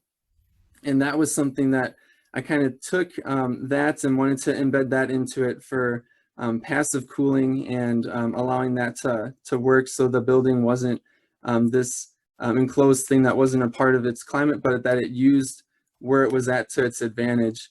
With that jolly screen system, then using the chaga, which is that ledge up here, which then kind of prevents rain and water to seep into that space. And then the other thing was the columns that then came through the roof. That was something that I had never really seen before, but a lot of the homes and places all had this, and it makes total sense. Like if you're looking to continue to grow, to have them already there and to build them up is far cheaper than having to break the slab and then rebuild it up. To your question about local material construction, one thing when I was there, Sundar and I talked with a contractor that he had worked with before on the construction of his home, and we went to various sites where he showed us projects that were in progress, and how they typically casted everything on sites, and then the interior walls were done out of bricks, which was something that was new to me as well, seeing how that was used to make up the space. And then how the clinic functions. While I was there, we visited two clinics. We visited the government clinic, and I was able to have Sundar translate and just ask different questions and just to see the workings of it and get an understanding for what were these main components that were being used there. That one was falling into disrepair. And then the one that was a bit further away, an hour and a half away, that private clinic had just been constructed within about like the last 4-ish years and was still under construction. And so that one, I analyzed the floor plans and then looked at what were the adjacencies, what were the important factors within it. That included having that pharmacy, spaces for the patients to get treated, a location for blood transfusions to occur, and cleaning medical equipment. And then just looking online then after that point, trying to see what other clinics are there that could inform my decision, so that these ones that I visited weren't anomalies, but that they had similar things. Okay, thank you. Okay, I hope it's my turn. Jansen, this is pretty amazing experience that you've had from traveling there and then being able to really think about how do you design for this location, and to design for people that you clearly care about. So that's really wonderful. It's great to see you have this experience. I'm like the others, I'm very impressed with the level of analysis and study of the vernacular and learning some of the various elements of local architecture here. And there's so much of it that's there. But just looking at this particular image really sort of raises for me this important question about the architectural expression, and that is this screen. And it has a particular geometry to it. Yep. And I just don't know where it came from. Yep. I think it's very beautiful. And overall, I think that the whole composition is very nicely done. But I really wonder about this grid, this screen. And can you talk a little bit more about where that came from and why it is the way it is? Yeah, so during my time and looking back on the images, seeing what were screen patterns, screen designs that were used, there was a huge variety of them. It was almost whatever you wanted, you could potentially craft depending on your location and what materials and fabrication methods were available. I had gone online and I had looked at the fabrication process, and a lot of them, that ranged from having a CNC router do it to having it casted on site with just like planks. And so I worked through iterations that had, I want to say, more complex geometries with like curves and edges and things that might be more difficult to create. But then as it kind of worked through that and spoke about it with Kyle, we were saying, to make these things, we want it so that it's something that could be done there. It's something that you wouldn't need to go and have it shipped from a city on the other side of the country, but that it could be assembled there and casted there. And so the screen system was parametrically created, having these parameters that set it so that the height would be 1 foot, so it'd be 1 foot by 2 feet. And then within it would be different arrangements of similar proportional breakups within that screen. So the construction of it would be just making these molds with, could be sticks or blocks, and then after creating that, you could then reuse that and then put them up into the pattern. So it's a group of it's a group of screens that then all come together, which then creates this screen system. So yeah, it was important to try to think through how could this actually be done, where it wouldn't just be like this really great visual that when it came to it being created would then hit these walls in regards to the fabrication process, but that by keeping them more, I want to say more simple geometries, that then when aggregated created more of a visual, beautiful experience looking at it. Well, I'm really glad to hear that you put so much effort into thinking about how it, how you build it and what it should look like. And I think this is just my reaction, and you know, I apologize, I'm just an outsider, but I look at the screen, I think, well, that's really beautiful, and I wonder whether or not you could take advantage of that particular move and that sort of element, because what you're trying to do is, you say you're trying to, you know, minimize the distrust of a traditional medical approach, and there's it's sort of overlaying or sort of part of this larger composition, which sort of looks like a sort of more, you know, solid material, maybe, you know, cast in place sort of material. I'm not sure what it is, and I was just sort of wondering, well, if you were to use that grid and to bring it up, and in fact to surround the upper level courtyard that you've provided, and if that grid also provided the kind of shade device that you're putting up there, that it could start to create more of a, right now there's I see a contrast. Okay. And it's not that it's not unified, but it's unified by contrast. And I wonder if that becomes sort of more of the defined sort of thing, defined element. When I was looking at your plan, and I thought the plans were really well and clearly organized, but then I was also wondering if the program is also, I realize it's kind of a conventional medical program. So there's a waiting room. And I think it's the Arugu or the Haven? Arugu. Those are much nicer sounding places than waiting room, right? Sure.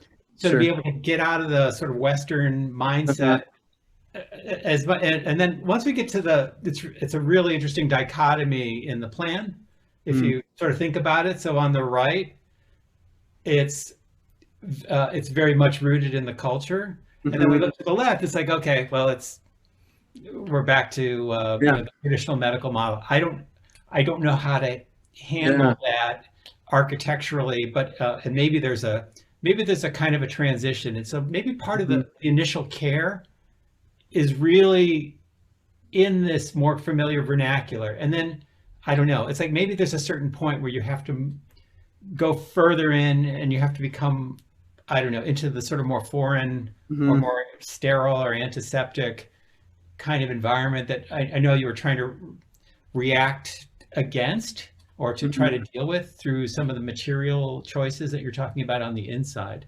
So I think that, you know, you're doing all the right kind of exploration.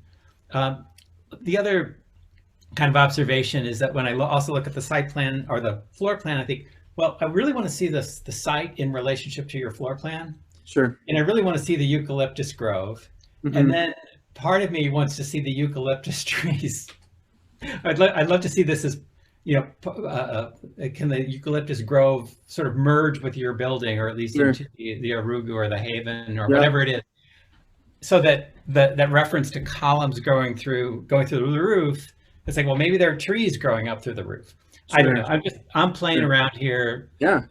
Mostly because I think it's it's such a powerful program and idea, and I think, you know, you're done amazing work with it, and congratulations to you and to your family, and you know, you're almost done with this whole shebang, so congratulations. Thank you. Hey, Jansen, I also want to congratulate you and echo a lot of the comments that the critics have already made, and your commitment to getting to know the local conditions and to becoming acquainted with the community. I guess my comments have to do with language. I am not entirely sure what you mean when you say authenticity.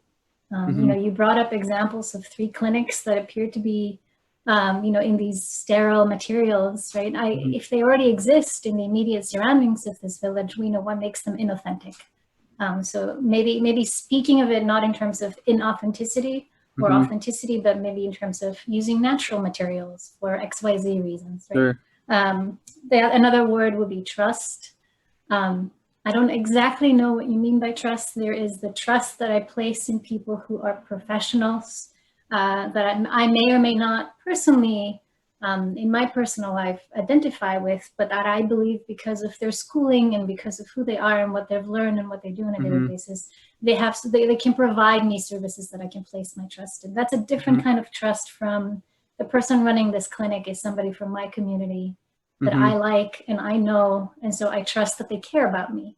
It's a trust in who they are and how they see you, but it's not a trust in their abilities to treat you. And so privacy is another one. You know, there's a eucalyptus tree farm to the north. Seems like that would provide adequate privacy. Why not, you know, why close off the haven and not open it up to the nature to the north? So, and for example, you have no doors. The infusion room, you can see directly through from the waiting room, and that's a very vulnerable moment in someone's life. You know, there are patient rooms that are across from one another. There doesn't appear to be privacy in other ways. And so in some ways, I feel like prioritizing the privacy of the haven, for example, is sort of a second thought to the privacy of the patient in a vulnerable moment. So how do you see these choices of words? What do they really mean to you? Yeah, I think to your point, speaking to trust, I think that's a really good kind of way of speaking to like these different things, whether that's trusting in someone because of, I won't say their credentials, but because of their experience that lends itself to it, versus the trust with actually knowing someone. And so, yeah, I think it would depend on who is running it. If that's one of Sunder's friends that is from the area and they're the ones running it and living within it, then that would establish a added sense of trust knowing them. I think the space affords for both of them. So it, in the event that it's someone that isn't from specifically that village, but is from a surrounding city and comes into it, the space continues to uplift that and help that out. If it's somebody that is personally knowing everyone in there, I think the space would help that, or help imbue that as well. To your points about the doors, within the renderings, I opted not to have them in there, which, like, looking back, like, I should probably put the doors on it, but just to show kind of what was in between the spaces and to give an idea for what that would be. So there would be doors from the different rooms, whether that was the pharmacy, the patient room, the infusion room. The one main door would be right here, which would then close off the rest of the interior. To your point about the eucalyptus tree farm and closing it off to that, that was a like a major like decision. At one point, looking at the field to the left, or I'll pull up this image, this might be better. So the field that's right here is an open field owned by someone within the land. The eucalyptus tree farm is to the north, and then there's that little patch of land to the east of it. Seeing the continued growth, or knowing that each of these roads that are coming up from the main road and coming north, starting from the east and moving west, each road is starting to be cast and turned into concrete. And so there is this growth that's starting to happen moving east to west. And so by choosing to close off the open kind of fields and that eucalyptus tree farm, gives the clinic, the center, that space for its duration. If this, with the growth, would then be taken down and it turns into a residency, you'd be looking into a person's home, which would then have a different type of atmosphere than looking into a forest of trees. Similarly, with the space to the west of it, if I opened up that courtyard and allowed that view, there would be that nature right there, but then with that viewing, or that understanding that there's this growth that's starting to gradually come west, that field could very easily turn into residences within the next decade or so, and then you're looking into the back of someone's house. And so by confining it and making it more of a private space was the decision to make, so that whether or not this trend continues, that space still has its characteristics regardless of what might be coming forward in the upcoming years.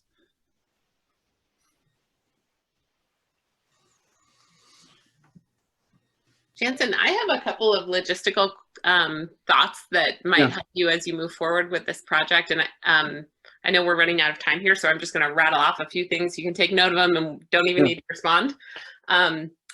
One of the things that I wholeheartedly agree with other reviewers on is the idea of bringing the landscape in. And I think especially because you can't take advantage of that grove permanently, you'll need to design some sort of landscape that meets the edge of your property and takes people's views out a little farther. So that you have this stage that you'll probably want to connect to, and maybe you even have site control on that parcel. So you should go ahead and just landscape the heck out of it.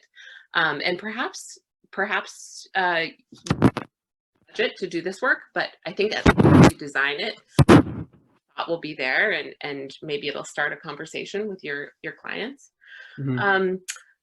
There's a great opportunity for you to fold in some of the American building code standards in this property, even if they aren't required in this jurisdiction. So you might be thinking about seismic code. You might be thinking about, really affordable ways of sort of strapping and tying down walls. And, with a few well-placed bolts, you might be able to get some pretty good sort of safety, health, welfare, safety benefit. So think about ways to do that.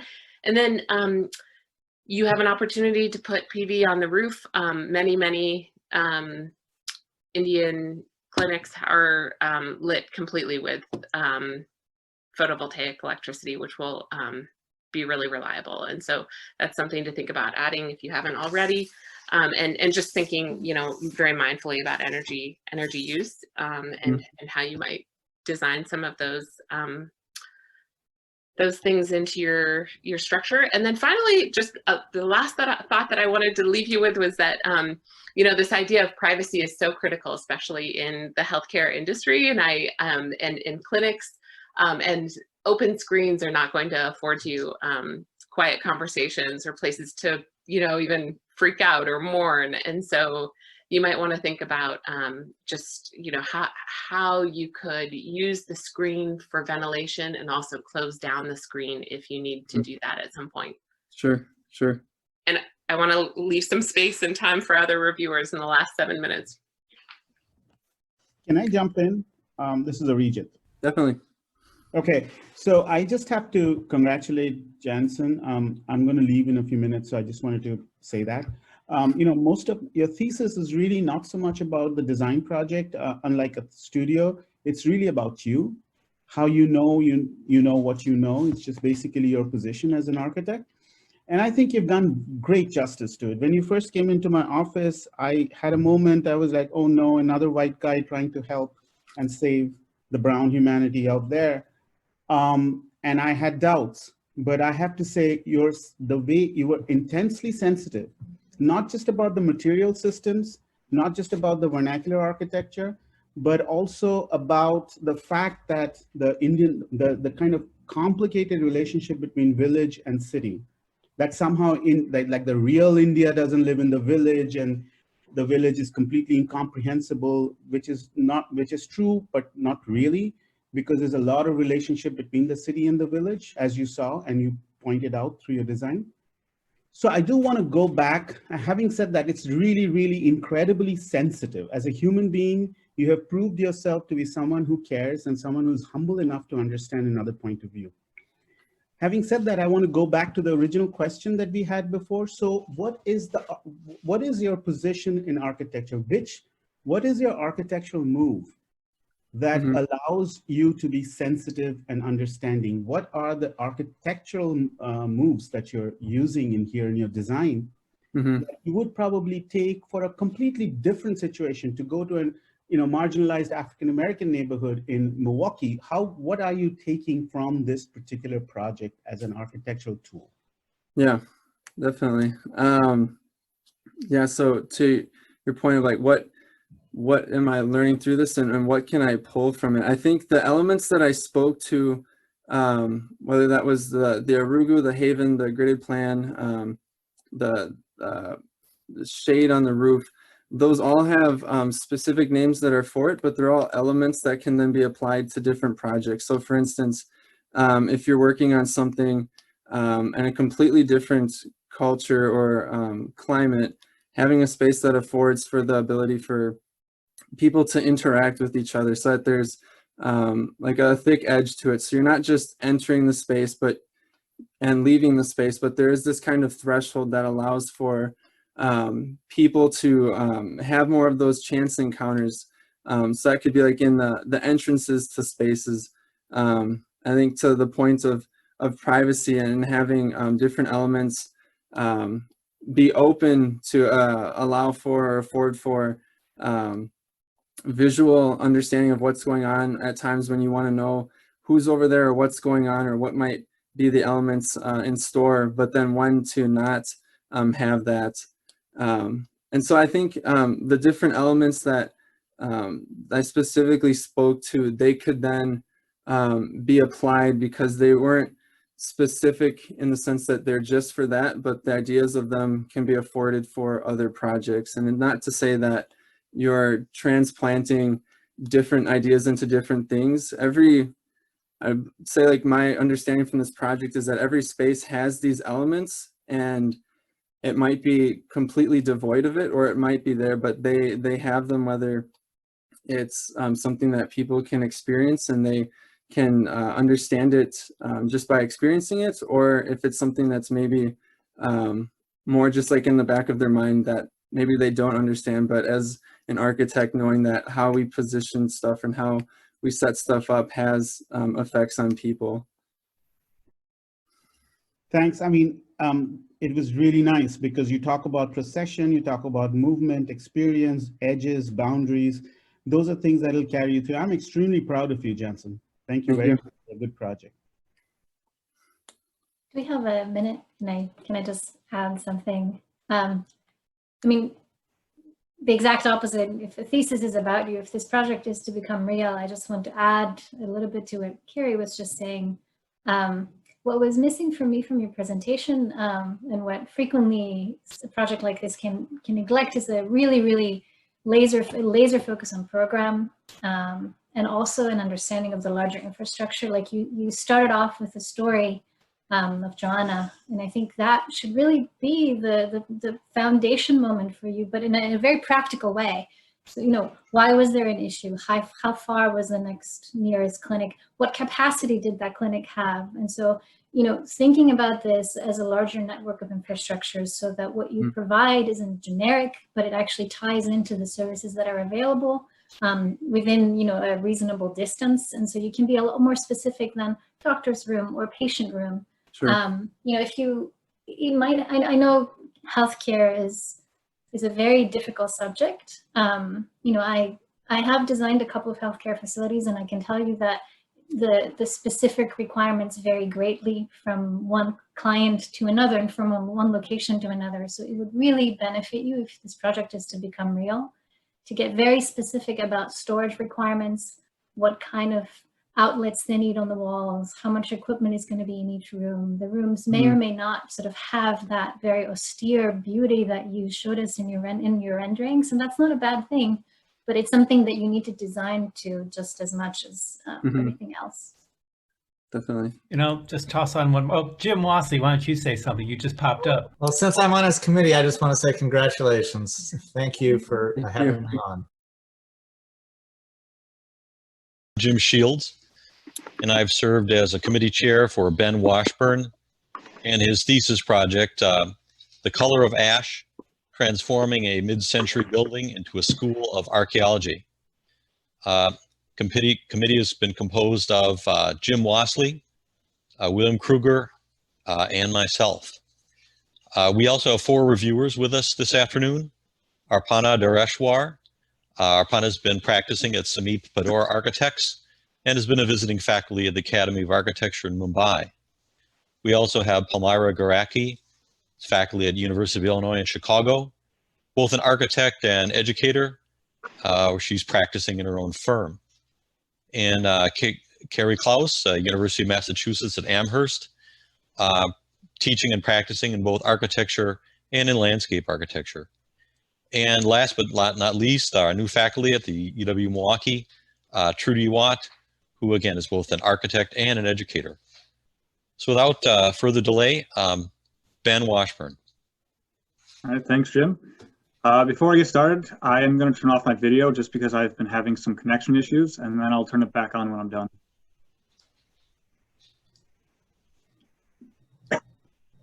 So, hello, I'm Ben Washburn. I am a 2-year grad at UWM, and my thesis project focuses on adaptive reuse and historic preservation to bring a school of archaeology into southern Italy. Now, southern Italy is barren of any sort of archaeology school, and considering the Vale of Mount Vesuvius is one of the most valuable series of archaeology sites of the Mediterranean, it is kind of surprising that there are no schools to accommodate not only researchers, but students as well. By creating a study abroad school for archaeology, students will have a more secure spot to learn and live. Using the Institute as the home of this school would be advantageous because the academic setting it already holds, and because it is the headquarters for the Restoring Ancient Stabia Foundation. Turning the Institute into a study abroad school for archaeology would not only provide students a place to learn and live, it would also allow them to immerse themselves into Italian culture, both current and ancient. I had the opportunity to study abroad last summer. I spent 3 weeks laser scanning the Vesuvian Institute, and after nearly 700 scans, we finished our mission. Now it is the focus of my thesis, and hopefully someday it can become something even better. Now, even though I was only there for 3 weeks, I was able to get out of the Institute and explore the surrounding towns and villas. It was quite frankly, a phenomenal experience. And this is a photo I took of the Amalfi Coast, which is right close by. I also had the opportunity to hike in the mountains, just a cable car ride away, which was pretty close to the Institute. Now, laser scanning was pretty cool, but as you can see, the views were better. Now, for every 1 hour of scanning, it generally takes 3 hours to process and stitch together. Even now, we are still linking some of the scans together. As you can see by one of our stitch scan sections here, there is a density to it that makes it difficult to understand what exactly you are looking at. I spent many hours hidden away in areas of the building that have not had people walk through in years. It was during this time I started to see the potential hidden underneath the dust. However, there is a reason why there are so many scans of this building. The complexity of the Institute was something I have never really seen before. Usually buildings are pretty easy to navigate, but that wasn't the case for us. After our first week of scanning, we finally figured out how to get around and how to get to those hard to find places, even though we had floor plans at our disposal. This trip is what made me interested in the building as a possible thesis. Here you can see that the site sits along the coast of the Mediterranean. As we zoom in closer, you'll see that my site sits in Castellammare di Stabia within the Vale of Mount Vesuvius, and you can see it right here.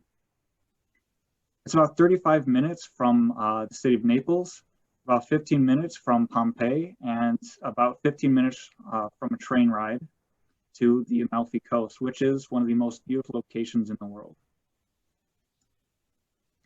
As we zoom in closer, you'll see the site sits along a bluff, allowing for great views of not only the city, but of Mount Vesuvius as well. You can clearly see the Institute with its white roof here at the center of the image. The only major road nearby is east of the Institute, and with only one major road, there is only one point of entry by car. This entry splits into two routes, one for small vehicles and one for buses. There is a separate entrance, but it is only available by foot, and it is a series of switchbacks and long hills that get up to the Institute, which means it's not used very often. Each point of entry is met with an asphalt parking lot to accommodate the different sized vehicles. There are two loading docks for the building, mostly used by the kitchen staff. The Institute is also sitting on quite a bit of land, and you can see that in the boundary in red. Here you start to get an understanding of the scale of the building. You can clearly see separate sections of the building with only circulation space to connect them all, and you can see that in blue highlighted.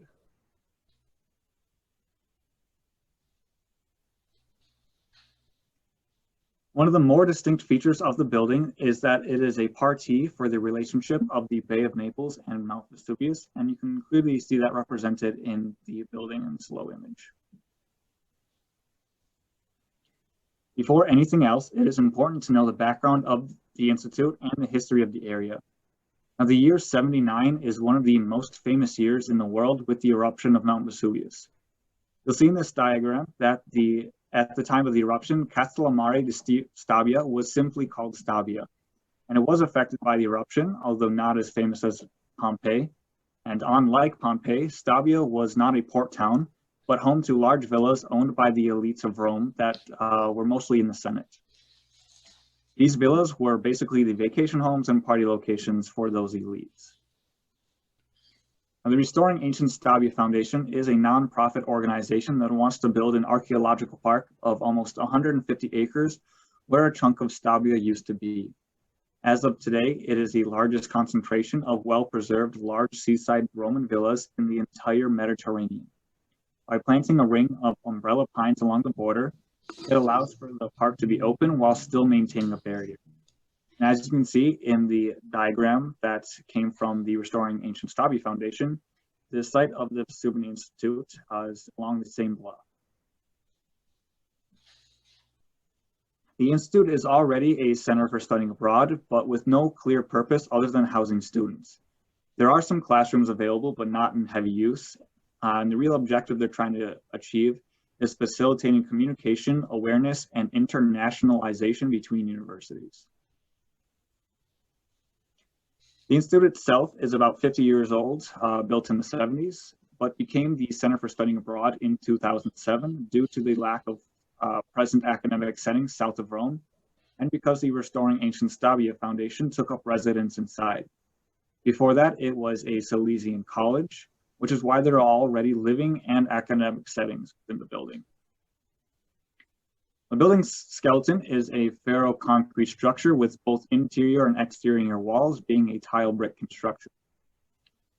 The mechanical system is hydronic heat, but not currently operational, and hasn't been for some time. And due to the mechanical system that doesn't work and located in a hot climate, individual AC units have been installed to the top 2 floors of housing and in various parts of public space, and can be controlled individually for whatever comfort you want. The building does have a lot of windows, but most of them are in need of repair, and any replacements that have been installed do not do any favors for the architecture of the building. As we take a closer look, the plans of the building illustrate the distinct sections for the building. The main entry, where the lobby and the heart of the Institute are located right here. To the northeast is the chapel. To the northwest are the gardens, patio entry, dining hall, living corridors, and the southeast makes up the majority of the academic setting. As I mentioned earlier, there are specific sections connected only by circulation. The building becomes even more unique due to that circulation. The basement is the only floor with completely isolated areas. To get from one end of the building to the other, you must go back up to the ground floor and travel to the next set of stairs in order to go back down. The basement is actually split into 5 distinct sections that make individuals change levels to get to that position. One of the major issues with the current situation is most of the building is unused. The academic side is not open to anyone except for the staff, and much of the gray areas you can see in the drawings are used for storage or just in major need of repair. Now the VI, or the Vesuvian Institute, currently has hotel rooms, a dining room, lecture hall, classrooms, a small simulated excavation site, and a chapel. However, in order to accommodate a full functioning archaeology school, it would need some classrooms for archaeology study, then areas for artifact handling or fresco restoration, an active learning space, a laser scan room, a virtual reality room, some computer labs, visible storage, a larger excavation site, and a truck garden. The ground floor currently has the dining room, the lobby, chapel, some seating for the auditorium, and some classrooms. Now this is the view from the main entry where the small parking lot is located. You are greeted with a double height space and a wall of glass on the right. From the back parking lot, there is another entry point, and just beside that is a small simulated dig site, which allows students to learn how to work in and properly unearth artifacts. On the right, you'll see that wall of glass for the lobby. As we leave this space, we venture into the chapel, where you find yourself subject to a powerful conical skylight, which illuminates the space along with floor-to-ceiling windows on the right and clear-story windows on the left. The second path out of the lobby takes us down a hall leading towards the dining hall and stairs leading to the living corridors. Halfway down the hall on the right is a small patio. At the end of the hall, we reach the dining hall entry, which is just down another half level from the lobby. Down these stairs on the right, you'll see some light flooding in. That is the entrance to the large patio and how you get to the rest of the gardens and grounds overlooking the city. Here's the dining hall. On the left are larger windows, which allow you to look out into the bay and Mount Vesuvius. On the right are more clear story windows. The last path out of the lobby leads towards the academic side of the building. Although this hallway is open from the lobby, the set of doors at the end are locked at all times. Again, there's a blend of large illuminating windows and clear stories.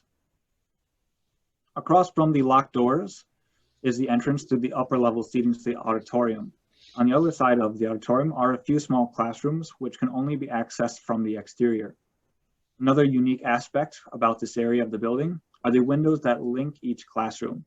Two end classrooms are able to look down through the windows and see each other.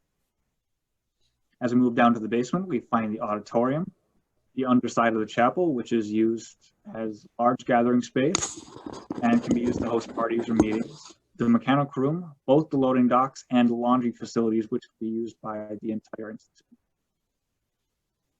The auditorium has its own entry point due to the changing terrain and a series of retaining walls. As you walk in, there's no lobby. Instead, there is only seating looking onto the stage. And just beyond the stage is a series of changing rooms, storage spaces for costumes and props, all of which are falling apart.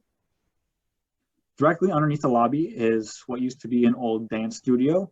As you can see, currently not in use for that purpose, but you can see the mirrors still line the wall on the right, with more clear story windows on the left. Underneath the chapel is a large open space, mostly used for hosting students, or hosting parties by the students and faculty that stay at the institute. And you can see there's a very ornate beam and column system on the ceiling.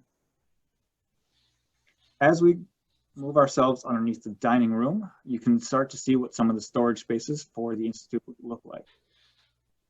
Just adjacent to that is this old abandoned room, which is directly underneath the outdoor patio. At the end of the space is an open-ended corridor, which slopes up towards the gardens. There is no door in place, which means people and wild animals can move freely indoor to outdoor, or vice versa. Moving to floor 1, we start to see the beginning of the living corridors, currently not in use on this floor, however. There are a few office spaces and one classroom located in this section of the building. There are a few more offices overlooking the lobby right here. We also find the lecture hall, which is still currently in use, but some classrooms that are not in use. There's also a long hallway that connects both of these parts of the building overlooking the lobby. While not used every single day, the lecture hall does get used by various study abroad groups, and some of the classrooms on this level are used as storage while others remain empty and unused. This is the hallway that connects the living corridors and the academic section of the institute. You'll notice that not only are there clear stories on the ceiling, but there are also some at floor level as well. Floors 2 and 3 are almost completely identical. The only difference is that floor 3 has a small kitchen and dining room for cooking classes. Each floor of living corridors has a lounge space directly across from one of the circulation stairs. However, as of floor 1, floor 2 also is not in use for students to live in currently. This image shows that small kitchen where students may engage in cooking classes if they're interested. And then the small dining room on this floor is exclusively used for the cooking classes so that students may enjoy the meals they prepared. There are also replicas of frescoes painted on the wall that are representational of frescoes found in the surrounding villas. The final floor only has living space, but has the best view of the city and Mount Vesuvius. You can also see Pompeii quite easily.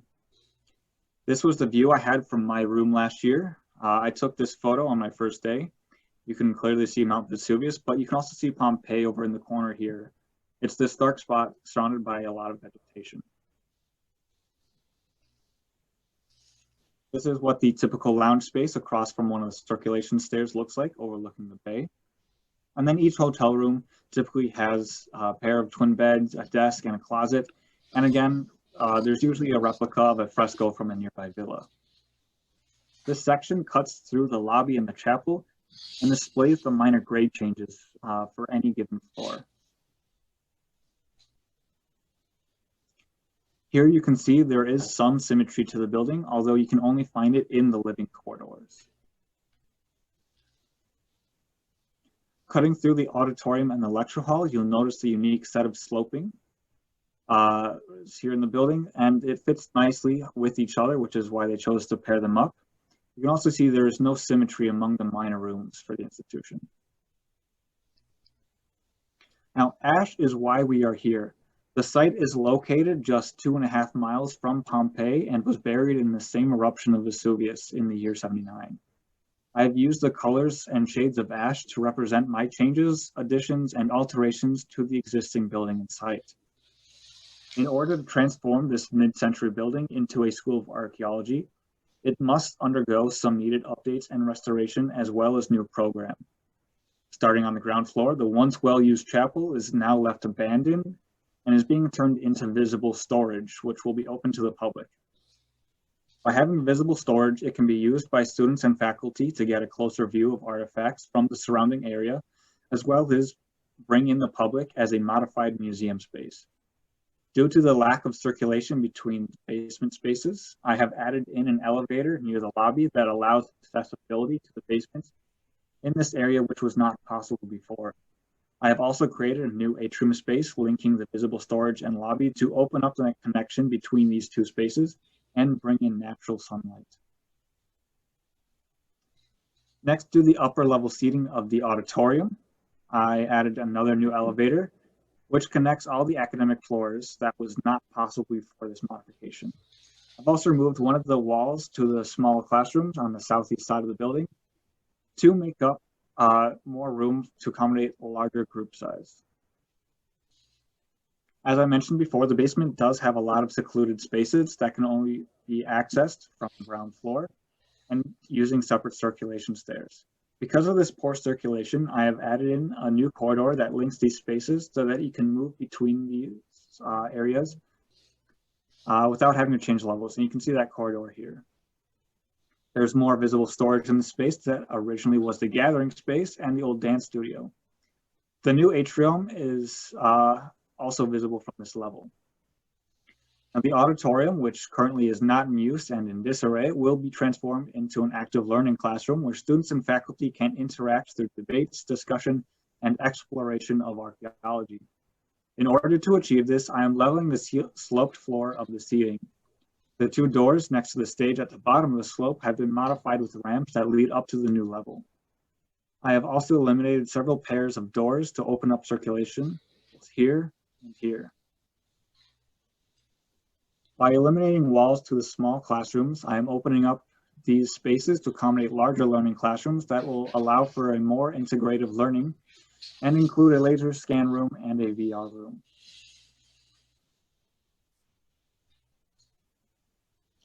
The chapel will take on new life as visible storage.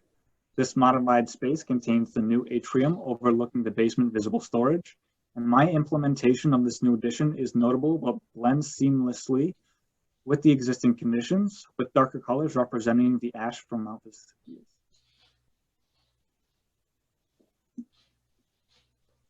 Here's a closer look at that visible storage space. Moving to the basements, beneath the chapel, what was the old gathering space is now more visible storage with the addition of the atrium space and corridor linking the entire basement.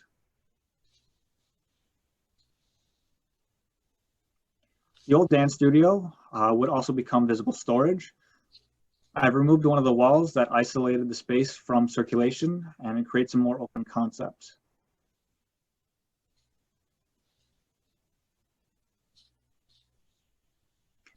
Although the patio is a large open space currently not in use, but would be an ideal environment for students to learn about and repair frescoes.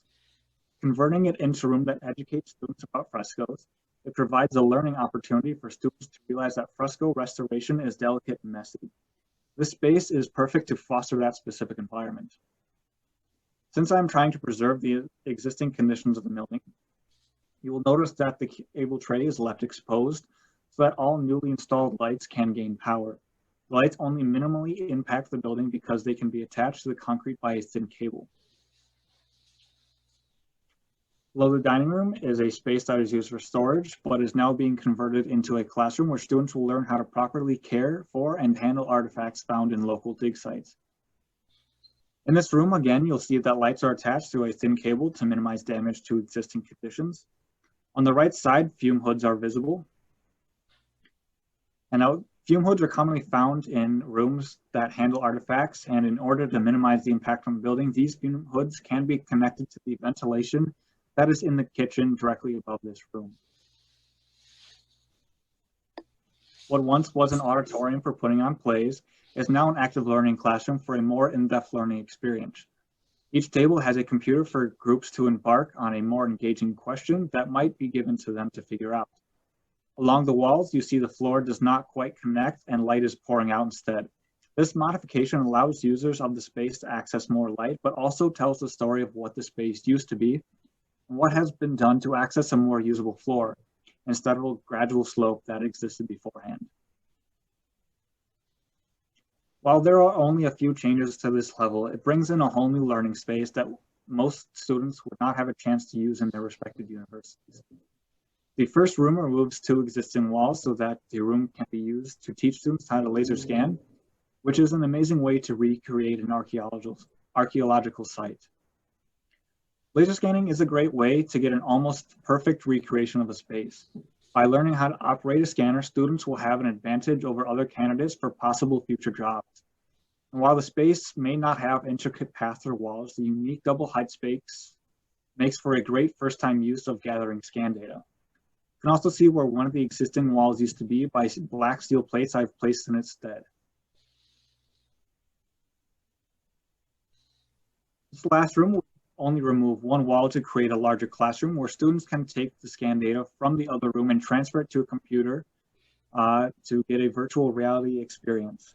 So again, partnered with the room next door, you just transfer the scan data to a computer and students will be able to switch between the scanner and virtual reality where they can utilize the space that has been scanned. The real world application of this technology is quite superior because you are able to access a previously scanned dig site repeatedly rather than visiting the site in person.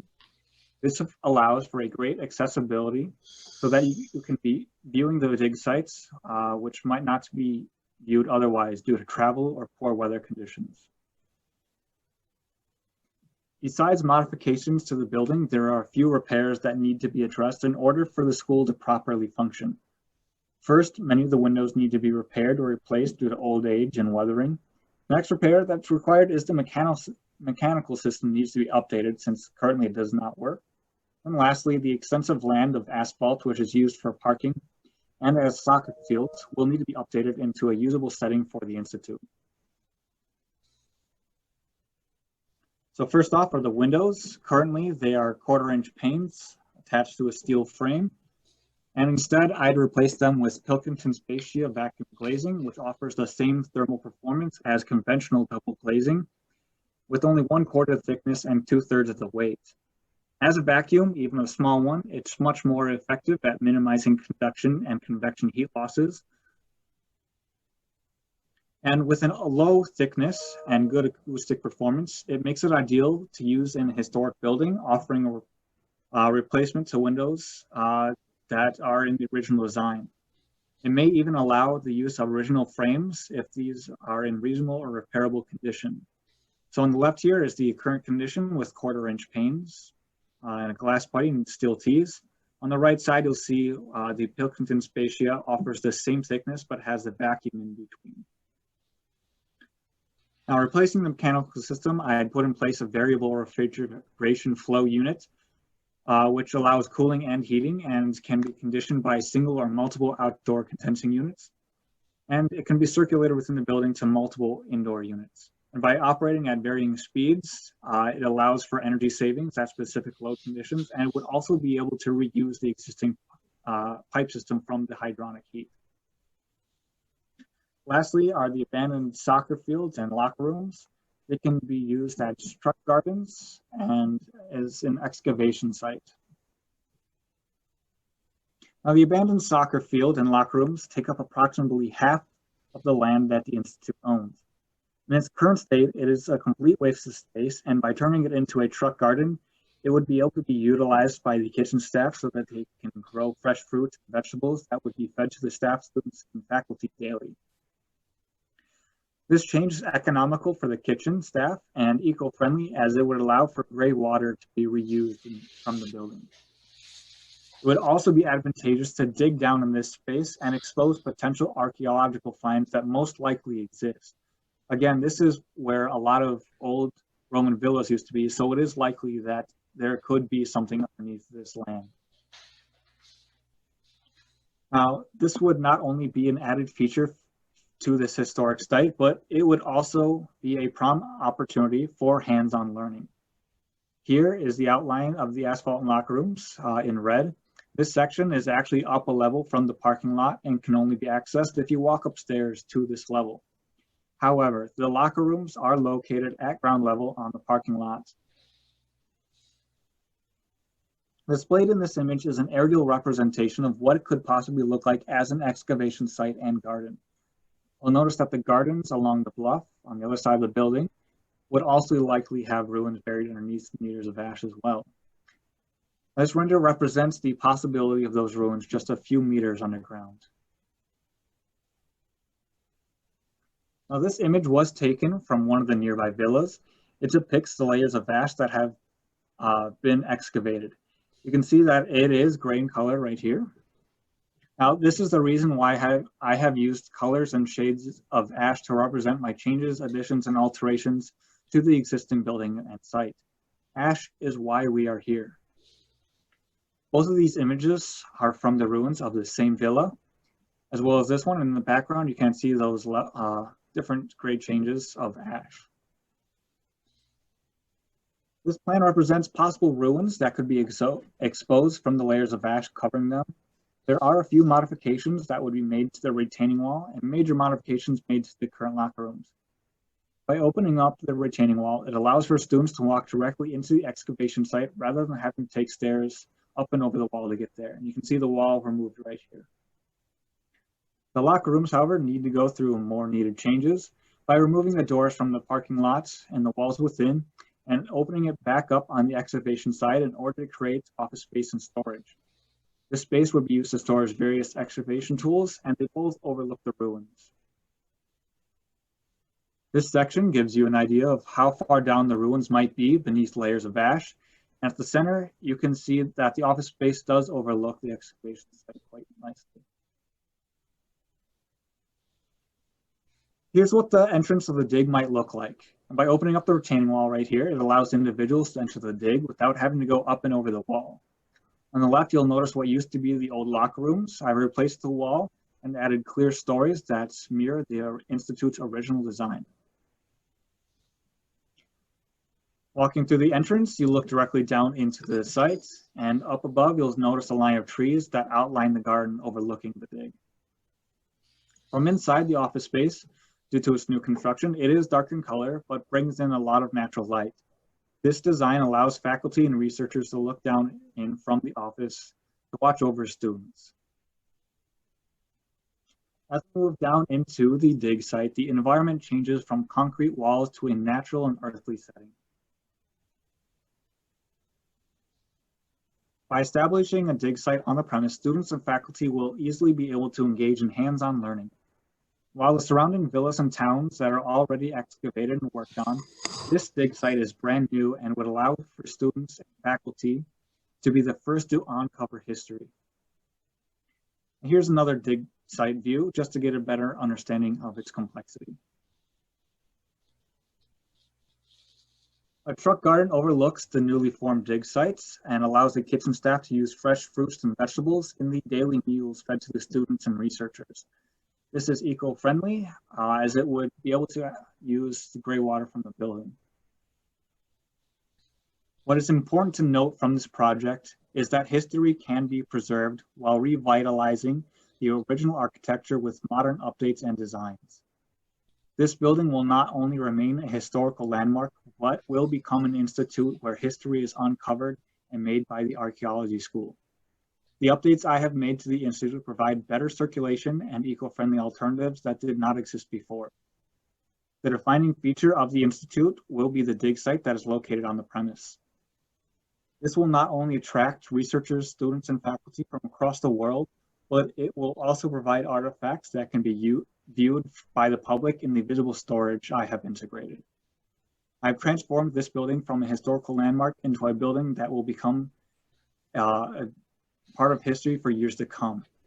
Ash is why we are here, and it is time to celebrate that. Thank you. Thank you, Ben. What I'd like to propose is that the three faculty that would have worked with Ben would take a break for a while here and make some closing comments at the end of the session.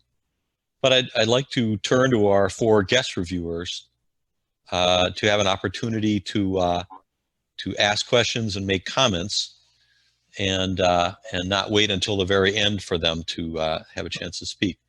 So our four guest reviewers, hopefully we can unmute your mics and hear some questions or comments from you. Arpana? Yeah, thank you, Ben. I think the presentation was extremely crisp, and I was able to get a complete understanding of what you propose and what the existing conditions are. It's exciting that you're looking at a prospect of a life archaeology site combining with a place of learning, which I think would be unique in its own sense.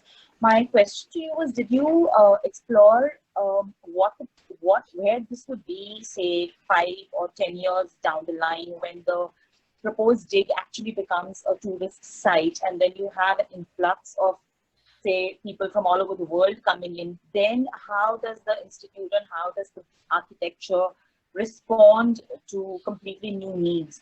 Right now, it's only a place of learning. So did you think about or think along those lines? And the second thing is there any proposed elevational change or treatment from what it is right now, other than the technological change to the window and the way the windows are being done? Other than that, are you looking at giving it some identity from the exterior? These are the two questions that I have. Thank you.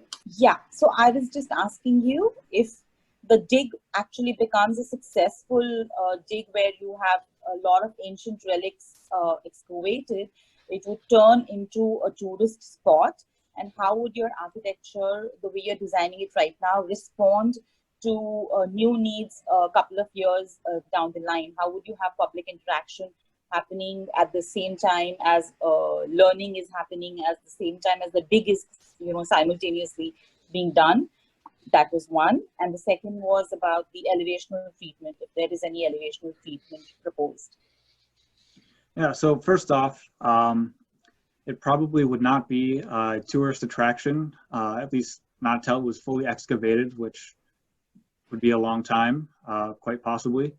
So it would just be for students and researchers just to start to uncover history as it emerges out of the ash.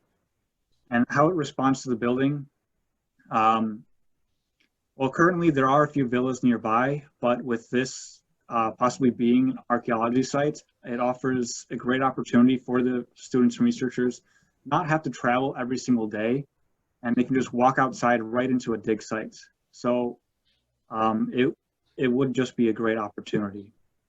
As for elevation changes, probably wouldn't be many apart from digging down into what could be an archaeology site. That would slowly be excavated over years to come. So the garden, which is up above, would potentially get smaller and smaller as more site is excavated. Okay, thanks, Ben. Thank you so much. Great work. Thank you, Arpana. Hopefully he was able to answer some of your questions there. Although I think you're also in terms of elevation, we're also asking about, did he make changes to the exterior of the old building to transform it in some way? I don't know if you could answer that one in some way, Ben. Yeah, I'm trying to preserve the building as it is, so I'm not making any major changes to the exterior of the building. Anything that I am doing, I'm implementing with dark concrete or charcoal brick just to match the ash that fell from Vesuvius. So the only major changes to the building would be very apparent because the light color of the concrete and the red brick up against a dark concrete and dark brick they contrast quite a bit. So those are the only major changes I'd make to the exterior. Thank you, Ben.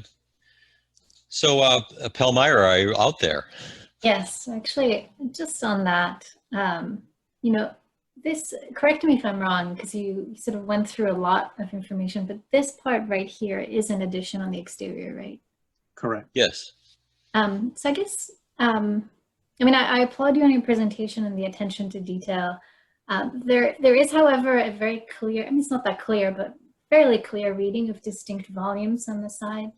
And so when you're adding the elevator and this connective element in the basement between what was previously the chapel and the meeting space and then the new fresco room, I think back to Aparna's question, it's an important place where you may materially distinguish what you've added from what pre-existed, but you are changing the way the building is read. And so I wonder what your attitude is towards that. And also, you know, did you make a blanket decision to always call out any changes? So in the classroom, you've added the black steel, and you're not really painting it in any way to make it disappear. I wonder, I mean, to me, there is less importance in calling out the fact that there used to be a demising wall there, and calling out the difference between a new part of the building that you've added. So is there any hierarchy in the way in which you've decided to call out the difference between additions and existing pieces of the building? And cases where you decided that it's not important to do so, to call that out? Yeah. And are there any places other than the auditorium where things are sort of slipping or missing one another? There are gaps that call attention to what's added besides the material change. To answer that right now, the auditorium is the only place where I've kind of removed a chunk, like the floor up against the wall, just because I found it a lot harder to show what the existing condition used to be. So by removing a section of the floor up against the wall, that was my way of calling attention to that. But by the rest, I'm more often than not removing something. So I'm trying to call attention to detail with that by adding in like those black steel plates where walls used to be, or a darker color if they had to rip up a floor. I kind of mentioned at the beginning that students are here to learn about not only the current culture of Italy, but also the ancient. And so I'm using this building as a representation that the building is the ancient part of Italy, and my new additions are the current. And so I'm trying to keep them very distinct from each other and separate them as much as possible. Except that it isn't the ancient part of Italy. I mean, you literally have the ancient part of Italy pretty close by. I mean, does a building from the 50s or 60s, I forget when it was from, deserve the same sort of reverence that you would otherwise give to an archaeological site? I mean, you are right. It is definitely not ancient, especially with the villas close by. But as for myself, I would just use it as a representation for that, so that I can clearly define the new additions I've made to the building. I would love to build on that question that Palmyra just asked about the reverence that's paid to the mid-century modern architecture. And first, do you want to echo also the other critics' comments about your very clear and meticulous presentation? I felt like I was reading a classic architectural textbook definition, or like I was having the experience of like really learning the architecture from you. So I really appreciate that. You were so thorough and complete in your orientation, in your efforts to orient us to the existing conditions. And I understand the approach. You clearly love the building. Your approach is really, really discreet and disturbs the existing conditions as found as little as possible. But that said, so I'm just wondering about, so this is a school, right? And you say students and school, sort of generally speaking. I'm making an assumption that they're university students because you're a university student and your desire to work on this came from a personal interaction you had with this building and excitement around like laser scanning and getting into the world of documenting this particular building. So I'm getting around to my question, which is sort of two-parter. Relative to what Palmyra was just saying about the sort of like hesitance to intervene in any way in the building, it's as found, seems to me to miss an opportunity, which is really exciting about architecture and archaeology in the ancient world, where like one of the things that's so exciting, so I haven't been to Rome, but I've been to Athens, where and I'm walking down the block and there's, you know, the entire agora. So it's the way that the ancient world interlaces with our modern experience. I think that's so exciting. And so I feel like there's a bit of a missed opportunity. And I wonder if you could talk about whether or not you considered those sort of like moments of revelation in the building itself, given that it's probably sitting on top of ruins, as you yourself point out in the truck garden area. And then the other part of the question, which is probably less rambly, is just like, who are the students? Are they high school students? Do they come from all around the world? Do they travel to this school to learn about archaeology? Is there a resident cohort that's there for a 4-year degree?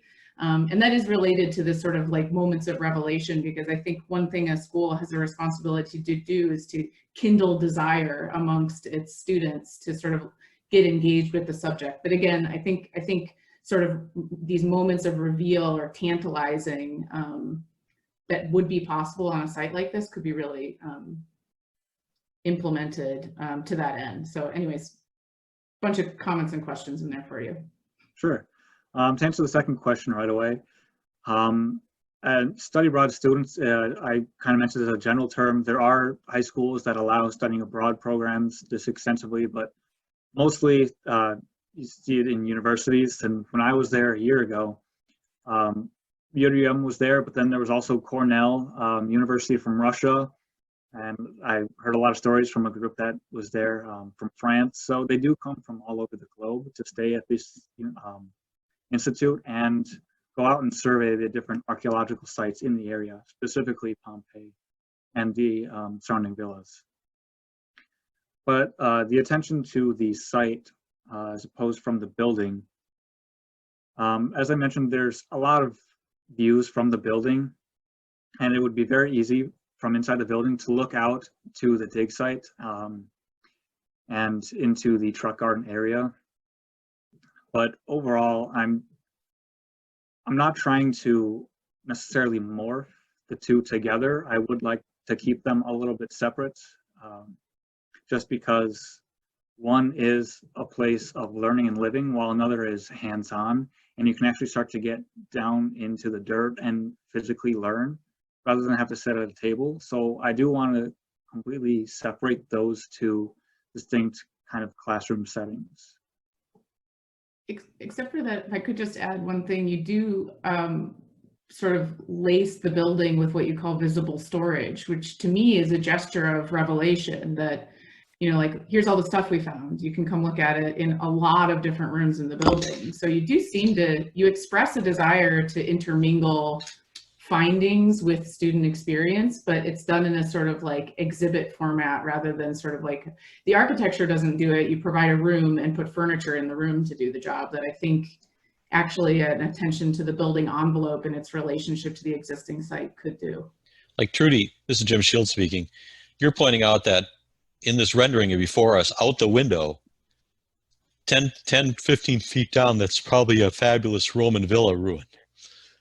And it, you know, it could be spectacular to have that kind of interweaving here, right? You know, in and amongst these existing building courtyards. So I appreciate that idea. Another thing I would ask is, I noticed that you're trying to give new purpose to spaces that are underused right now. But you have, I mean, this is sort of a hypothetical project. You have the opportunity to reconceptualize the program, and presumably one of the reasons why the basement is not connected is because each one of these volumes is meant to function as a unit. And so if you have a hotel, you're in the space of the hotel and you go up and down and you use the basement only if you're part of that program. And so A, why not reconceptualize the program more thoroughly? And B, why not make this entire intervention underground? You know, I don't necessarily understand why you need to have this double height space. I'm still sort of not sure how this reads on the outside. And you can reorient the entire new intervention that you made to the dig site. Make that your new entry to the building, make that the new sort of elevation, the new front, and sort of have everything, all the spaces you have repurposed, essentially connected with an underground network, occasionally popping out into this space, for example, but with an interior gesture of connectivity. Maybe you open up a stair in the middle of the space or something like that. And so you really reorient your intervention to what you yourself said is sort of the crux of your proposal, which is the new dig site to the east.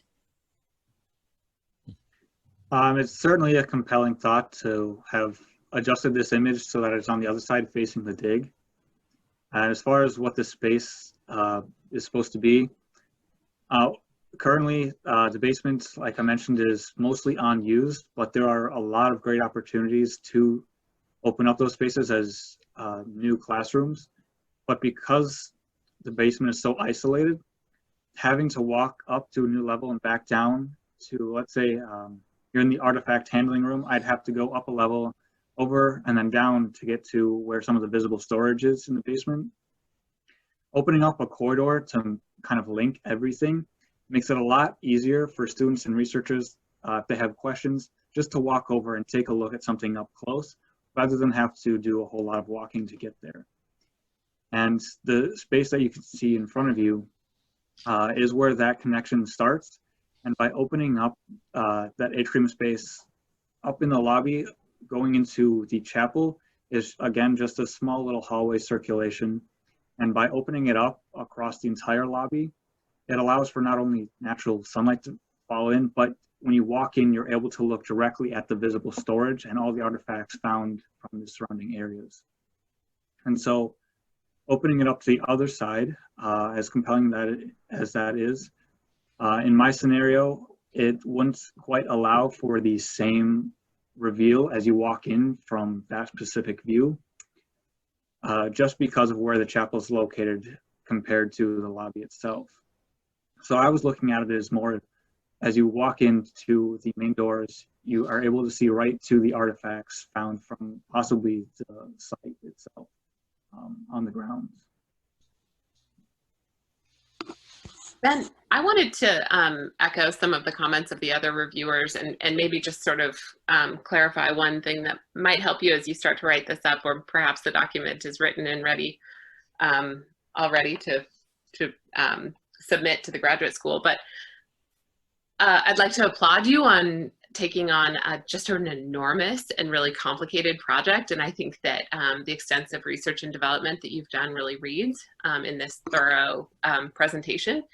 And for me, you know, just sort of listening to you sort of meticulously move through all of these layers highlighted how complicated it actually all is, right? And it still is complicated. It's this mashup of styles and moments, from frescoes to, you know, the 70s to AC units. And I just think that what would be really helpful as you write it up, and even to start off with when you discuss this with other people, is your preservation ethic, and, you know, really articulating sort of what is sacred to you. Because for me, I'm seeing on the one hand, you have this sort of attachment to the original building, the mid-century modern building, and then another attachment to sort of utility or this new function.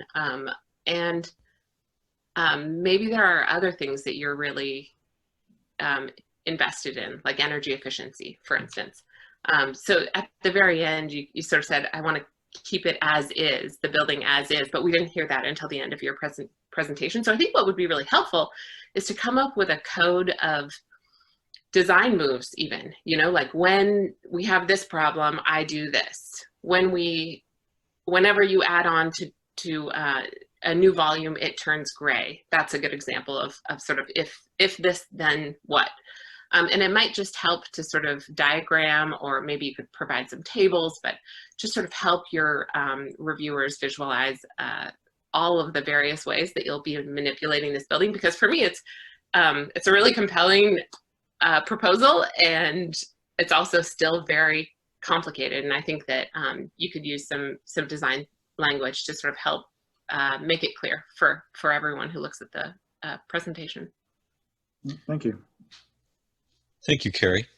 I wanted to save a few minutes here so the faculty that have worked for the semester with Ben could make a few comments. Jim Washley, are you out there, and have any summary comments after a semester of working with Ben? Yeah, well, thank you very much. And what a tremendous amount of work I know that you have done. I'm not familiar myself with the scanning technology, but as you said, you did 700 plus scans to stitch this together, and just wrestling with the complexity of it for you has been a real education. I hope that resource, this model, and this is my understanding, that this will go back to the Institute and become a tool that will help them actually conceive of a future for this building, whether it's your future or somebody else's. You've done them a huge service by generating this research. I also think it's interesting, reflecting on it, how, and this is the nature of design, that the last big move you did to open up this archaeological dig around the building reframes everything. And that's worth reflecting on and thinking about for the future, because I think you did a really wonderful job of reframing it. And the suggestion I heard just a minute ago was that in this view, it's not so much changing our perspective as just continuing the dig, imagining, you know, at some point, everything around the building becomes an archaeological site, and this lawn that we see out is also revealed to be a landscape 10 feet lower down, and your window into the basement takes on a whole new life as a way that the ground floor flows out. I just think it's a natural progression of what you're doing, and so powerful that this big idea came at the end to really reframe this as a landscape problem as much as a building restoration problem. So tremendous amount of work on a very daunting site. Thank you for having me. And William, are you out there? Yes.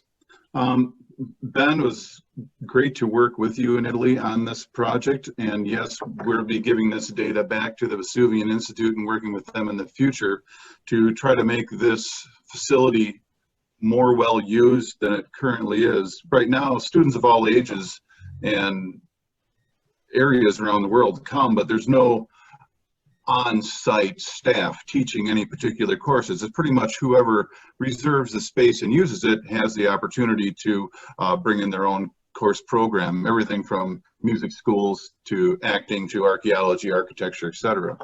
And there's plenty of excavation opportunities in the area should they exhaust the back area with doing a proper dig and finding everything that's there, so to speak. There is so much unearthed in this area. It's just mind-boggling. It would take a century to do it all properly.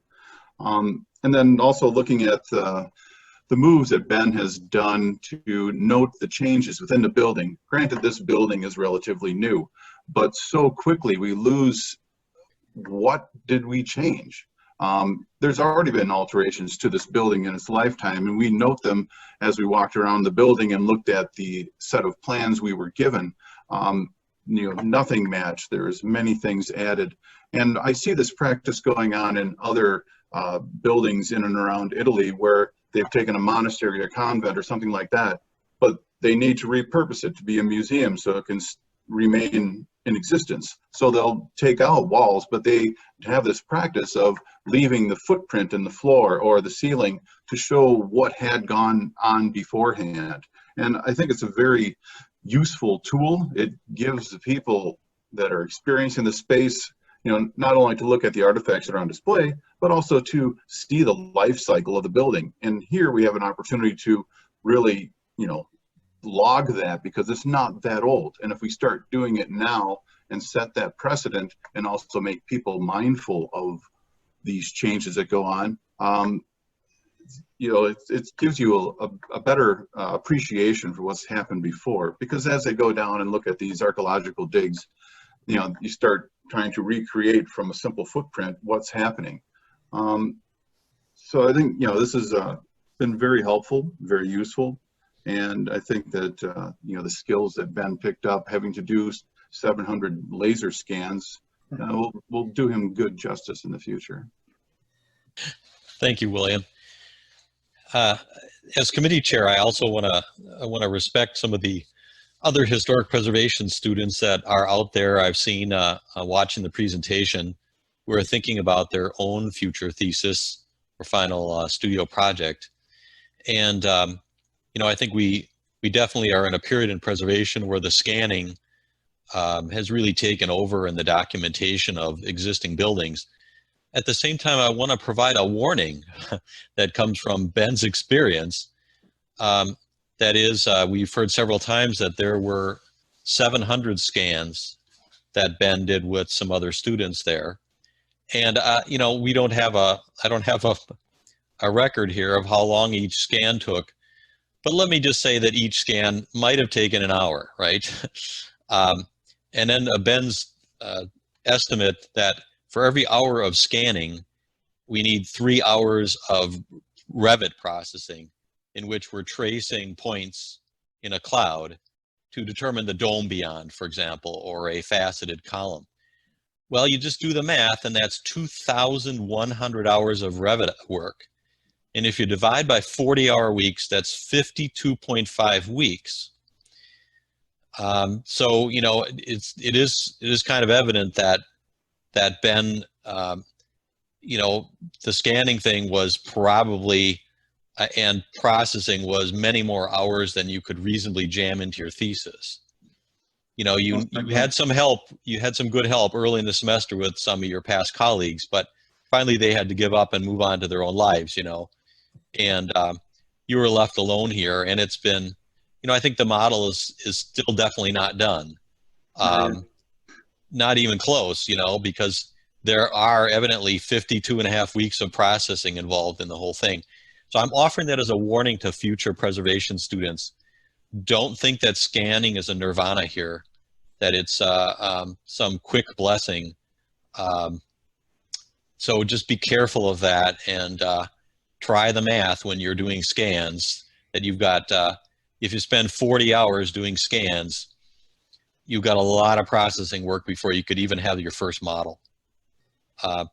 Other than that, it's been real pleasure to watch you struggle with that, Ben. And I want to thank you for your hard effort here. I want to open it up now. Are there other comments or questions from visitors who'd like to make a comment before we close the day? I'll just ask a question of William, since we're talking about preservation and scanning. It seems as if last semester represented a breakthrough in the Institute in terms of the new approaches to translating from clouds into models. I guess it's a question for both you, Ben and William. Were you part of that revolution, or William, is there a brighter future for this in the already at hand? Well, laser scanning is simply a tool. You can still get out your tape measure and take photos, etc. And you have to pick and choose what battles you're focusing on when it comes to laser scanning. You could go full depth on this thing and do a complete building information model with all the piping and everything that you could pick up with the scan data. As far as a silver bullet of how to get to the essence of what you're looking for or trying to analyze, well, that takes basically editing on your own part to choose and distill down, what do I need from this scan data? I can go crazy, but I can also do a quick snapshot just to understand what's happening. And it's like anything else. The tools can do a lot of things, and this is only a tool. You just have to learn how to wield it judiciously. But I think William, you might say, and Ben, you would say that I don't think the school has developed any magic bullets to turn this 2,100 hours into 10 hours. That hasn't actually happened.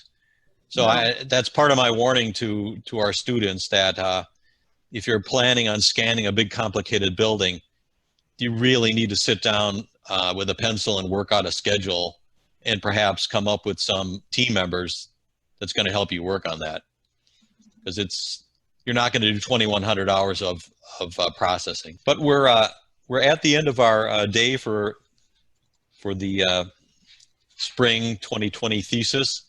And I'd like to just finish up by really thanking our reviewers who've joined us online from around the world to comment. And I really want to thank you for some cogent and really well-informed criticism today. And I'd like to thank all the students and guests who were here with us online, and look forward to seeing you at future thesis days in coming years. So thank you very much. And signing off for the afternoon. Thank you for having us. Thank you. Thank you, everyone. Bye, everybody. Awesome job, Ben. Congratulations. Thanks.